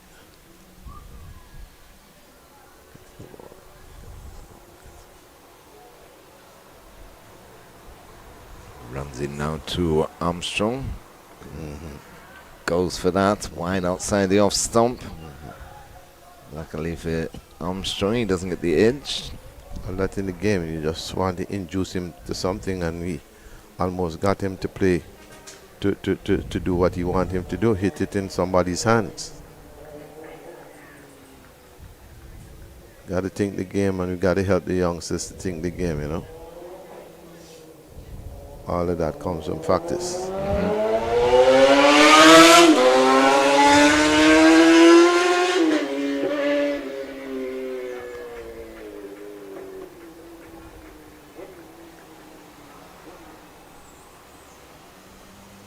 That's the leg spinner and Barbados captain Justin Paris that's doing the damage at Coolidge. 5 overs, 1 maiden, 3 for 8.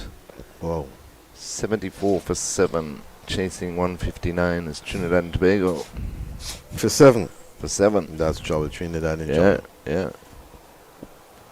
See, I don't know why he can't walk around the wicket. No. And this time to the right hander. It's clipped nicely backward of square. Pick up 2. So Armstrong moves on to 14, 37 without loss in over number 8.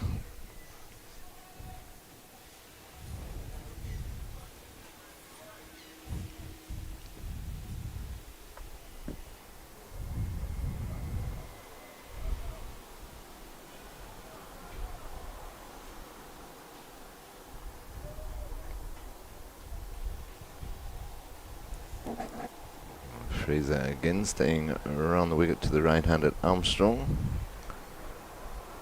Takes the outer portion of the bat. Hit the stumps, but he was well home. The backward point fielder there.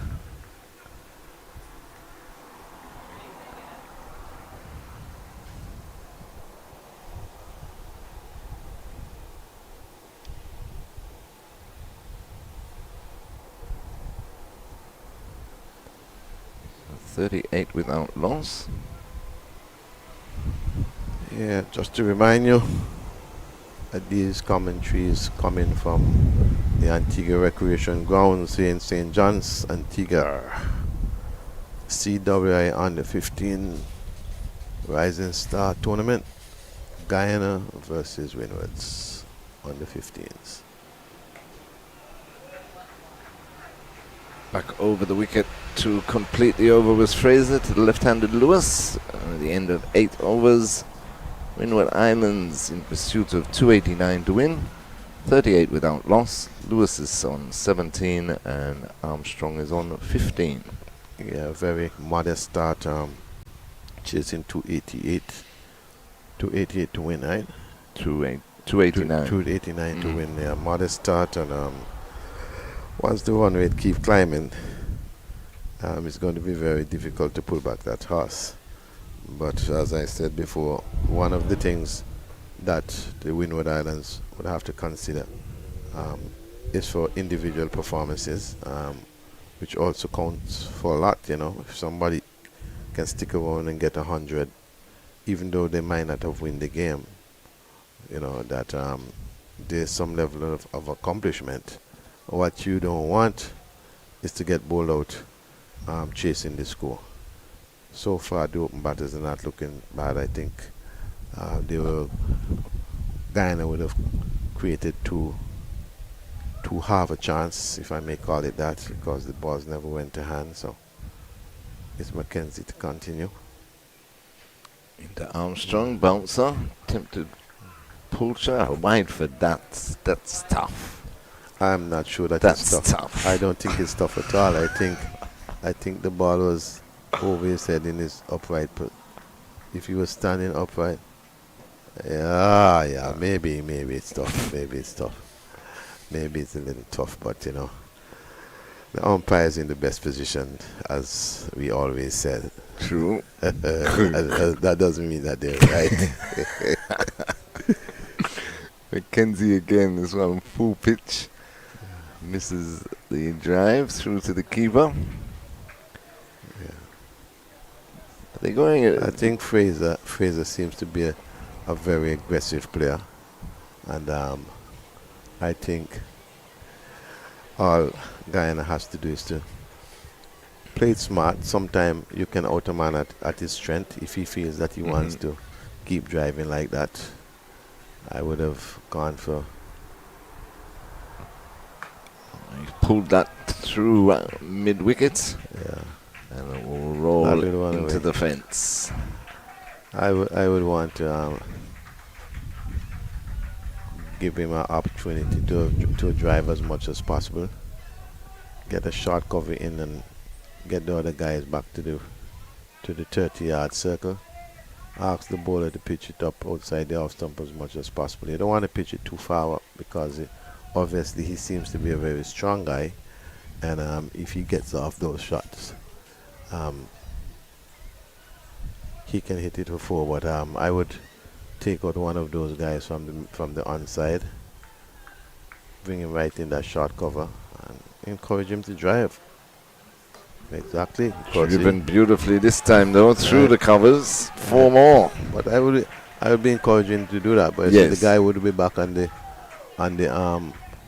boundary and bring one of those guys, take one of the guys from the onside and bring them in short cover. But continue to encourage him to drive the ball. He has to miss one of them. But that was a splendid shot. As I said before, he seems to be the aggressor. He seems to be one of those no-nonsense player. Whatever you serve him up, he's going to look to score. Even that short pitch ball, he was already looking to pull. But it's a mind thing. Right. Good delivery, played inside though by Armstrong. He's moved on to 23. It's 47 without loss in the 9th over. So they're basically keeping up with the run rate. They're thereabouts. They're thereabouts. Yeah. They can keep wickets in hand. They'll give themselves every opportunity to chase down this huge total of 289. Yes. Good delivery. Good delivery. Turn him kind of inside out, you know. That's why I'm saying I think they just need to pull one of those guys out of the onside. Stick him inside the short cover area there and just keep the guys back to the 30-yard circle because you only allow 2 players outside the ball, outside the 30-yard circle, which you have already. I wouldn't go. That one takes the edge, but just the one slip there now, so it flies down to third man for a single. Armstrong goes on to 24, 48 without loss. This is one of the things that I observe a lot too. Even in senior cricket, where you're playing 50 over tournaments, people feel like they have to be looking to half and half. You're attacking and defensive at the same time, half and half. I think when you have these sort of scores, 280 plus with 2 quick bowlers like this, I'm going for my 2 slips. I'm going for my 2 slips and my gully every time. Exactly. Yeah, you gotta, with 280 something, I'm not playing no defensive cricket. No, and that was disappointing thing the other day. I thought, and I made the comment over air that I thought Barbados, they had Leewards in trouble. They had enough runs on the board. I think we were 19 for 3 or something like that. And all of a sudden he took his foot off the gas and spread the field. You know, and you're trying to encourage or create a winning environment. And again, you see, when you get teams in those positions, well, as we'll say in the local term, you get them to kill them. Right, yeah. Why you gonna, if you can win by 200 ones, win by 200 ones. Exactly. If you can win by 250 ones, win by 250 ones. This is the name of the game, man. When you're in a position to win as big as you can, Definitely. So I'm not sure that with these 2 fast bowlers chasing, you've got third man just one slip. One slip, with a new ball, and the ball is still fairly new. Right, yeah. Right. It's only 9 overs 9 old. overs old. Each bowler bowl 5 overs each, so. But you see it even at the senior level, though, Kumar. But that's what I'm saying to you. Yeah. Even at senior level, you're seeing this thing where you have a good score on the board, and instead of you trying to pick up some wickets and stop the team from scoring, you start to let them score and then hope that you get some wickets. I don't know. I didn't learn it that way, so no. I learned it that you got to be attacking, and the best form of defense is attack. That's what I learned, at that time. So.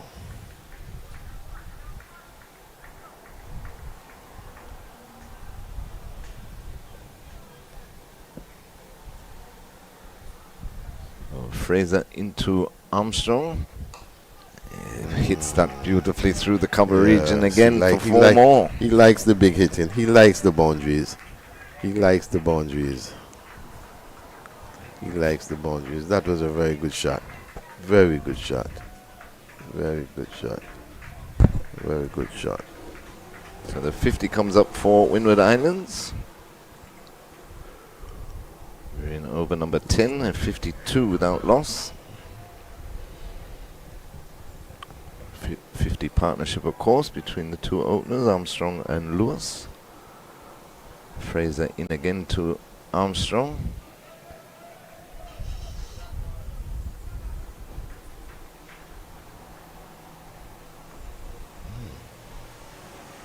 Well, I'm just reading here that Milton Pi Diana died. I didn't know that. I just saw that. Yeah, that was Wednesday? Thursday or so. Okay, I'm just seeing the information. God bless his soul. He would have served West Indies cricket also. Let's tap back with a point for a single. So Armstrong moves on to 29 and 53 without loss. So a good opening partnership by these 2 for the Windward Islands, setting at quickly setting a platform that they can launch off, chasing 289 for victory. Change of bowling. So it looks like Latif.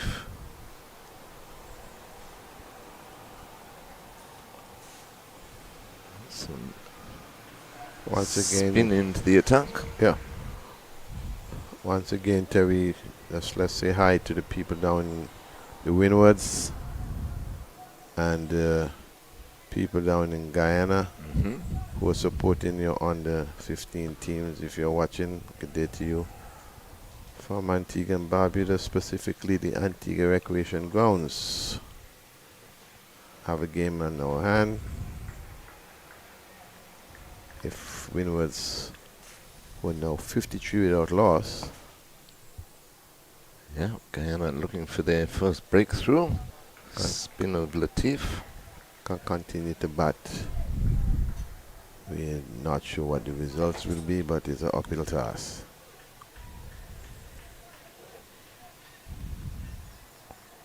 Oh, big appeal for caught behind, and he's been given. So Latif with his second delivery makes the breakthrough. He has Armstrong caught behind for 29. Windward Islands 53 for 1. Yes, the magic of the spin came in and did the damage for them. 1 wicket down. Nice flighted yes, delivery I and think took the that's edge. Yep. I think that's gone.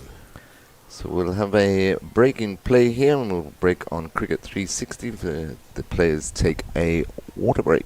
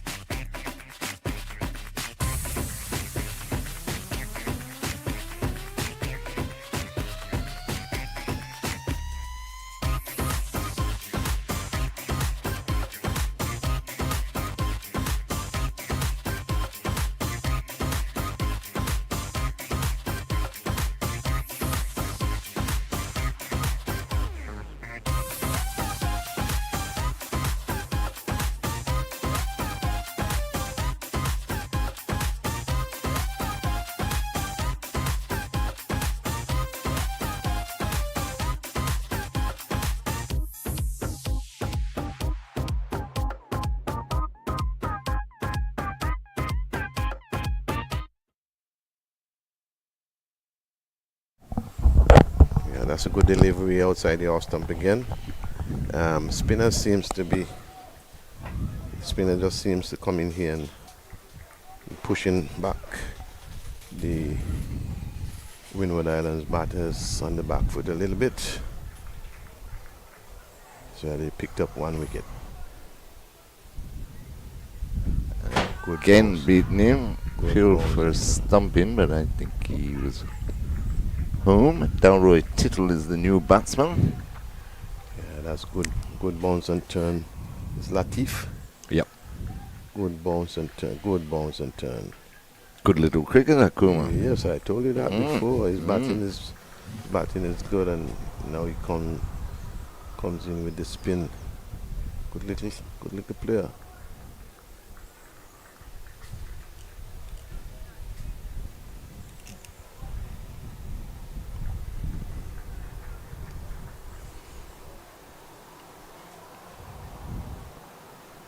That one's turned nicely by Tittle backward of square. Gets him off the mark. And brings the over to an end. So it's successful over there for Latif. He got the breakthrough by dismissing opening batsman Armstrong for 29 and Windward Islands after 11 overs in pursuit of 289 for victory, 54 for 1. Yes, all Guyana has to do is to continue to pick up wickets, and given the mammoth total in front of the Windwards team, they're going to have to find a way to get those runs if they want them. If they continue to allow the scoring rate to get up, then it will create a harder job for them. So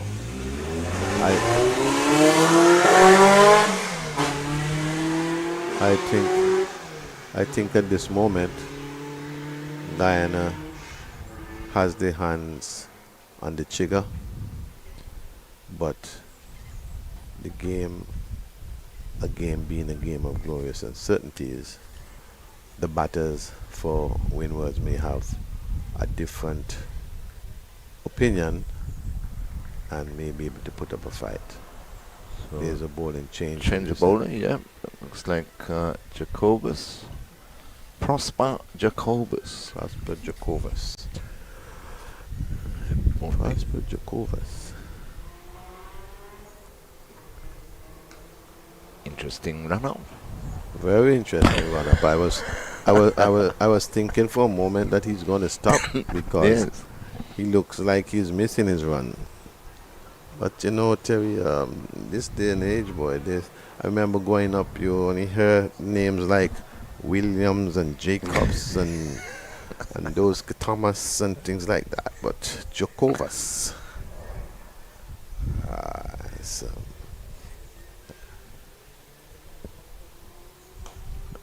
that's a good shot. Hit back over the bowler's head, and they'll pick up two. I remember some time ago, one of our famous Calypsonian, I think it's Scorpion, who sang about the directory and the strange names that will appear in the directory. And so there wasn't any Williams and Thomases anymore. It was all kind of a name like Laraji.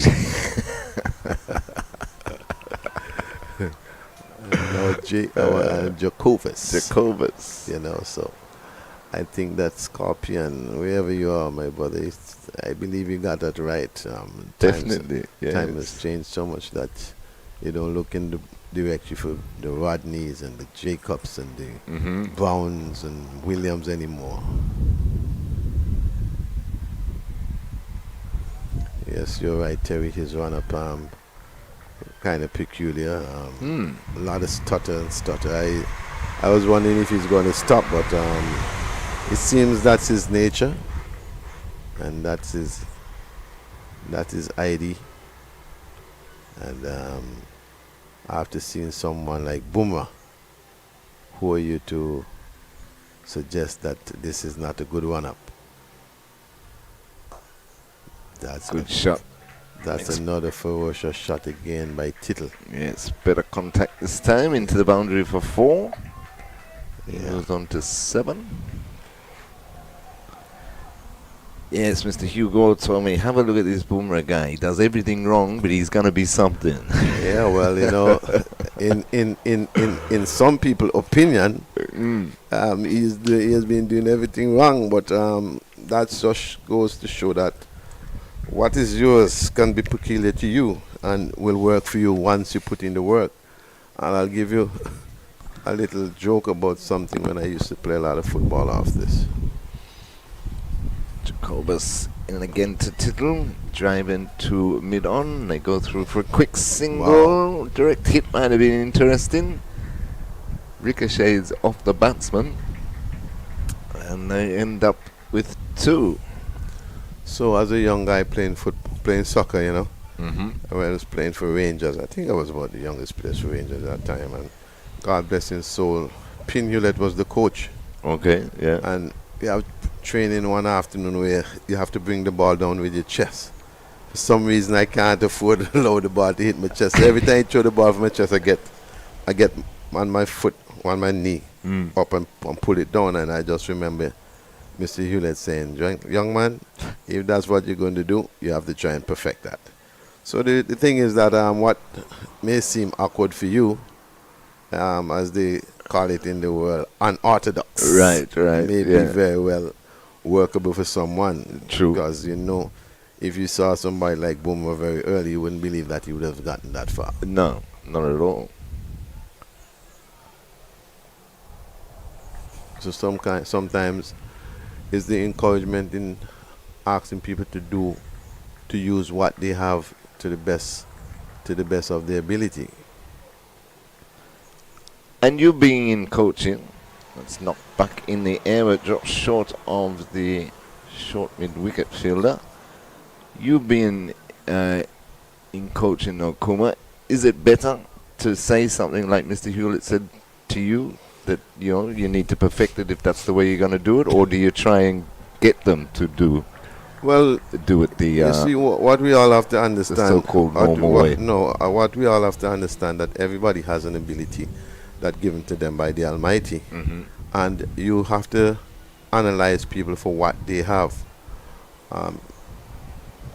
If you realize that one of the things that why a lot of players who played at the high level never end up being good coaches is because some of them do not understand that you cannot teach a guy what you would have done, because what works for you may not work for that person. You have to be able to analyze that person and recognize what can make the person a good player. That one pulls away to the mid-wicket area. So yes, I think it's something good to say to the players, if that's what's going to work for you, especially in this modern day coaching, you have to see what the players want to do, what they want to work on, and so forth. And I mean, you can't get away from fundamentals. There are certain fundamentals that you can't get away from, but at the same time, you must be able to understand that we all walk different, we all talk different, and you must be able to analyze that person for what they have and see how much they can strengthen what they have. Every time I listen to Ian Chappell, or Greg Chappell, he said that at one time when Viv used to come to Australia, they always thought that Viv was this onside player. So they always tried to set him up, but what they didn't realize that they're making him into the best outside player. So at the end of the day, it's about how well the player willing to work and to develop what is not working for him, strengthen what you have, and work on what you don't have. Windward Islands 63 for 1 after 13 overs in pursuit of 289 for victory. Jacobus is going to continue, but he's coming around the wicket now to the left-handed Lewis, who just drops that into the offside, no run. Yeah, everybody seems to be doing the same thing. Jacobus come into the bowling attack, and he also gone around the wicket to the left-hander. So it seems like it's a pattern that. Full pitch delivery, driven to mid-off. They scamper through for a quick single. So Lewis goes to 19, 64 for 1.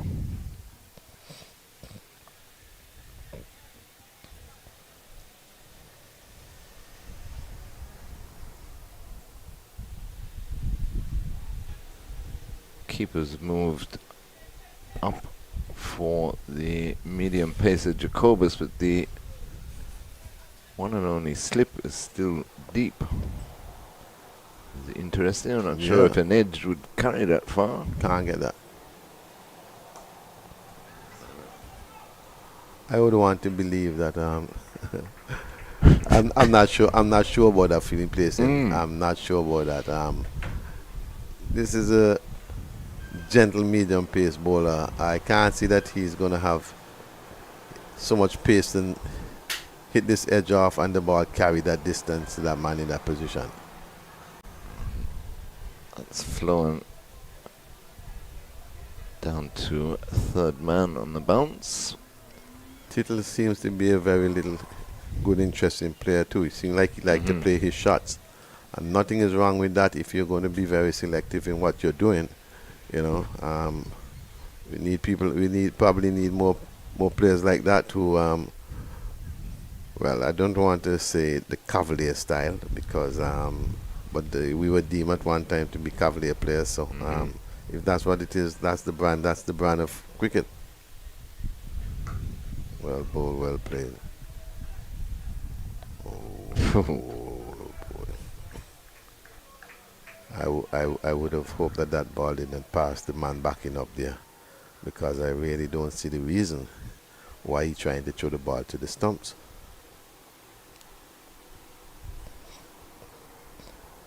Yes, Tittle at the non-striker's end, as well and truly inside his ground. Yep. Lewis just pulling away. Something not quite right. Don't want to assist the batting team with any runs. You have already made yours. Don't give it away to anybody.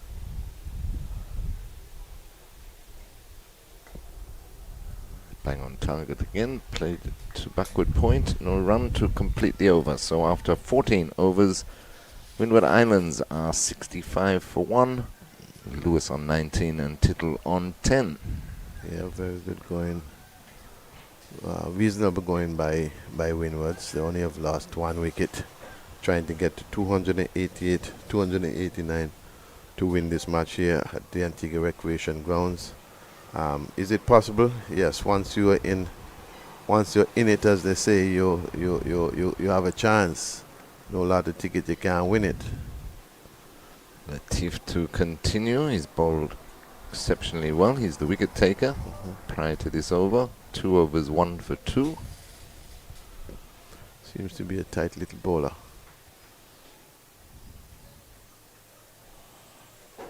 And that's sat up.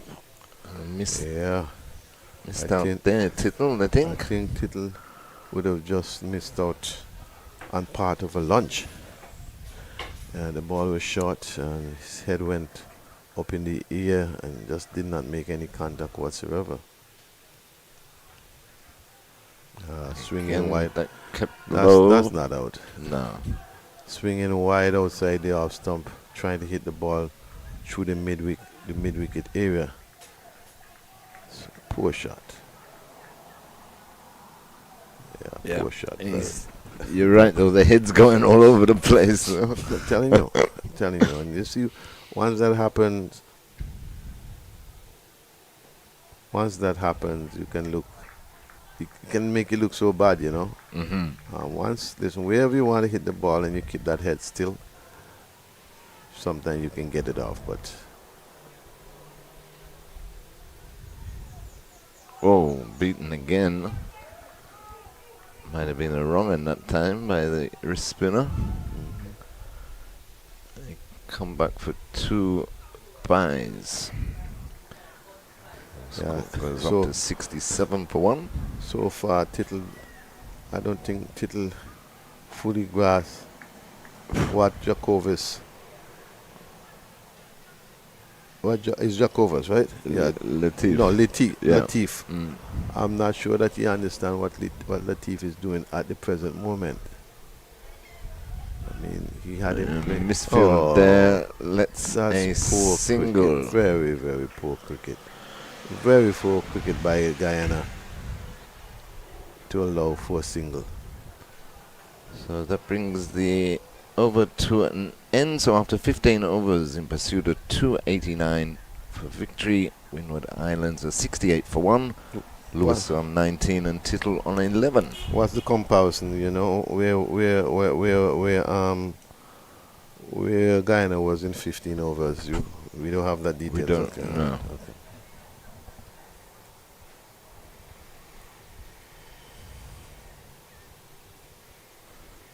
Jacobus will continue from this the Factory Road end.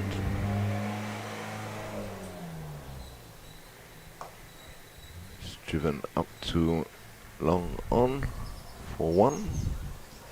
And Tittle, he moves on to 12. 69 for 1. Yeah, Tittle seems to be a little busy player, except for that over from Latif. I'm not sure that he fully grasped or understood what Latif was doing.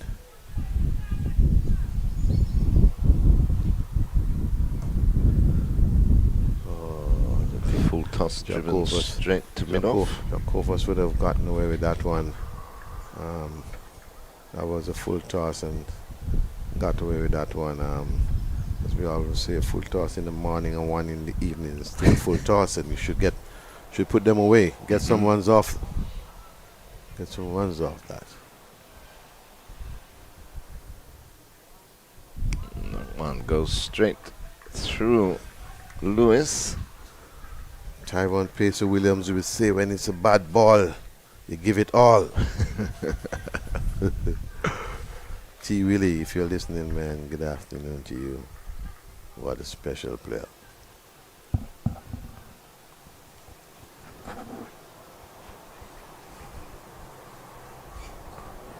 A shuffling run of Jacobus into Lewis. Again, beats him as he tries to run that down to third man. Still got the slip deep. Well, I was just about to comment on that. I'm still confused of why would he have the slip so far back. Jacobus is not. And the keeper's right up to the stumps now. Exactly. So I don't. Well, they know something that we don't know. And beats him again. Again. Well bowled by Jacobus. I think if the way in which he's bowled, if that ball was to hit an edge and drop halfway to the man at slip, then is when they may want to make the adjustment. Upset. Yeah. When the horse has been bowled.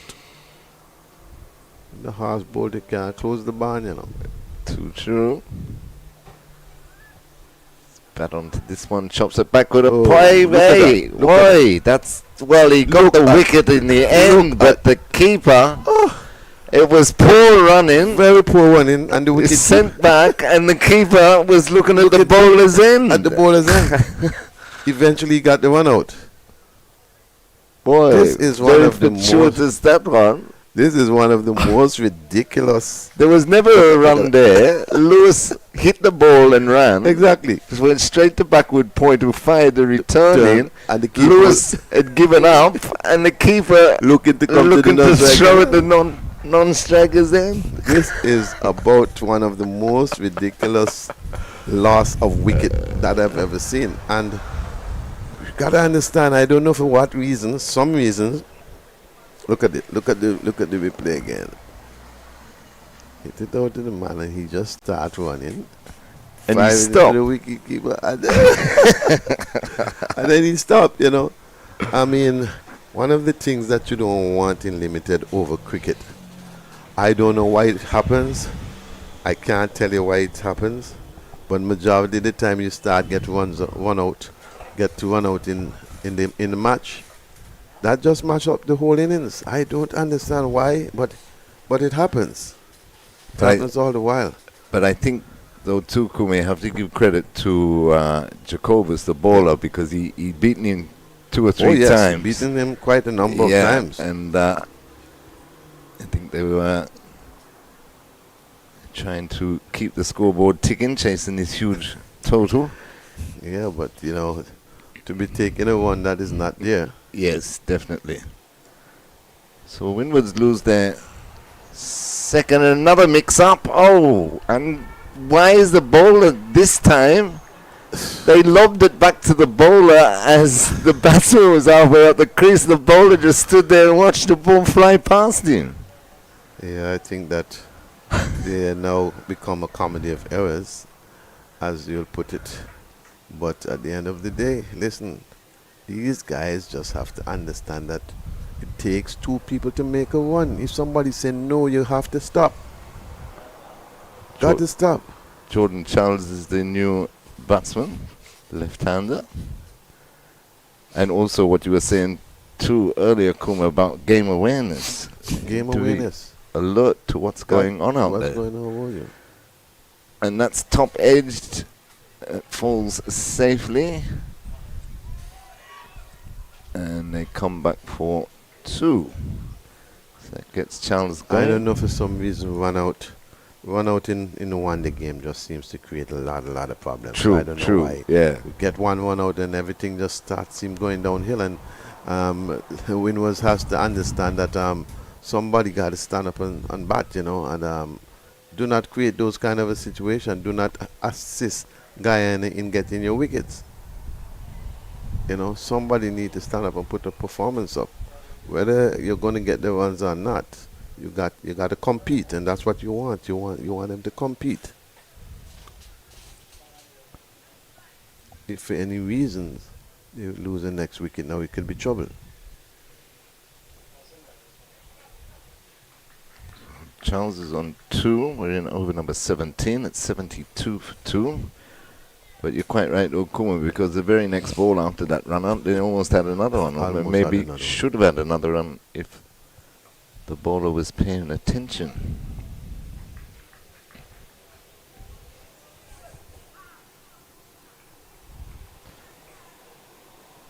But he is bowling well, though, Latif. Yes, Latif has been putting in a good spell here.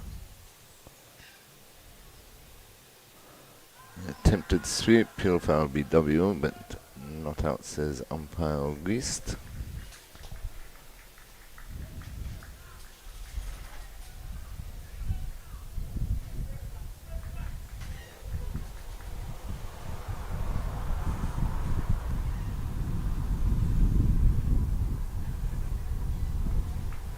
Play quietly back up the pitch to end the over. So after 17 overs, Windward Islands chasing 289 for victory, a 72 for 2.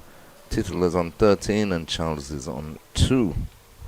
Yeah, I think Guyana youngsters, at this moment, you have to say that they have the foot on the brakes, and the advantage, if you're playing tennis, you'll say that advantage Guyana. But this is not a tennis match. This is a game of cricket with some glorious uncertainties, and whereas Guyana seems to be in a very good position at the moment, they will have to maintain that in order to win the game.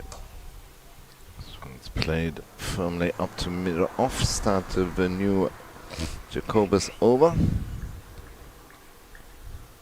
I do like to see batsmen, though, and especially this age, Kuma, attempting to sweep the spinners. I don't think that we do that enough at the senior level. It's been troubling all batsmen. Nothing is wrong with that.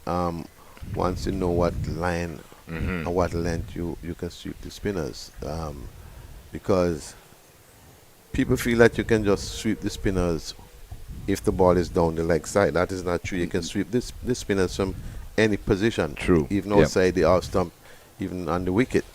You try not to encourage people to sweep the straight balls, but sweep shot can be played from anywhere outside the off stump. You have to make sure that you get the your judgment right with it, But I think you're right. If you look back on some of the special innings from Brian Lara versus Shane Warne, you'll see that Brian tends to sweep. Why? Brian tend to start sweeping Shane Warne very early, and hence I don't know if that helped to throw him off his line, but Ryan used to attack him very early with these 3 shots.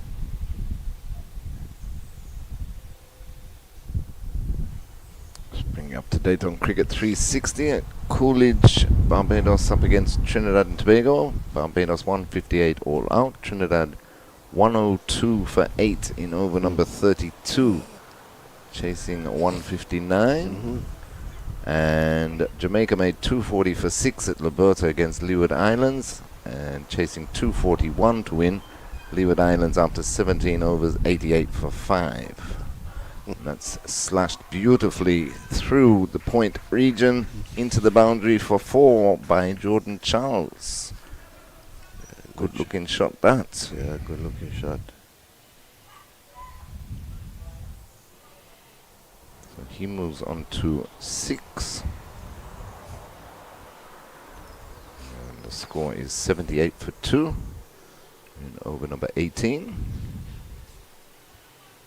All these games coming to you live on Cricket 360 through the Windies Cricket YouTube channel.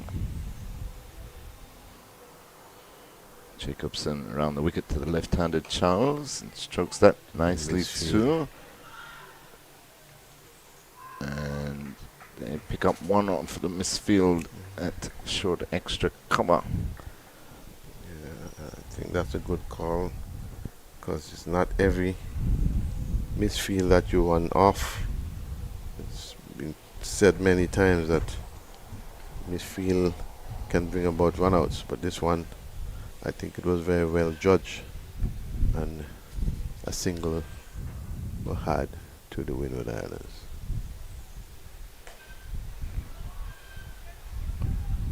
Boy, fielded this time at backward point to complete the over. So at the end of 18 overs, Windward Islands 79 for 2. Yes, well, they're going, they're fighting.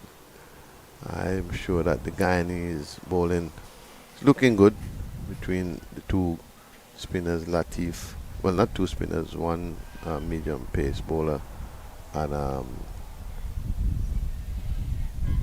Latif, who has been doing a very good job. Latif to continue from the Sir Viv Richards Pavilion end.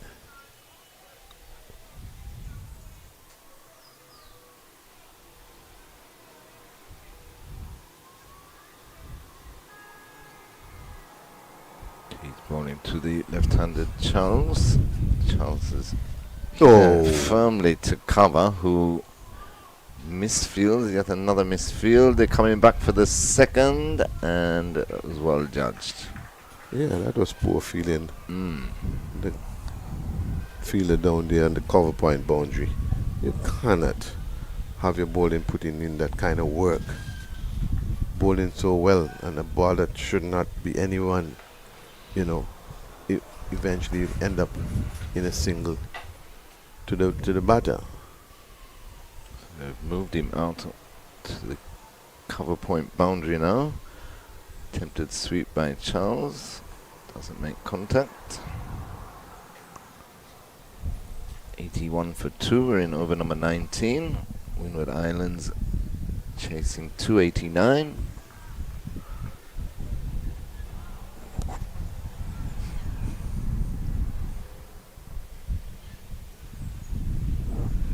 Cut away through covers. We're almost overrun it. We made a good stop in the end. So 1 more to Charles. Goes to 10, and the score 83 for 2. 82 for 2, I should say. Tittle back on strike. He's on 13.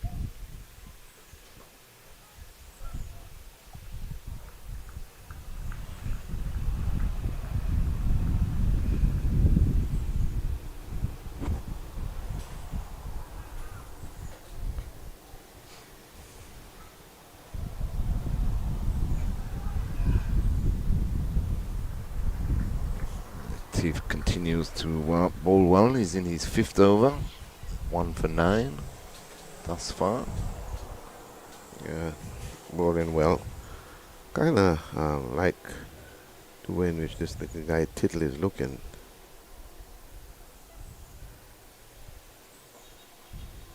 With you winning.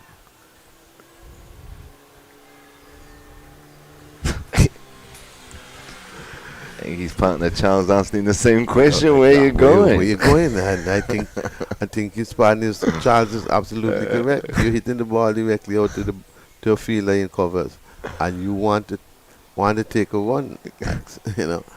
So he did the right thing. Asked him, where you going? Where you going, youngster? 82 for 2. Yes, after 19 overs, they still need another 207 for victory. Guyana, 8 wickets.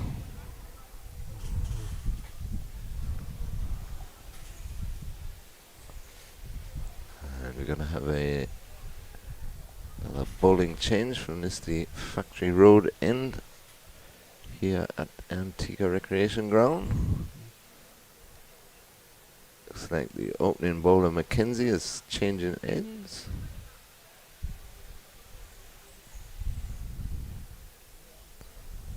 And he's gonna come around the wicket to the left-handed Charles.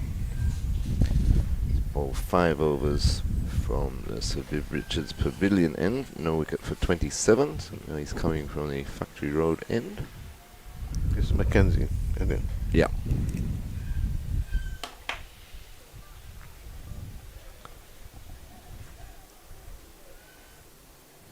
Probably a good move this by Captain around the hole, bringing back his main strike bowler. Full pitch delivery, stroke back to the bowler who does his fielding.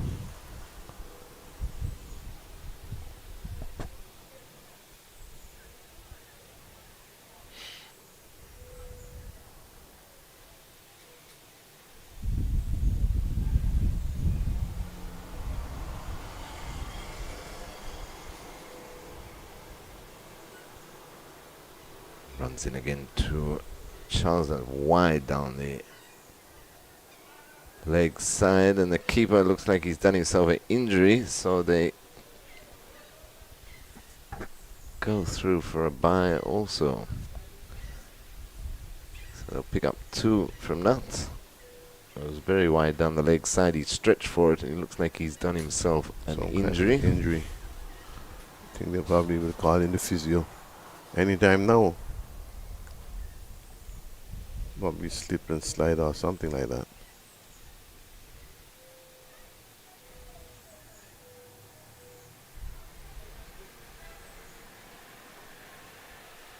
Good to see they have physios with all the teams. Well, it's not all the teams that CWI has done. They have provided physios at each venue. At each venue. Yeah. Okay. So Yeah. look over all the teams. So We'll take a break as the players take a break.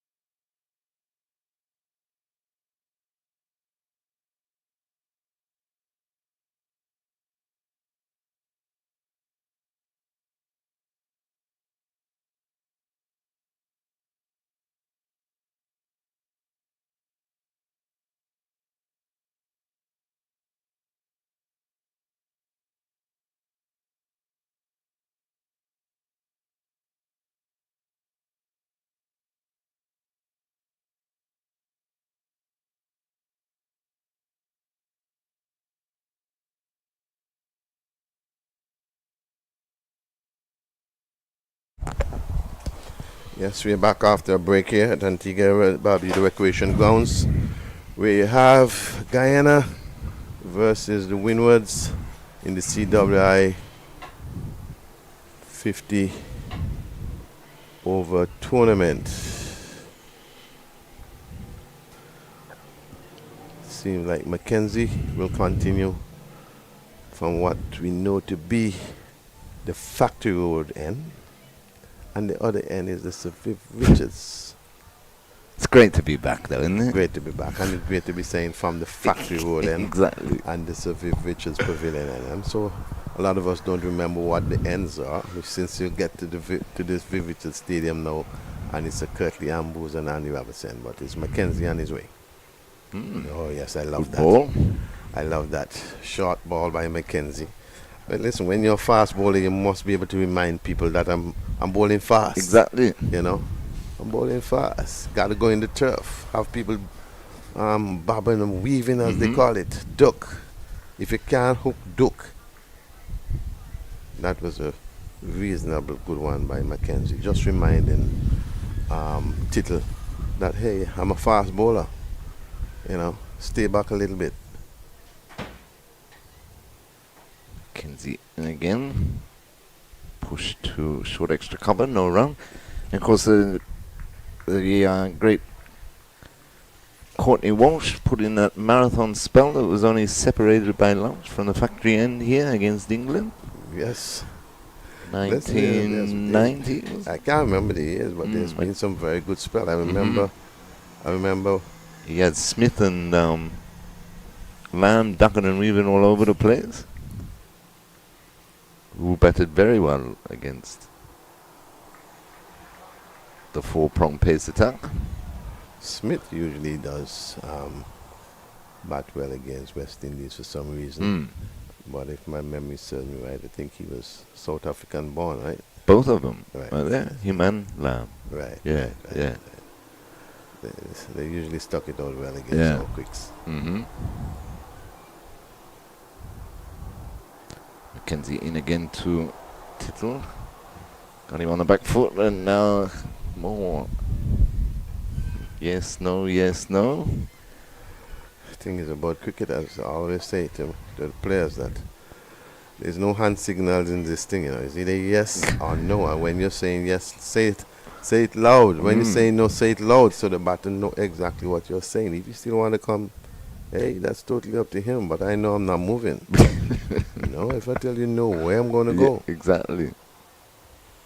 And again, defended into the cover region. Another misfield, but doesn't cost Guyana on this occasion.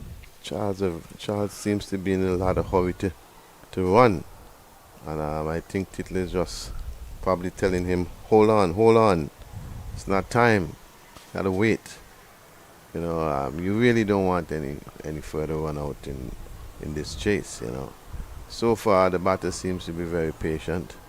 The more patient they are, the higher the run rate will go. Right? They still need 205 runs to 81 balls. You know, that's still very gettable, you know. Yes, yeah, if you've got wickets in hand. Still very gettable with the wickets in hands. How well they can approach it and exchange the strike and keep the momentum, because one thing about it, when you get to these kind of overs, you have to be able to have a momentum going if you want to win the game, because the longer you stay, is the higher the run rate is going to get. Latif to continue. Charles hits that to short extra cover, no run, so 84 for 2. We're in over number 21. Latif. Yeah. Good bowler by Latif. 9-1 for 5 overs. And that's swept and swept well. Big shot. Charles back with a square. Shot. 1 bounce 4. That's a big shot. Yeah, excellent shot. He goes on to 14, 88 for 2.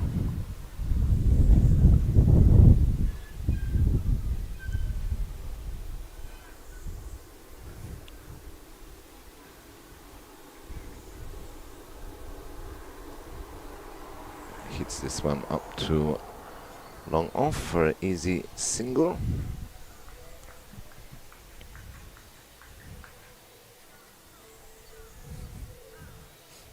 Brings the right hand Tittle back on the strike.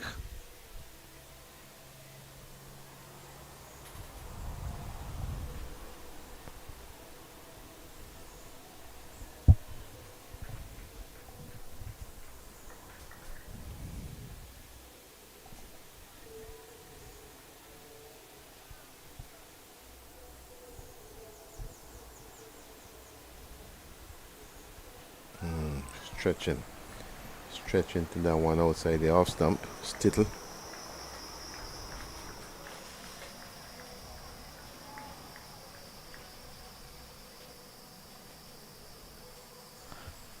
Yeah, playing with the bat very far in front of him. Latif seems to going very well here, understanding what he's doing. Played back with a point. They go through for a quick single. Yes, he's bowled extremely well. 6 overs now, 1 for 15. Yeah. He's had all the batsmen in some bother. So 90 for 2 after 21 overs. Tittle moves to 14. Charles is 15. Yeah, Latif, who had 50 plus when he batted, seems to be a good little all-round player, and I'm sure that he could probably be one of the all-rounders for the future once he continues, because I know that in these territories there's a lot of problems to keep players after they would have played on the 17 and on the 15s and on the 17s. Some of them disappeared before on the 19s. Mackenzie continues full pitch delivery, half a shot, but it's going down leg. Especially this depends so much also on what work they start to do when they leave school. The majority of the guys, if they get into the hotel industry, that's curtains. Kill them out dead. True. That's it. But the way in which cricketers been going these days, if they stick around and be able to get to play in some leagues here and some leagues there, I think that they can have a solid career. But good youngsters around.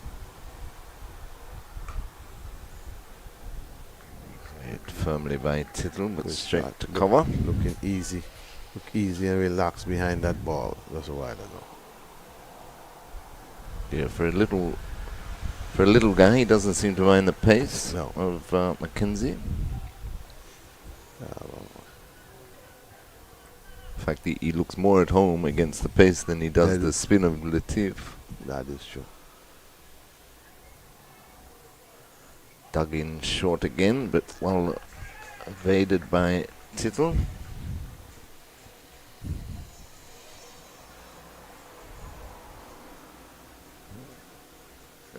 If you haven't heard, West Indies women just missed out on qualification in the World Cup. They beat Thailand this morning by 6 wickets.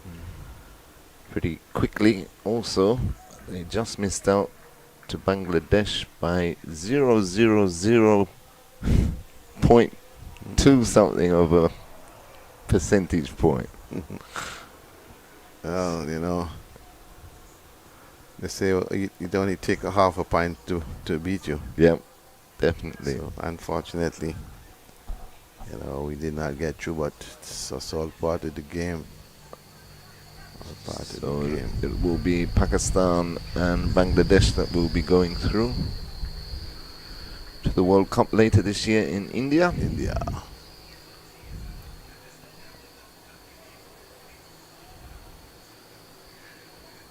Mackenzie staying over the wicket to the left-handed Charles.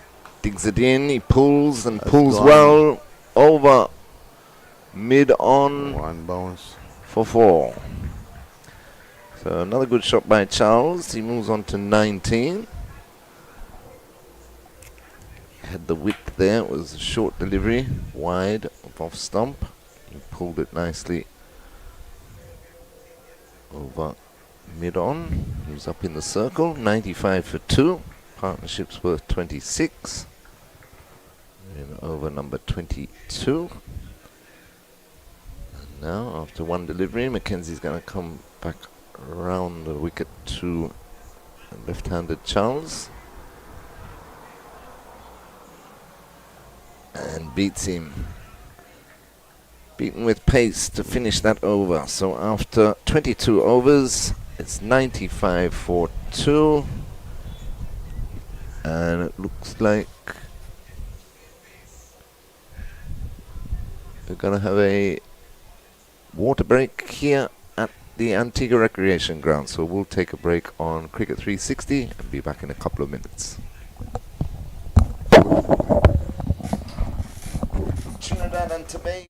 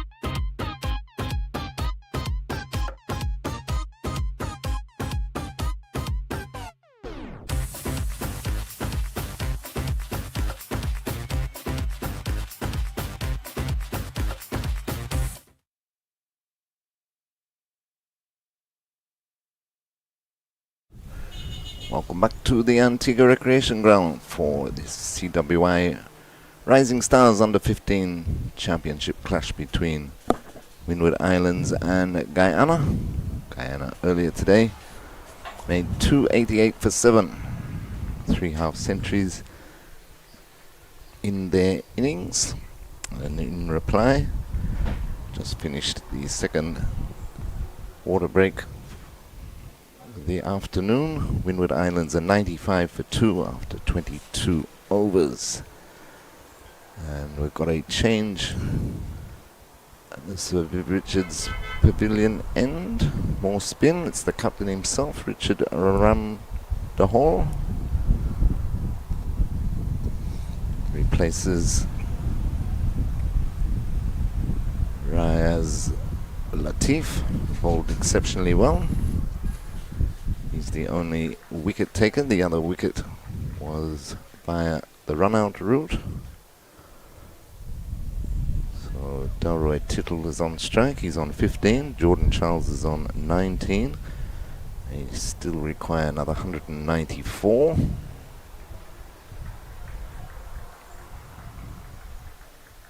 Round the hole off spinner. Starting well. 3 dot balls so far. Make that 4.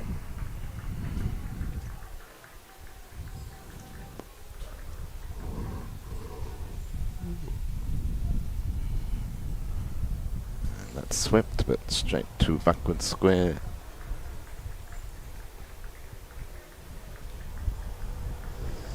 So 5 dot balls.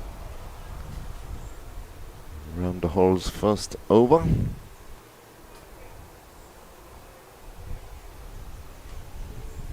And incompletes a maiden. So a good start by the Guyana captain after the water break. Score remains on 95 for 2 after 23. We can tell you that at Coolidge Cricket Ground, Barbados had just completed victory over Trinidad and Tobago. Barbados were bowled out for 158 in 44 overs. Trinidad and Tobago were bowled out for 116 in 36.3 overs. So Barbados there win by 42 runs.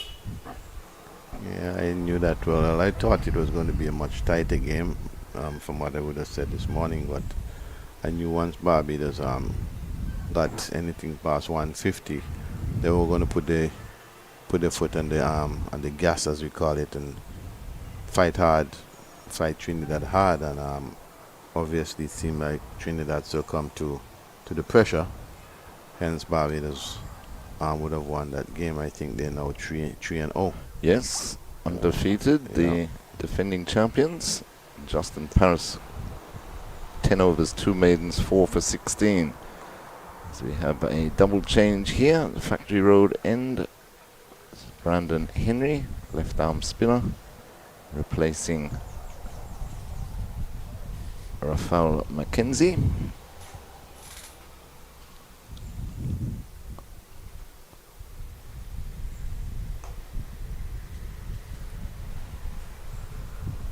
Driven up to a long off by Charles for a single. He moves on to 20, 96 with 2. Over number 24. Yes, so they're going to be hard to dislodge, obviously, Barbados. 3 straight victories for them, so one more, I'd say, with 2 rounds to go would see them home, defending their title, if they haven't already. Yeah, Guyana here bowling pretty tight.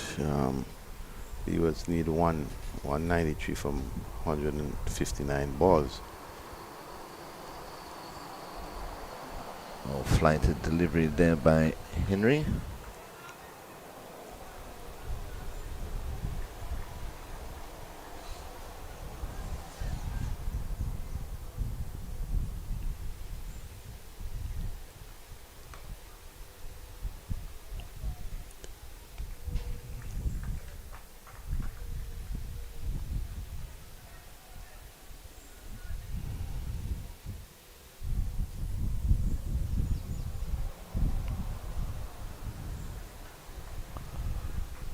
They're keeping the pressure on, just the one off that over.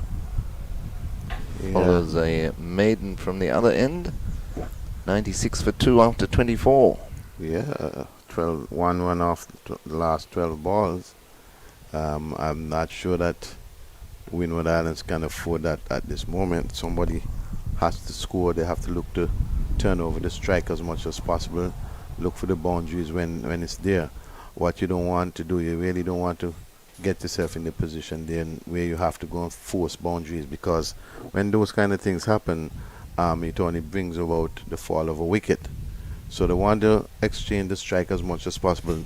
More so knowing that you have a left hand right hand combination, you need to try and exchange the strike, turn over the strike as much as possible. And again, when you have a boundary ball, you got to be able to hit it and get the boundary. The run rate is only going to continue to go up. At the moment, they need I think it's 100 and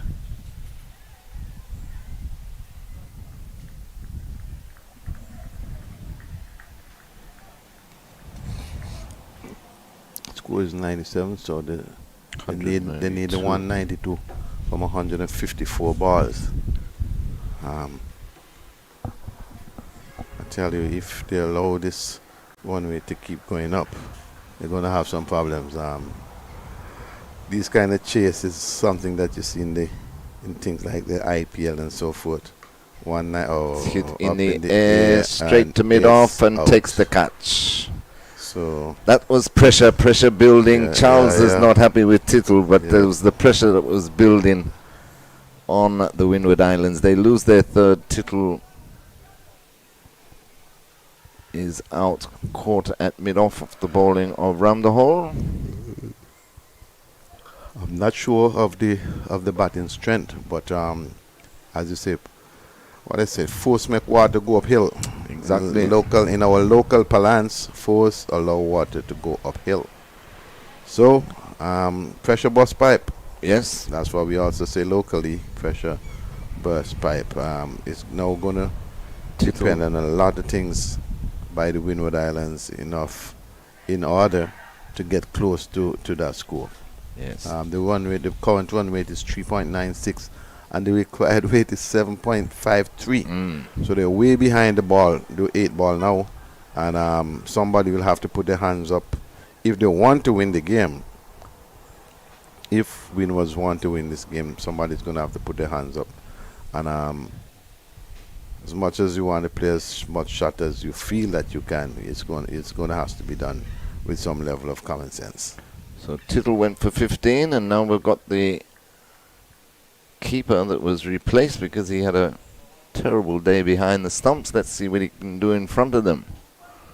Left-hander Jamie Wickham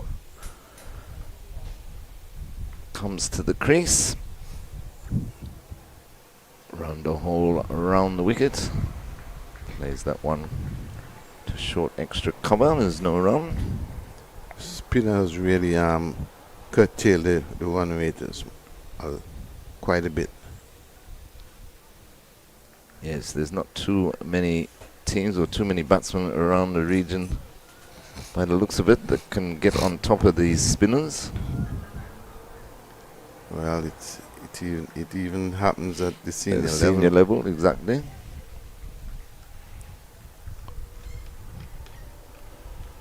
So 97 for 3 after 25 overs, Windward Islands.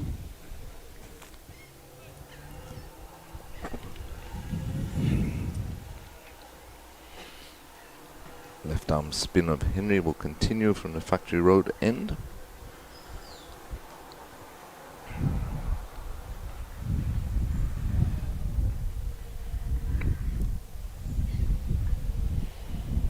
Charles has looked good for his 21.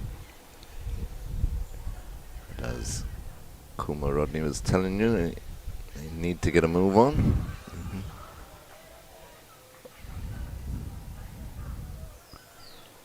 Run rate climbing all the time, up to 7.68 required per over now.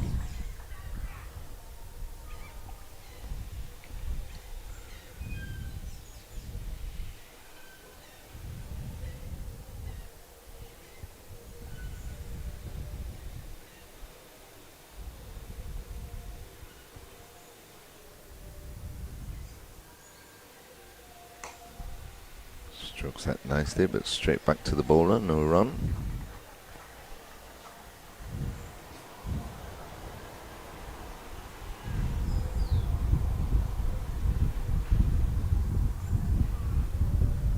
Trying to force it through the offside, so the runs have really dried up here. The last few overs. Pressure mounting on the Windward Islands.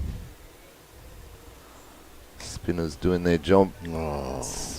Missed again, short extra cover, and has gone for 4.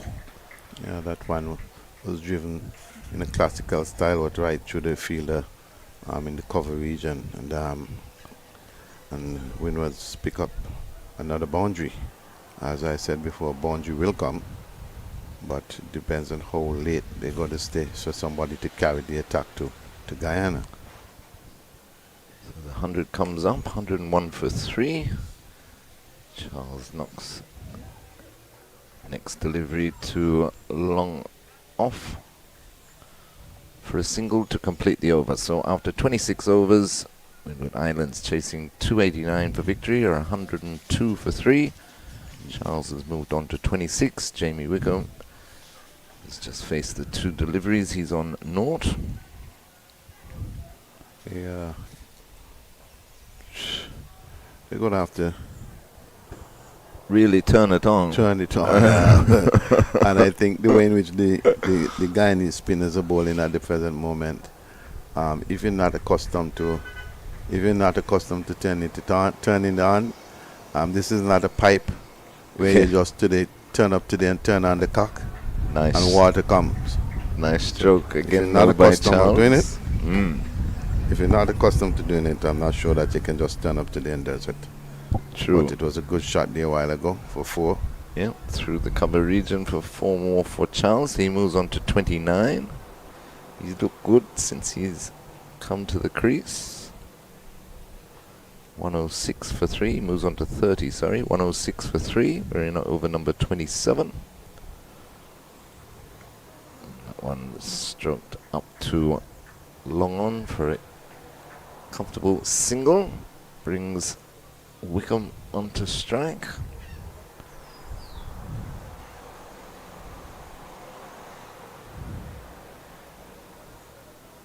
And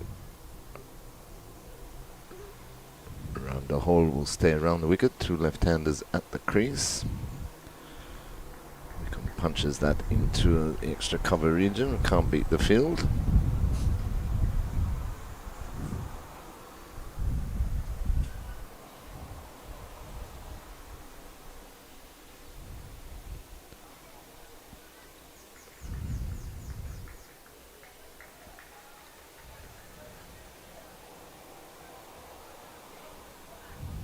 I've got 5 off this over so far.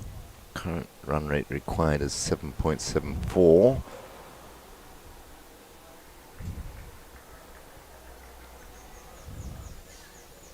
Still a ball remaining.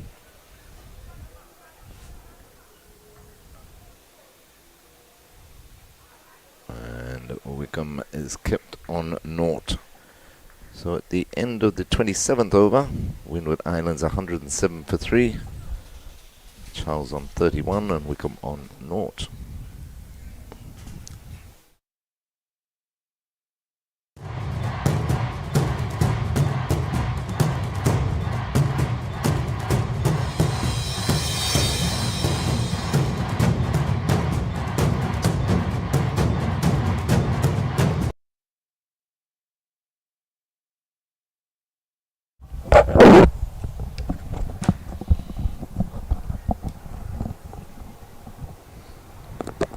Henry will continue from the Factory Road end. He's bowled 2 overs, no wicket for 6 so far. Bowling to Jordan Charles, who's on 31. Tosses it up, driven firmly, but straight to short extra cover. No run.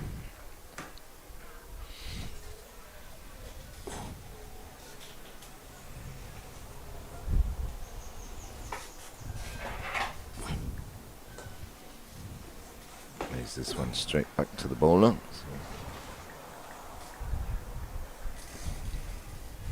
Spin doing the job for Guyana, just curtailing the scoring. Windward Islands need to push on, and they need to push on in a hurry. We're in the 28th over. They still need another 182. Okay. Oh, and he went for the big shot, missed, and just past the leg stump. So they will take a bye. Henry thought he was through him there. In fact, no signal. Yeah, so must have got a bit of bat on that.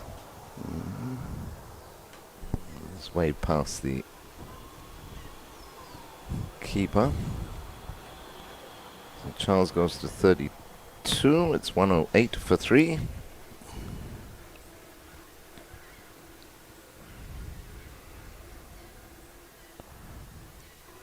Beats him again, this time Wickham. Lovely flight on that delivery by Henry.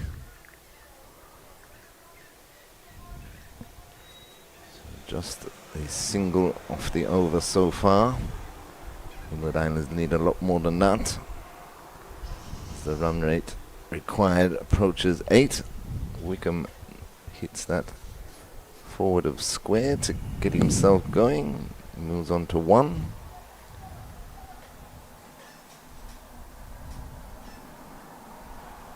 And that's the over completed. So just the 2 runs off the over by Henry.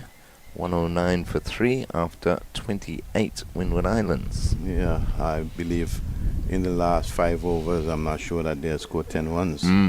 So Windward's back is going more and more against the wall. Over 8 now, yeah. The over 8 now wash up to 8.1. And that's the required weight. They need 132 from 180 balls. I think that they're making it much harder for themselves because these run chases something that you see in the IPL and things like that, T20 cricket. I'm not sure that Windwards can't say that they can't get them because you know how cricket goes. But if you're a betting person, you would want to place your bet on the Guyana team at the present moment. These spinners has really done well for Guyana. Pull things back. Yes, excellent job.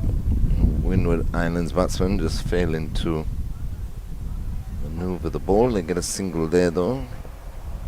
Wickham hits that one up to long on. You see in these kind of matches, if you can't get the boundaries, you're going to have to make up your mind to push it. This is a big ground, reasonably big ground. Look to get the 1s and the 2s. You know, to keep the 1 weight as close as possible. But the moment you allow the 1 weight to get away the way in which it is at the present moment, you know, you're not going to be able to pull it back in the back end, because what will happen as soon as you lose two more wickets, you know, 2 more wickets fall, and you'll be struggling.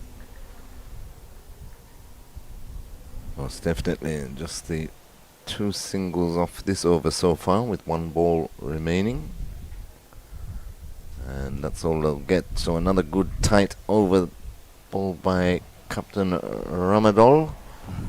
And at the end of the 29th over, Windward Islands 111 for 3. And they're getting through the overs pretty quick here with the 2 spinners that they're using at the present moment.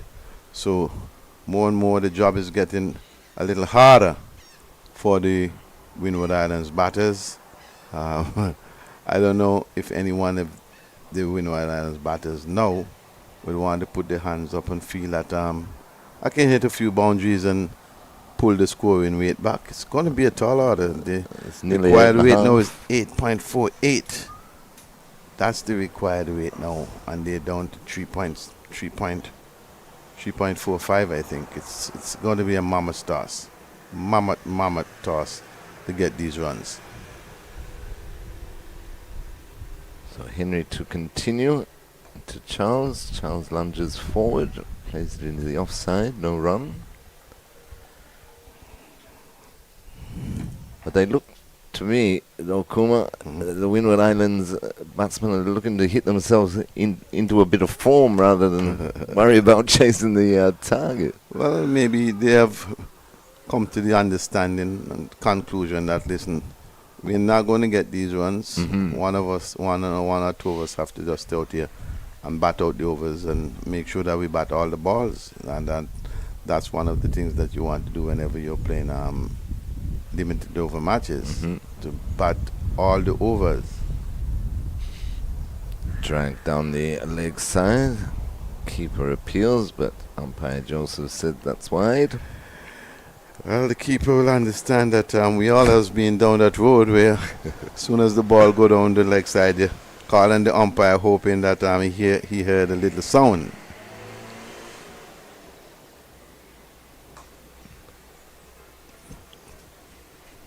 Yeah, that would not help the cause. You gotta look to score. Gotta look to score. If he even turn around the strike for ones and twos, but too many dot balls since the last water break. Around the hole and Henry operating very well in tandem together. Yeah, it seems very much that like Windward Islands has gone into test match mode here. Yes. And reside themselves of understanding that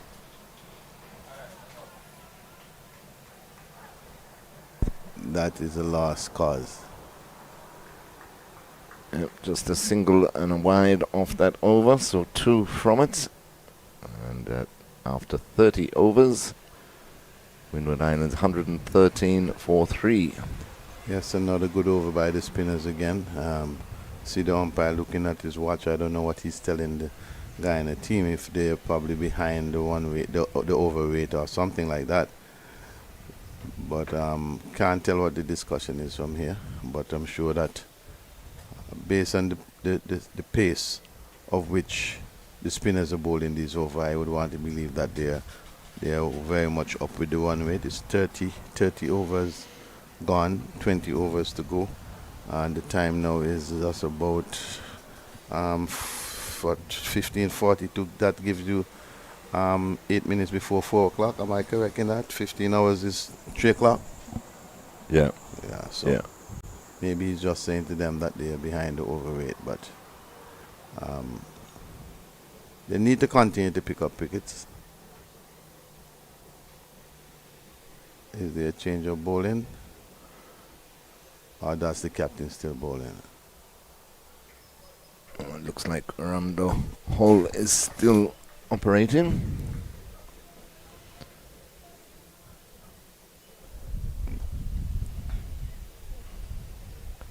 At Lobota, Leeward Islands chasing 241 for victory against Jamaica, 118 for 5. The 31st after 31 overs, I should say. So that's an improvement. Anyway, Kuma, let's say highest score at the tournament so far. Driven firmly to long off, I should say. Charles picks up another one. He moves to 35, 114 for 3. Oh yeah, well, Leewards, I don't know. They had 2 reasonably good practice matches against the Windwards. This one's pulled. A couple of bounces to deep square leg by Wickham for a single. He moves on to 3, 115 for 3. Yes, had a couple of practice matches against Windwards and then lost to them in the opening round.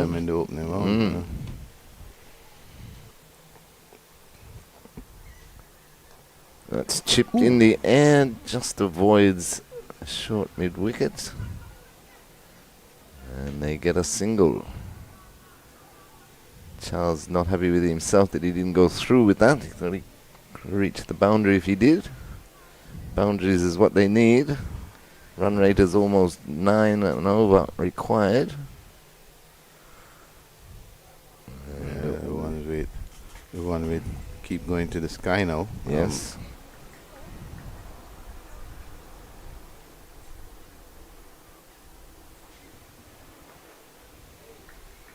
But Wickham seems to be in no hurry. Yeah.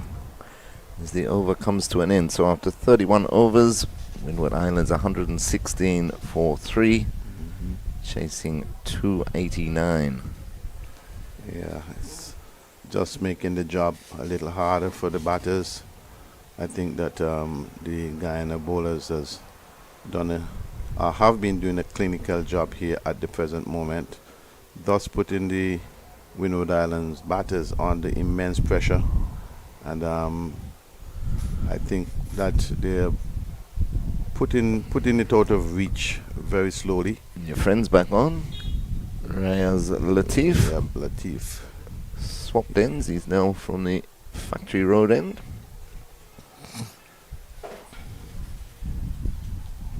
He has 4 overs that he can bowl.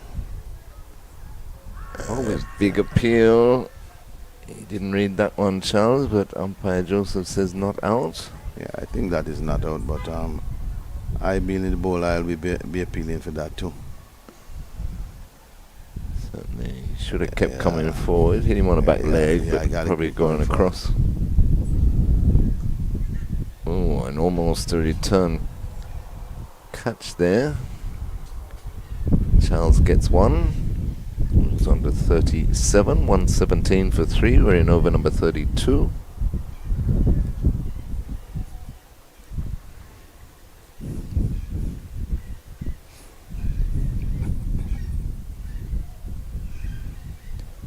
Tossed up and swept it straight to backward square.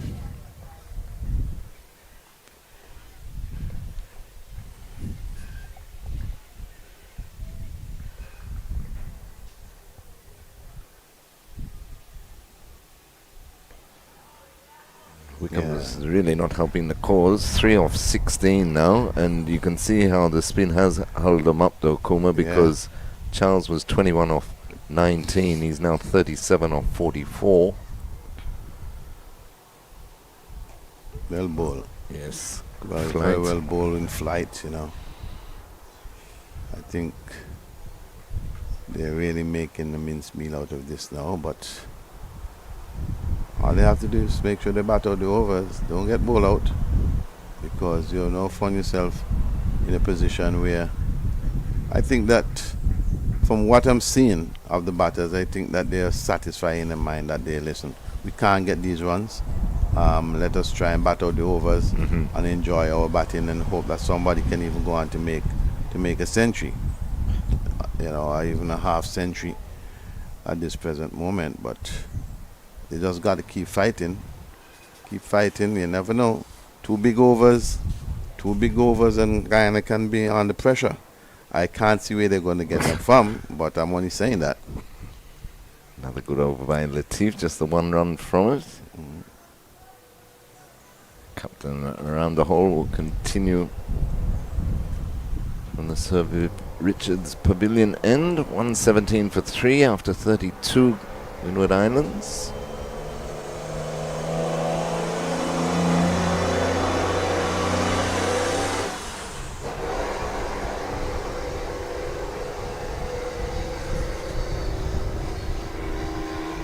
It's hit firmly. Half stop there at extra cover. They take a single. Charles moves on to 38. 118 for 3. Wickham back on strike. He's on 3. Clips that into the mid-wicket area and they take 1. It's better by Wickham. At least he's trying to search for the singles. He's got the 4 runs so far, but it's taken him 20 deliveries.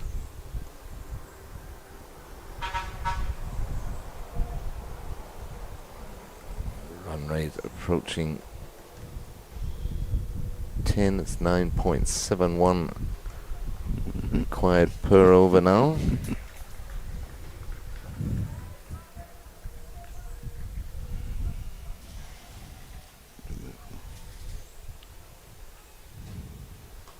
He's hit that, and it'll be on 1 bounce to long on. To complete the over. So just the 3 runs from that around the hole over. He's bowled 6 overs now, 1 for 14. And after 33 overs, Windward Islands 120 for 3.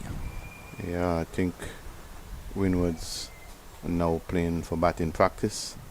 Well, that is in my estimation, that they're now playing for batting practice. There's no sense of urgency to try and get the boundaries. Hence, the 1 rate gone up now to They need 169 from 102 balls. Dances down And the he's pitch, misses, and he's stumped easy. stumped easy. Yeah. You could see that coming. No, I mean they have to go for it. Knowing that they have to go for it. So that's what I'm saying. They will have to make up their minds if they're satisfied that, listen, the game is technically over because they can't get the runs. What the batters have to do, somebody must be able to seek to get a half century or, just stay batting as long as possible. It may appears to be painstaking because you may make 20 off 60 balls, but if that's the kind of requirement for the team to stay batting and bat out all the overs, that's just how it is.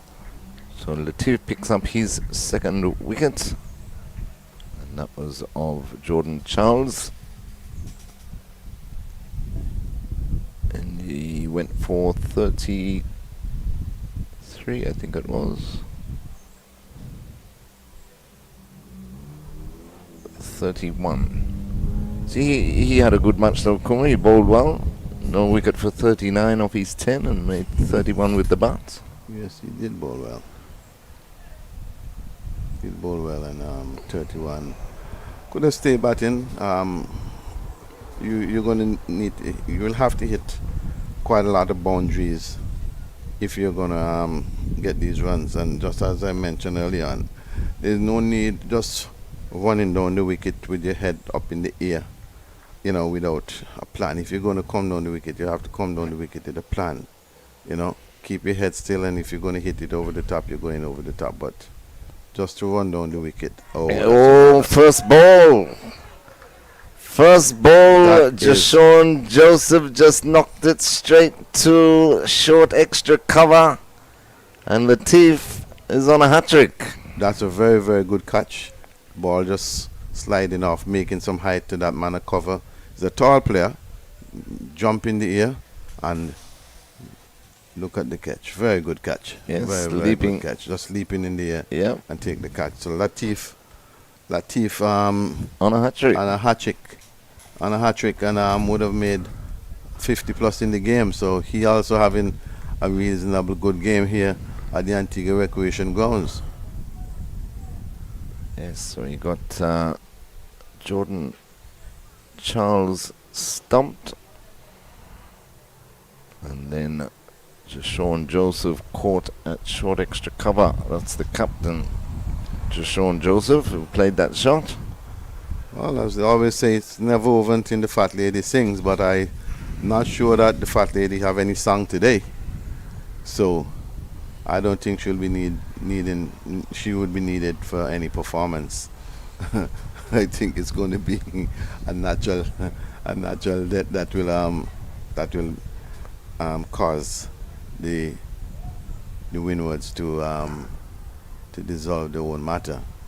It's not an easy job, and it's unfortunate, but I think they have a lot to blame of themselves for dropping some 6 or 7 catches in the field. And when they would go back and look at it, hat-trick ball is hit straight back to the bowler, and he's taken a hat-trick. Well. Rayaz Latif picks up 3 and 3. Was just knocked straight back to him. Very well done, young man. And what I liked about it, they put in another slip. So if you look at the 2 slips right there, he brought everybody in. Supporting the hat-trick. There he goes. Tossed it up lovely. Starts it up and hit it straight back to the bowler, and he's excellent. Out. Hat-trick for Rashid. What is his name? Rayaz Latif. Young man from Guyana at the under 15 level at the Antigua Recreation Grounds, a very historic grounds, a ground with a lot of history. To take a hat-trick, and a lot of records in terms of the Brian Lara.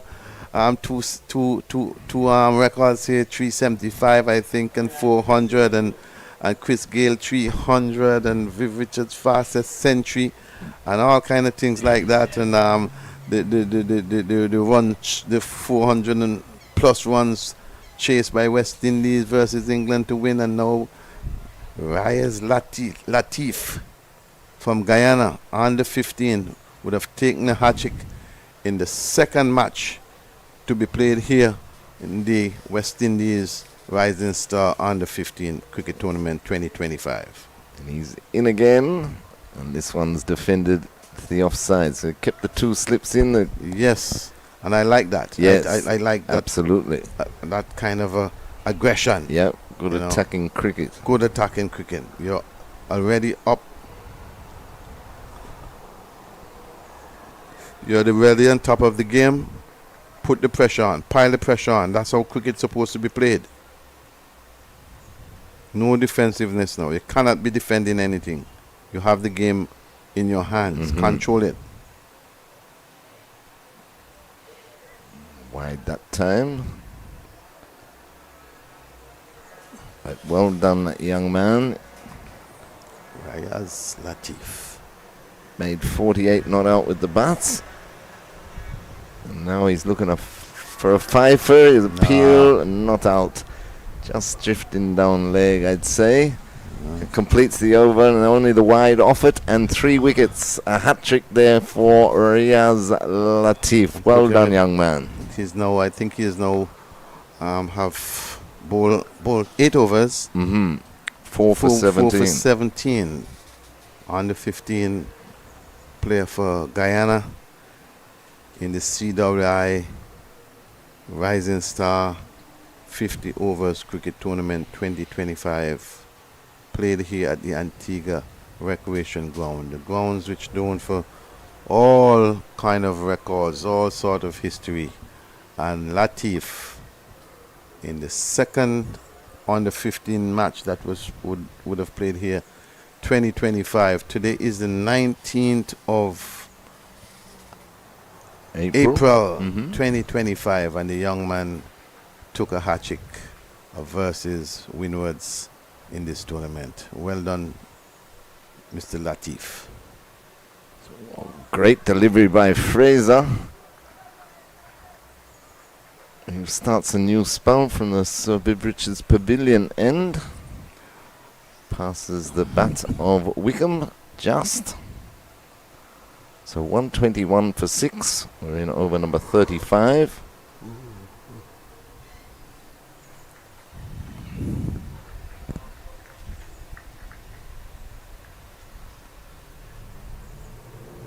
Fraser around the wicket to the left-handed Wickham.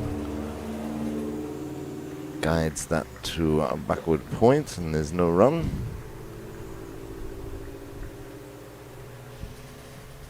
$121 for 6. Chasing 289 for victory, Windwards. Change in the field, it brought backward square into backward point and moved backward point, which is the hat-trick taker into first slip. And he's driven that airily over cover and roll out towards the boundary and crosses it now. So 4 to Wickham. He moves on to 8. 125 for 6 in over number 35. Yeah, maybe a little bit too late. But all he has to do as a batter, see if he can steady and get a half century to his name.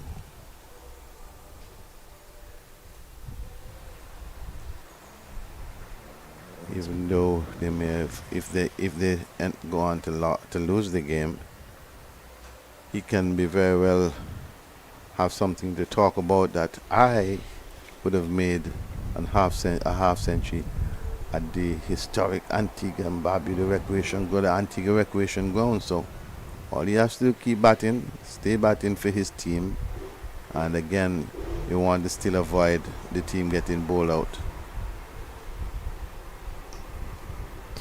What a shot.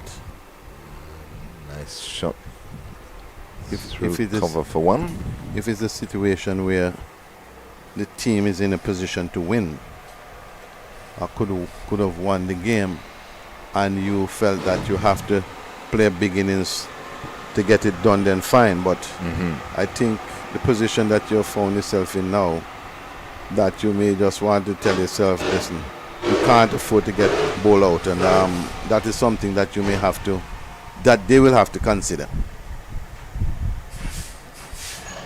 Yes, most definitely. You can at least bat out the overs. A lot better for them going forward in the tournament. 47 boundaries we've seen in the match so far. Kuma, we haven't seen a 6 yet. No, we have not. This ground is a reasonable. It's a reasonable big ground. I know that these under 15 players and the kind of bat they're using these days can allow them to hit 6 on these grounds. Just that we have not seen one as yet, but I don't know if we'll see any in this game today. But yeah, it's a reasonable. It's a sizable grounds and at under 15s. Except you have this real strong power. You may not be able to get it over the boundary, but thus far, it's a reasonable match that is going on, knowing that Guyana would have made 288. Latif continues, and that's swept backward of square into the boundary for 4. So now Wickham is starting to open up his shoulders. He moves on to 13. And it's 130 for 6 in over number 36. Well, maybe Wickham is of the opinion he can become famous today by pulling off a win from the position of 10.5 runs needed per over.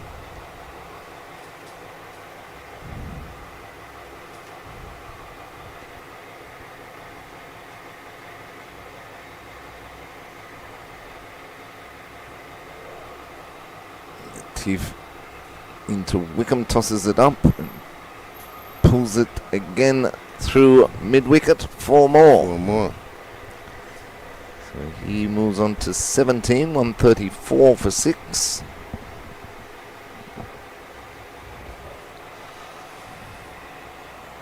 Good shot.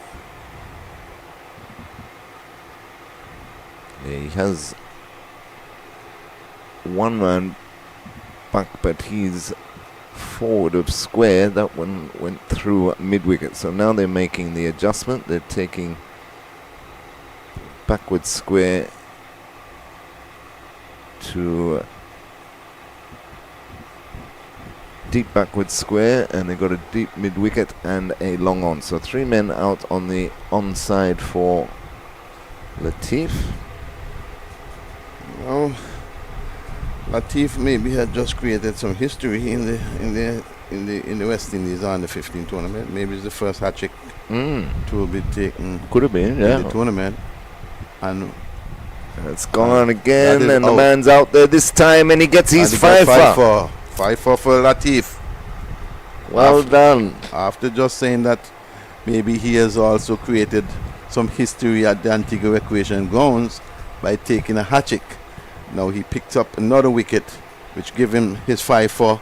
So he would have now bowled 8.4 overs, 25 runs for 5 wickets. Yes, and Well done, young man. Windwards lose their 7th wickets, and it's a water break here. We'll take a couple of minutes break on Cricket 360. Return with live action shortly.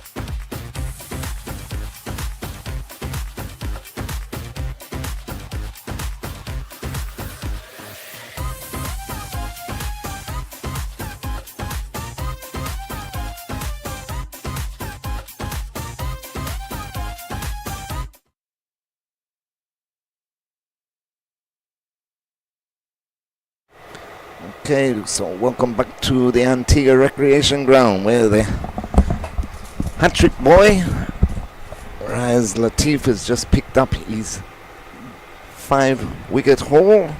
And Windward Islands struggling here after 36 overs, chasing 289 for victory.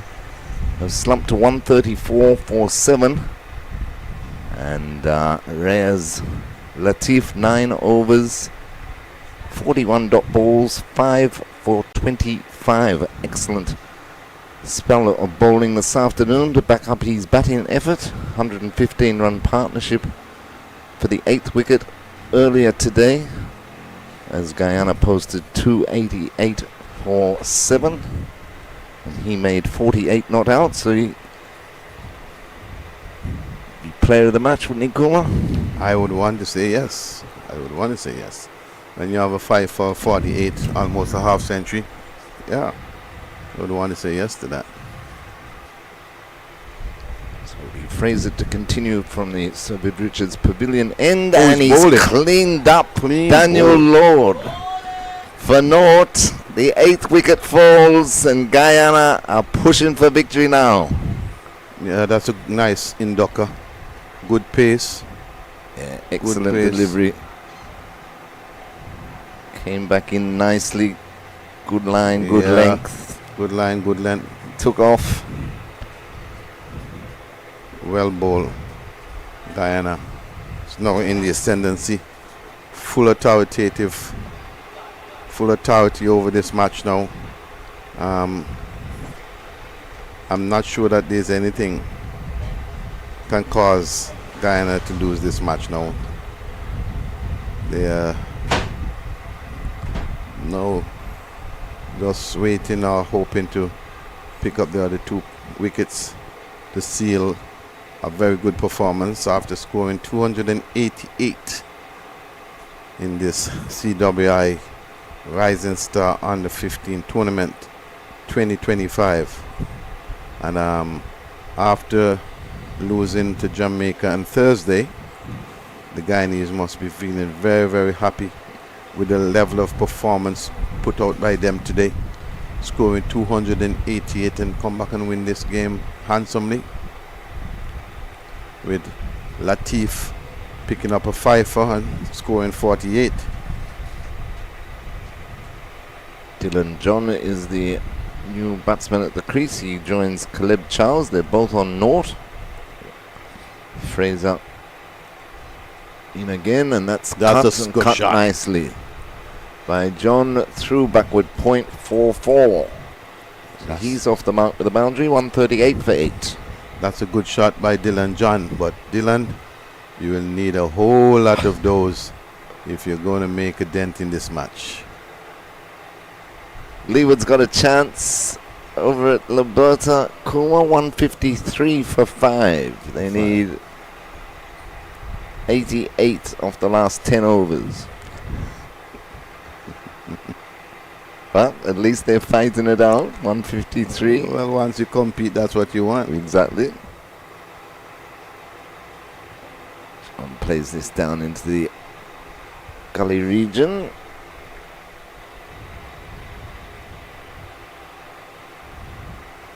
That's what you need to do, is just to be competitive. Be competitive, and with some individual scores or with some individual performances.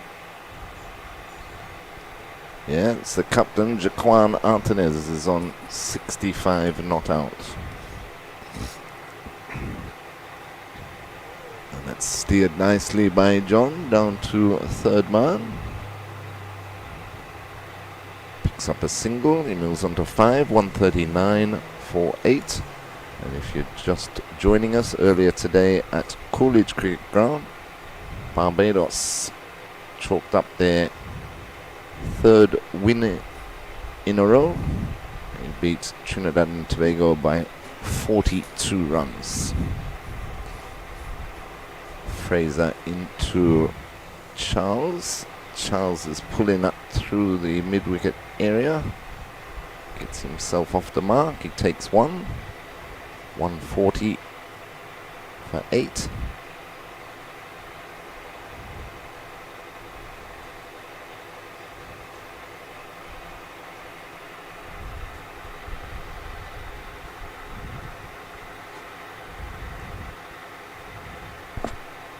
Praise that in again to John, who plays that straight back to the bowler to complete the over. So at the end of 37 overs, Windward Islands 140 for 8.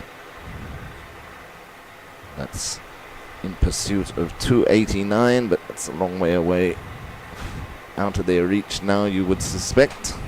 Oh yes, I think this is a very long way away. 140 for 8. Yeah, I would say that we're just waiting for the dust to settle and go home and get a good night rest. For those of us who go to sleep early, and for those who don't, we'll find something exciting to do. It's Easter weekend. Yes, long weekend. Today is Saturday. Long weekend.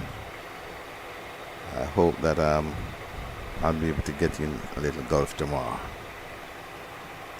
And that's swept away nicely. Couple of bounces into the ropes. So Charles gets his first boundary, goes to 5. It's the first ball of Latif's final over.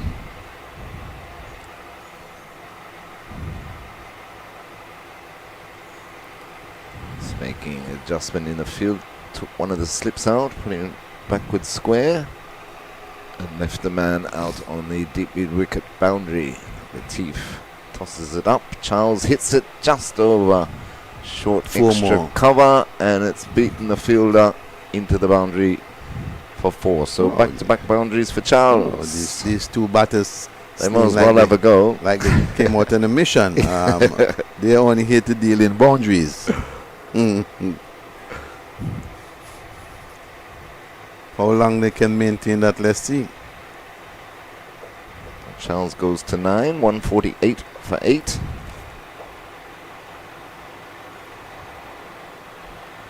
And he goes again, and this goes straight up in the air, mid-wickets under it, takes the catch. Latif has got 6.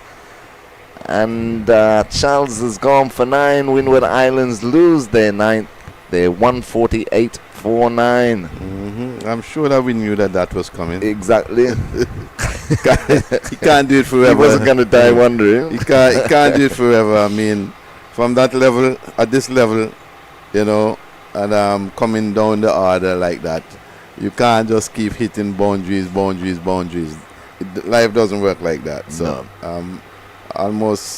we're almost concluding this match here now, where Guyana has moved in a serious position now. There's no hurry to do anything else. They should be okay. They should be okay and feeling comfortable.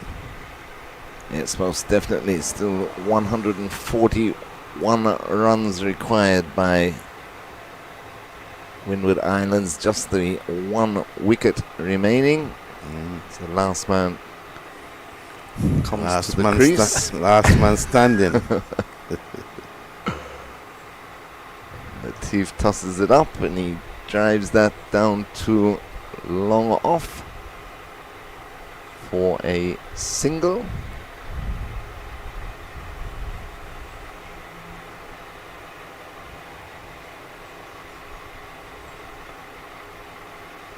But they just didn't, you're chasing a big score like this, Kuma. They needed a strong start. They got a solid start. They didn't lose any wickets in the first 10 overs but they weren't going quickly enough. It will have to be. You would have had to get a strong start at the top, where you see yourself getting at least 8 to 9 runs per over consistently for maybe between 5 to 10 overs, and not losing as much wicket as they would have.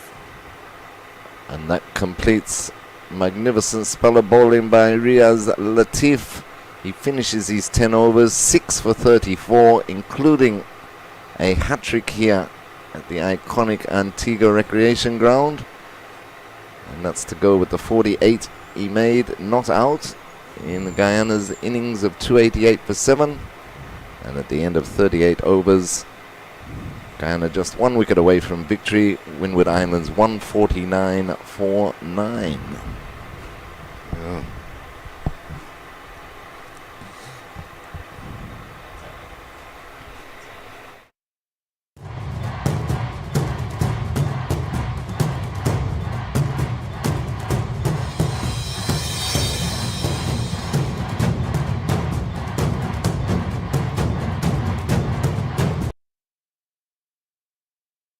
Fraser starts a new over. He's bowling to the left-handed Jeremy Edwards, coming around the wicket.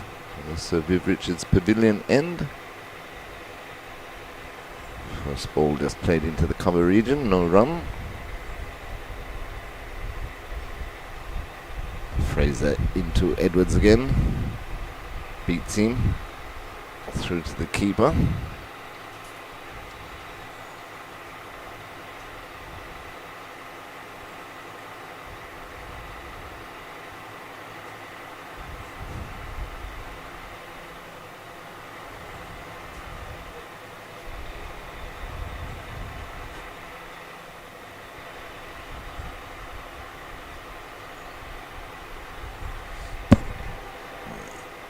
Edwards looks to hammer that through the cover region. It takes the bottom of the bat and rolls out to extra cover, no run.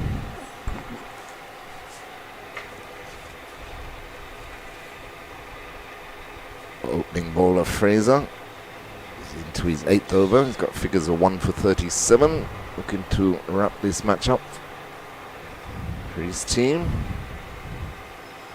Takes the edge, but on the bounce to Latif at slip.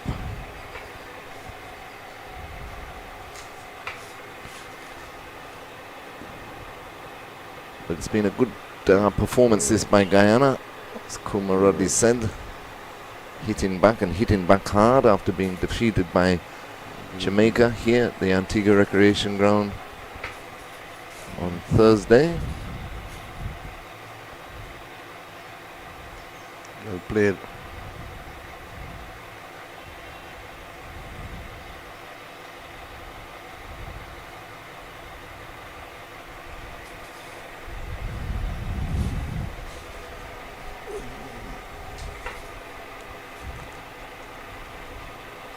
So we have 2 more days of cricket on Monday 21st. Defended by Edwards to complete the over, so a maiden over there by Patrice Fraser. Score remains on 149 for 9. Yeah, coming up on Monday 21st, what will happen? Trinidad and Tobago versus Jamaica will be playing at the CCG. Barbados Windwards will be here at Antigua Recreation Grounds, and Leewards Guyana would be at the stadium, and that's on Monday.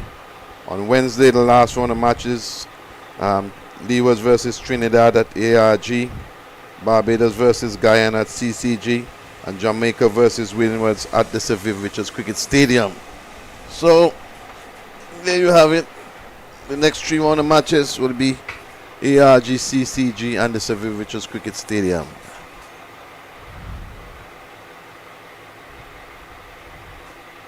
Good afternoon to all who have followed us today in the Windwards, and good afternoon to those who would have followed us in Guyana. President of Guyana, Mr. Singh, I believe you would have followed this match somewhere along the line. You don't miss any kind of cricket. Your team is on top. Congratulations to you and your board. Mackenzie takes over from Latif at this factory road end and snapped up to mid-off, and there's no run by Dylan John. He's on 5. Edwards is on 1. 149 for 9. We're in over number 40. This is one of the match where you see a bowler running with quite a good effort, good pace, but have not picked up a wicket in the match. But your team is in a good position of winning. Mackenzie, unlucky. Bouncer missed by the batsman, but called wide by umpire Joseph. So the 150 comes up for Windward Islands. I like He's I like bowled well, though. I like fast bowlers who like to hit in a bounce to here and there. But what you also want to teach them when you have a team in this position with the pace that he has, Same you want to with bowl the it at stumps. full stumps. Bowl at stumps as much as possible. Forget about the short pitch ball. That don't mean anything to you now. You just want to get the team there. And Oh, it's dropped by Latif, I think, in the extra Think it's a cover good effort. region. It I was think a it's good effort. by the young man. Got both As we hands watched to it, the- but it as was we have a travelling. look at the replay, it was travelling. Yeah, give it a good cuff. Good cuff and Almost hung on to it. almost. The man almost dead. He's not dead. Too true. John survives. He goes to 6. Brings Edwards on strike. He's on 1. That's pulled by Edwards. Backward of square into the boundary for 4. That's what I'm saying. And Those that, yeah, he's you bowling see, too You short. can see the wicket keeper is Mm. probably arguing with him at the present moment. Just knowing that, listen, you have 1 wicket to pick up. You just need this 1 wicket to win the game. It's okay. Everybody know that you have pace and you can bowl short pitch balls. But at this moment, for the betterment of your team, you just want to beat that band for pace. Beat him for pace. Knock the stumps out the grounds. Get him caught behind. Something. Finish the game. Exactly. He's still got a slip in play, so he can afford to be full and straight. That's it, and that's that's it. it. Straight up That's in the it. air That's it. and That's it. taken. That's it. Victory to Guyana. Guyana. They have bowled the Windward Islands out for 155. And Mackenzie picking up the last wicket caught there at mid-off. So a good comprehensive victory by Guyana. They win by 133 runs. And I'll just take you through the scorecard. Guyana was sent in this morning by the Windward Islands, and they made 288 for 7. Top score was Loma Sichuran, who made an unbeaten 93. Richard Ramadol, the captain, so played well. He made 59, and Riaz Latif not out 48. Unbroken partnership for the 8th wicket between Sichuran and Latif of 115 runs. Got them to 288 for 7. The pick of the Windward Islands bowlers was Janelle Williams, 10 overs, no maiden, 3 for 31.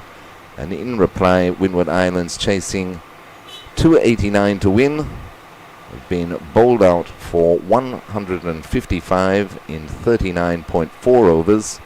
Top score Jordan Charles 39.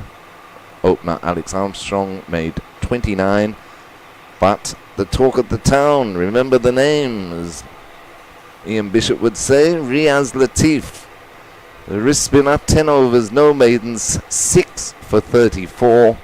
And included in that 6 was a hat-trick at the iconic Antigua Recreation Ground. So a comprehensive victory here by 133 runs for Guyana over the Windward Islands.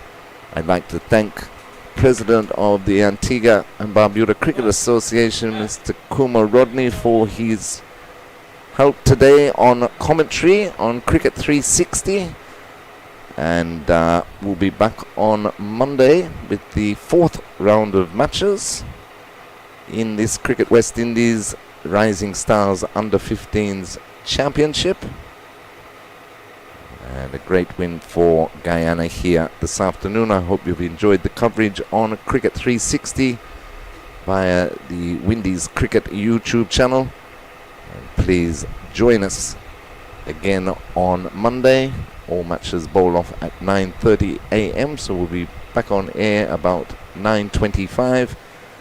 On behalf of myself, Terry Laraji and Kuma Rodney, I'd like to wish you safe Easter and enjoy your evening.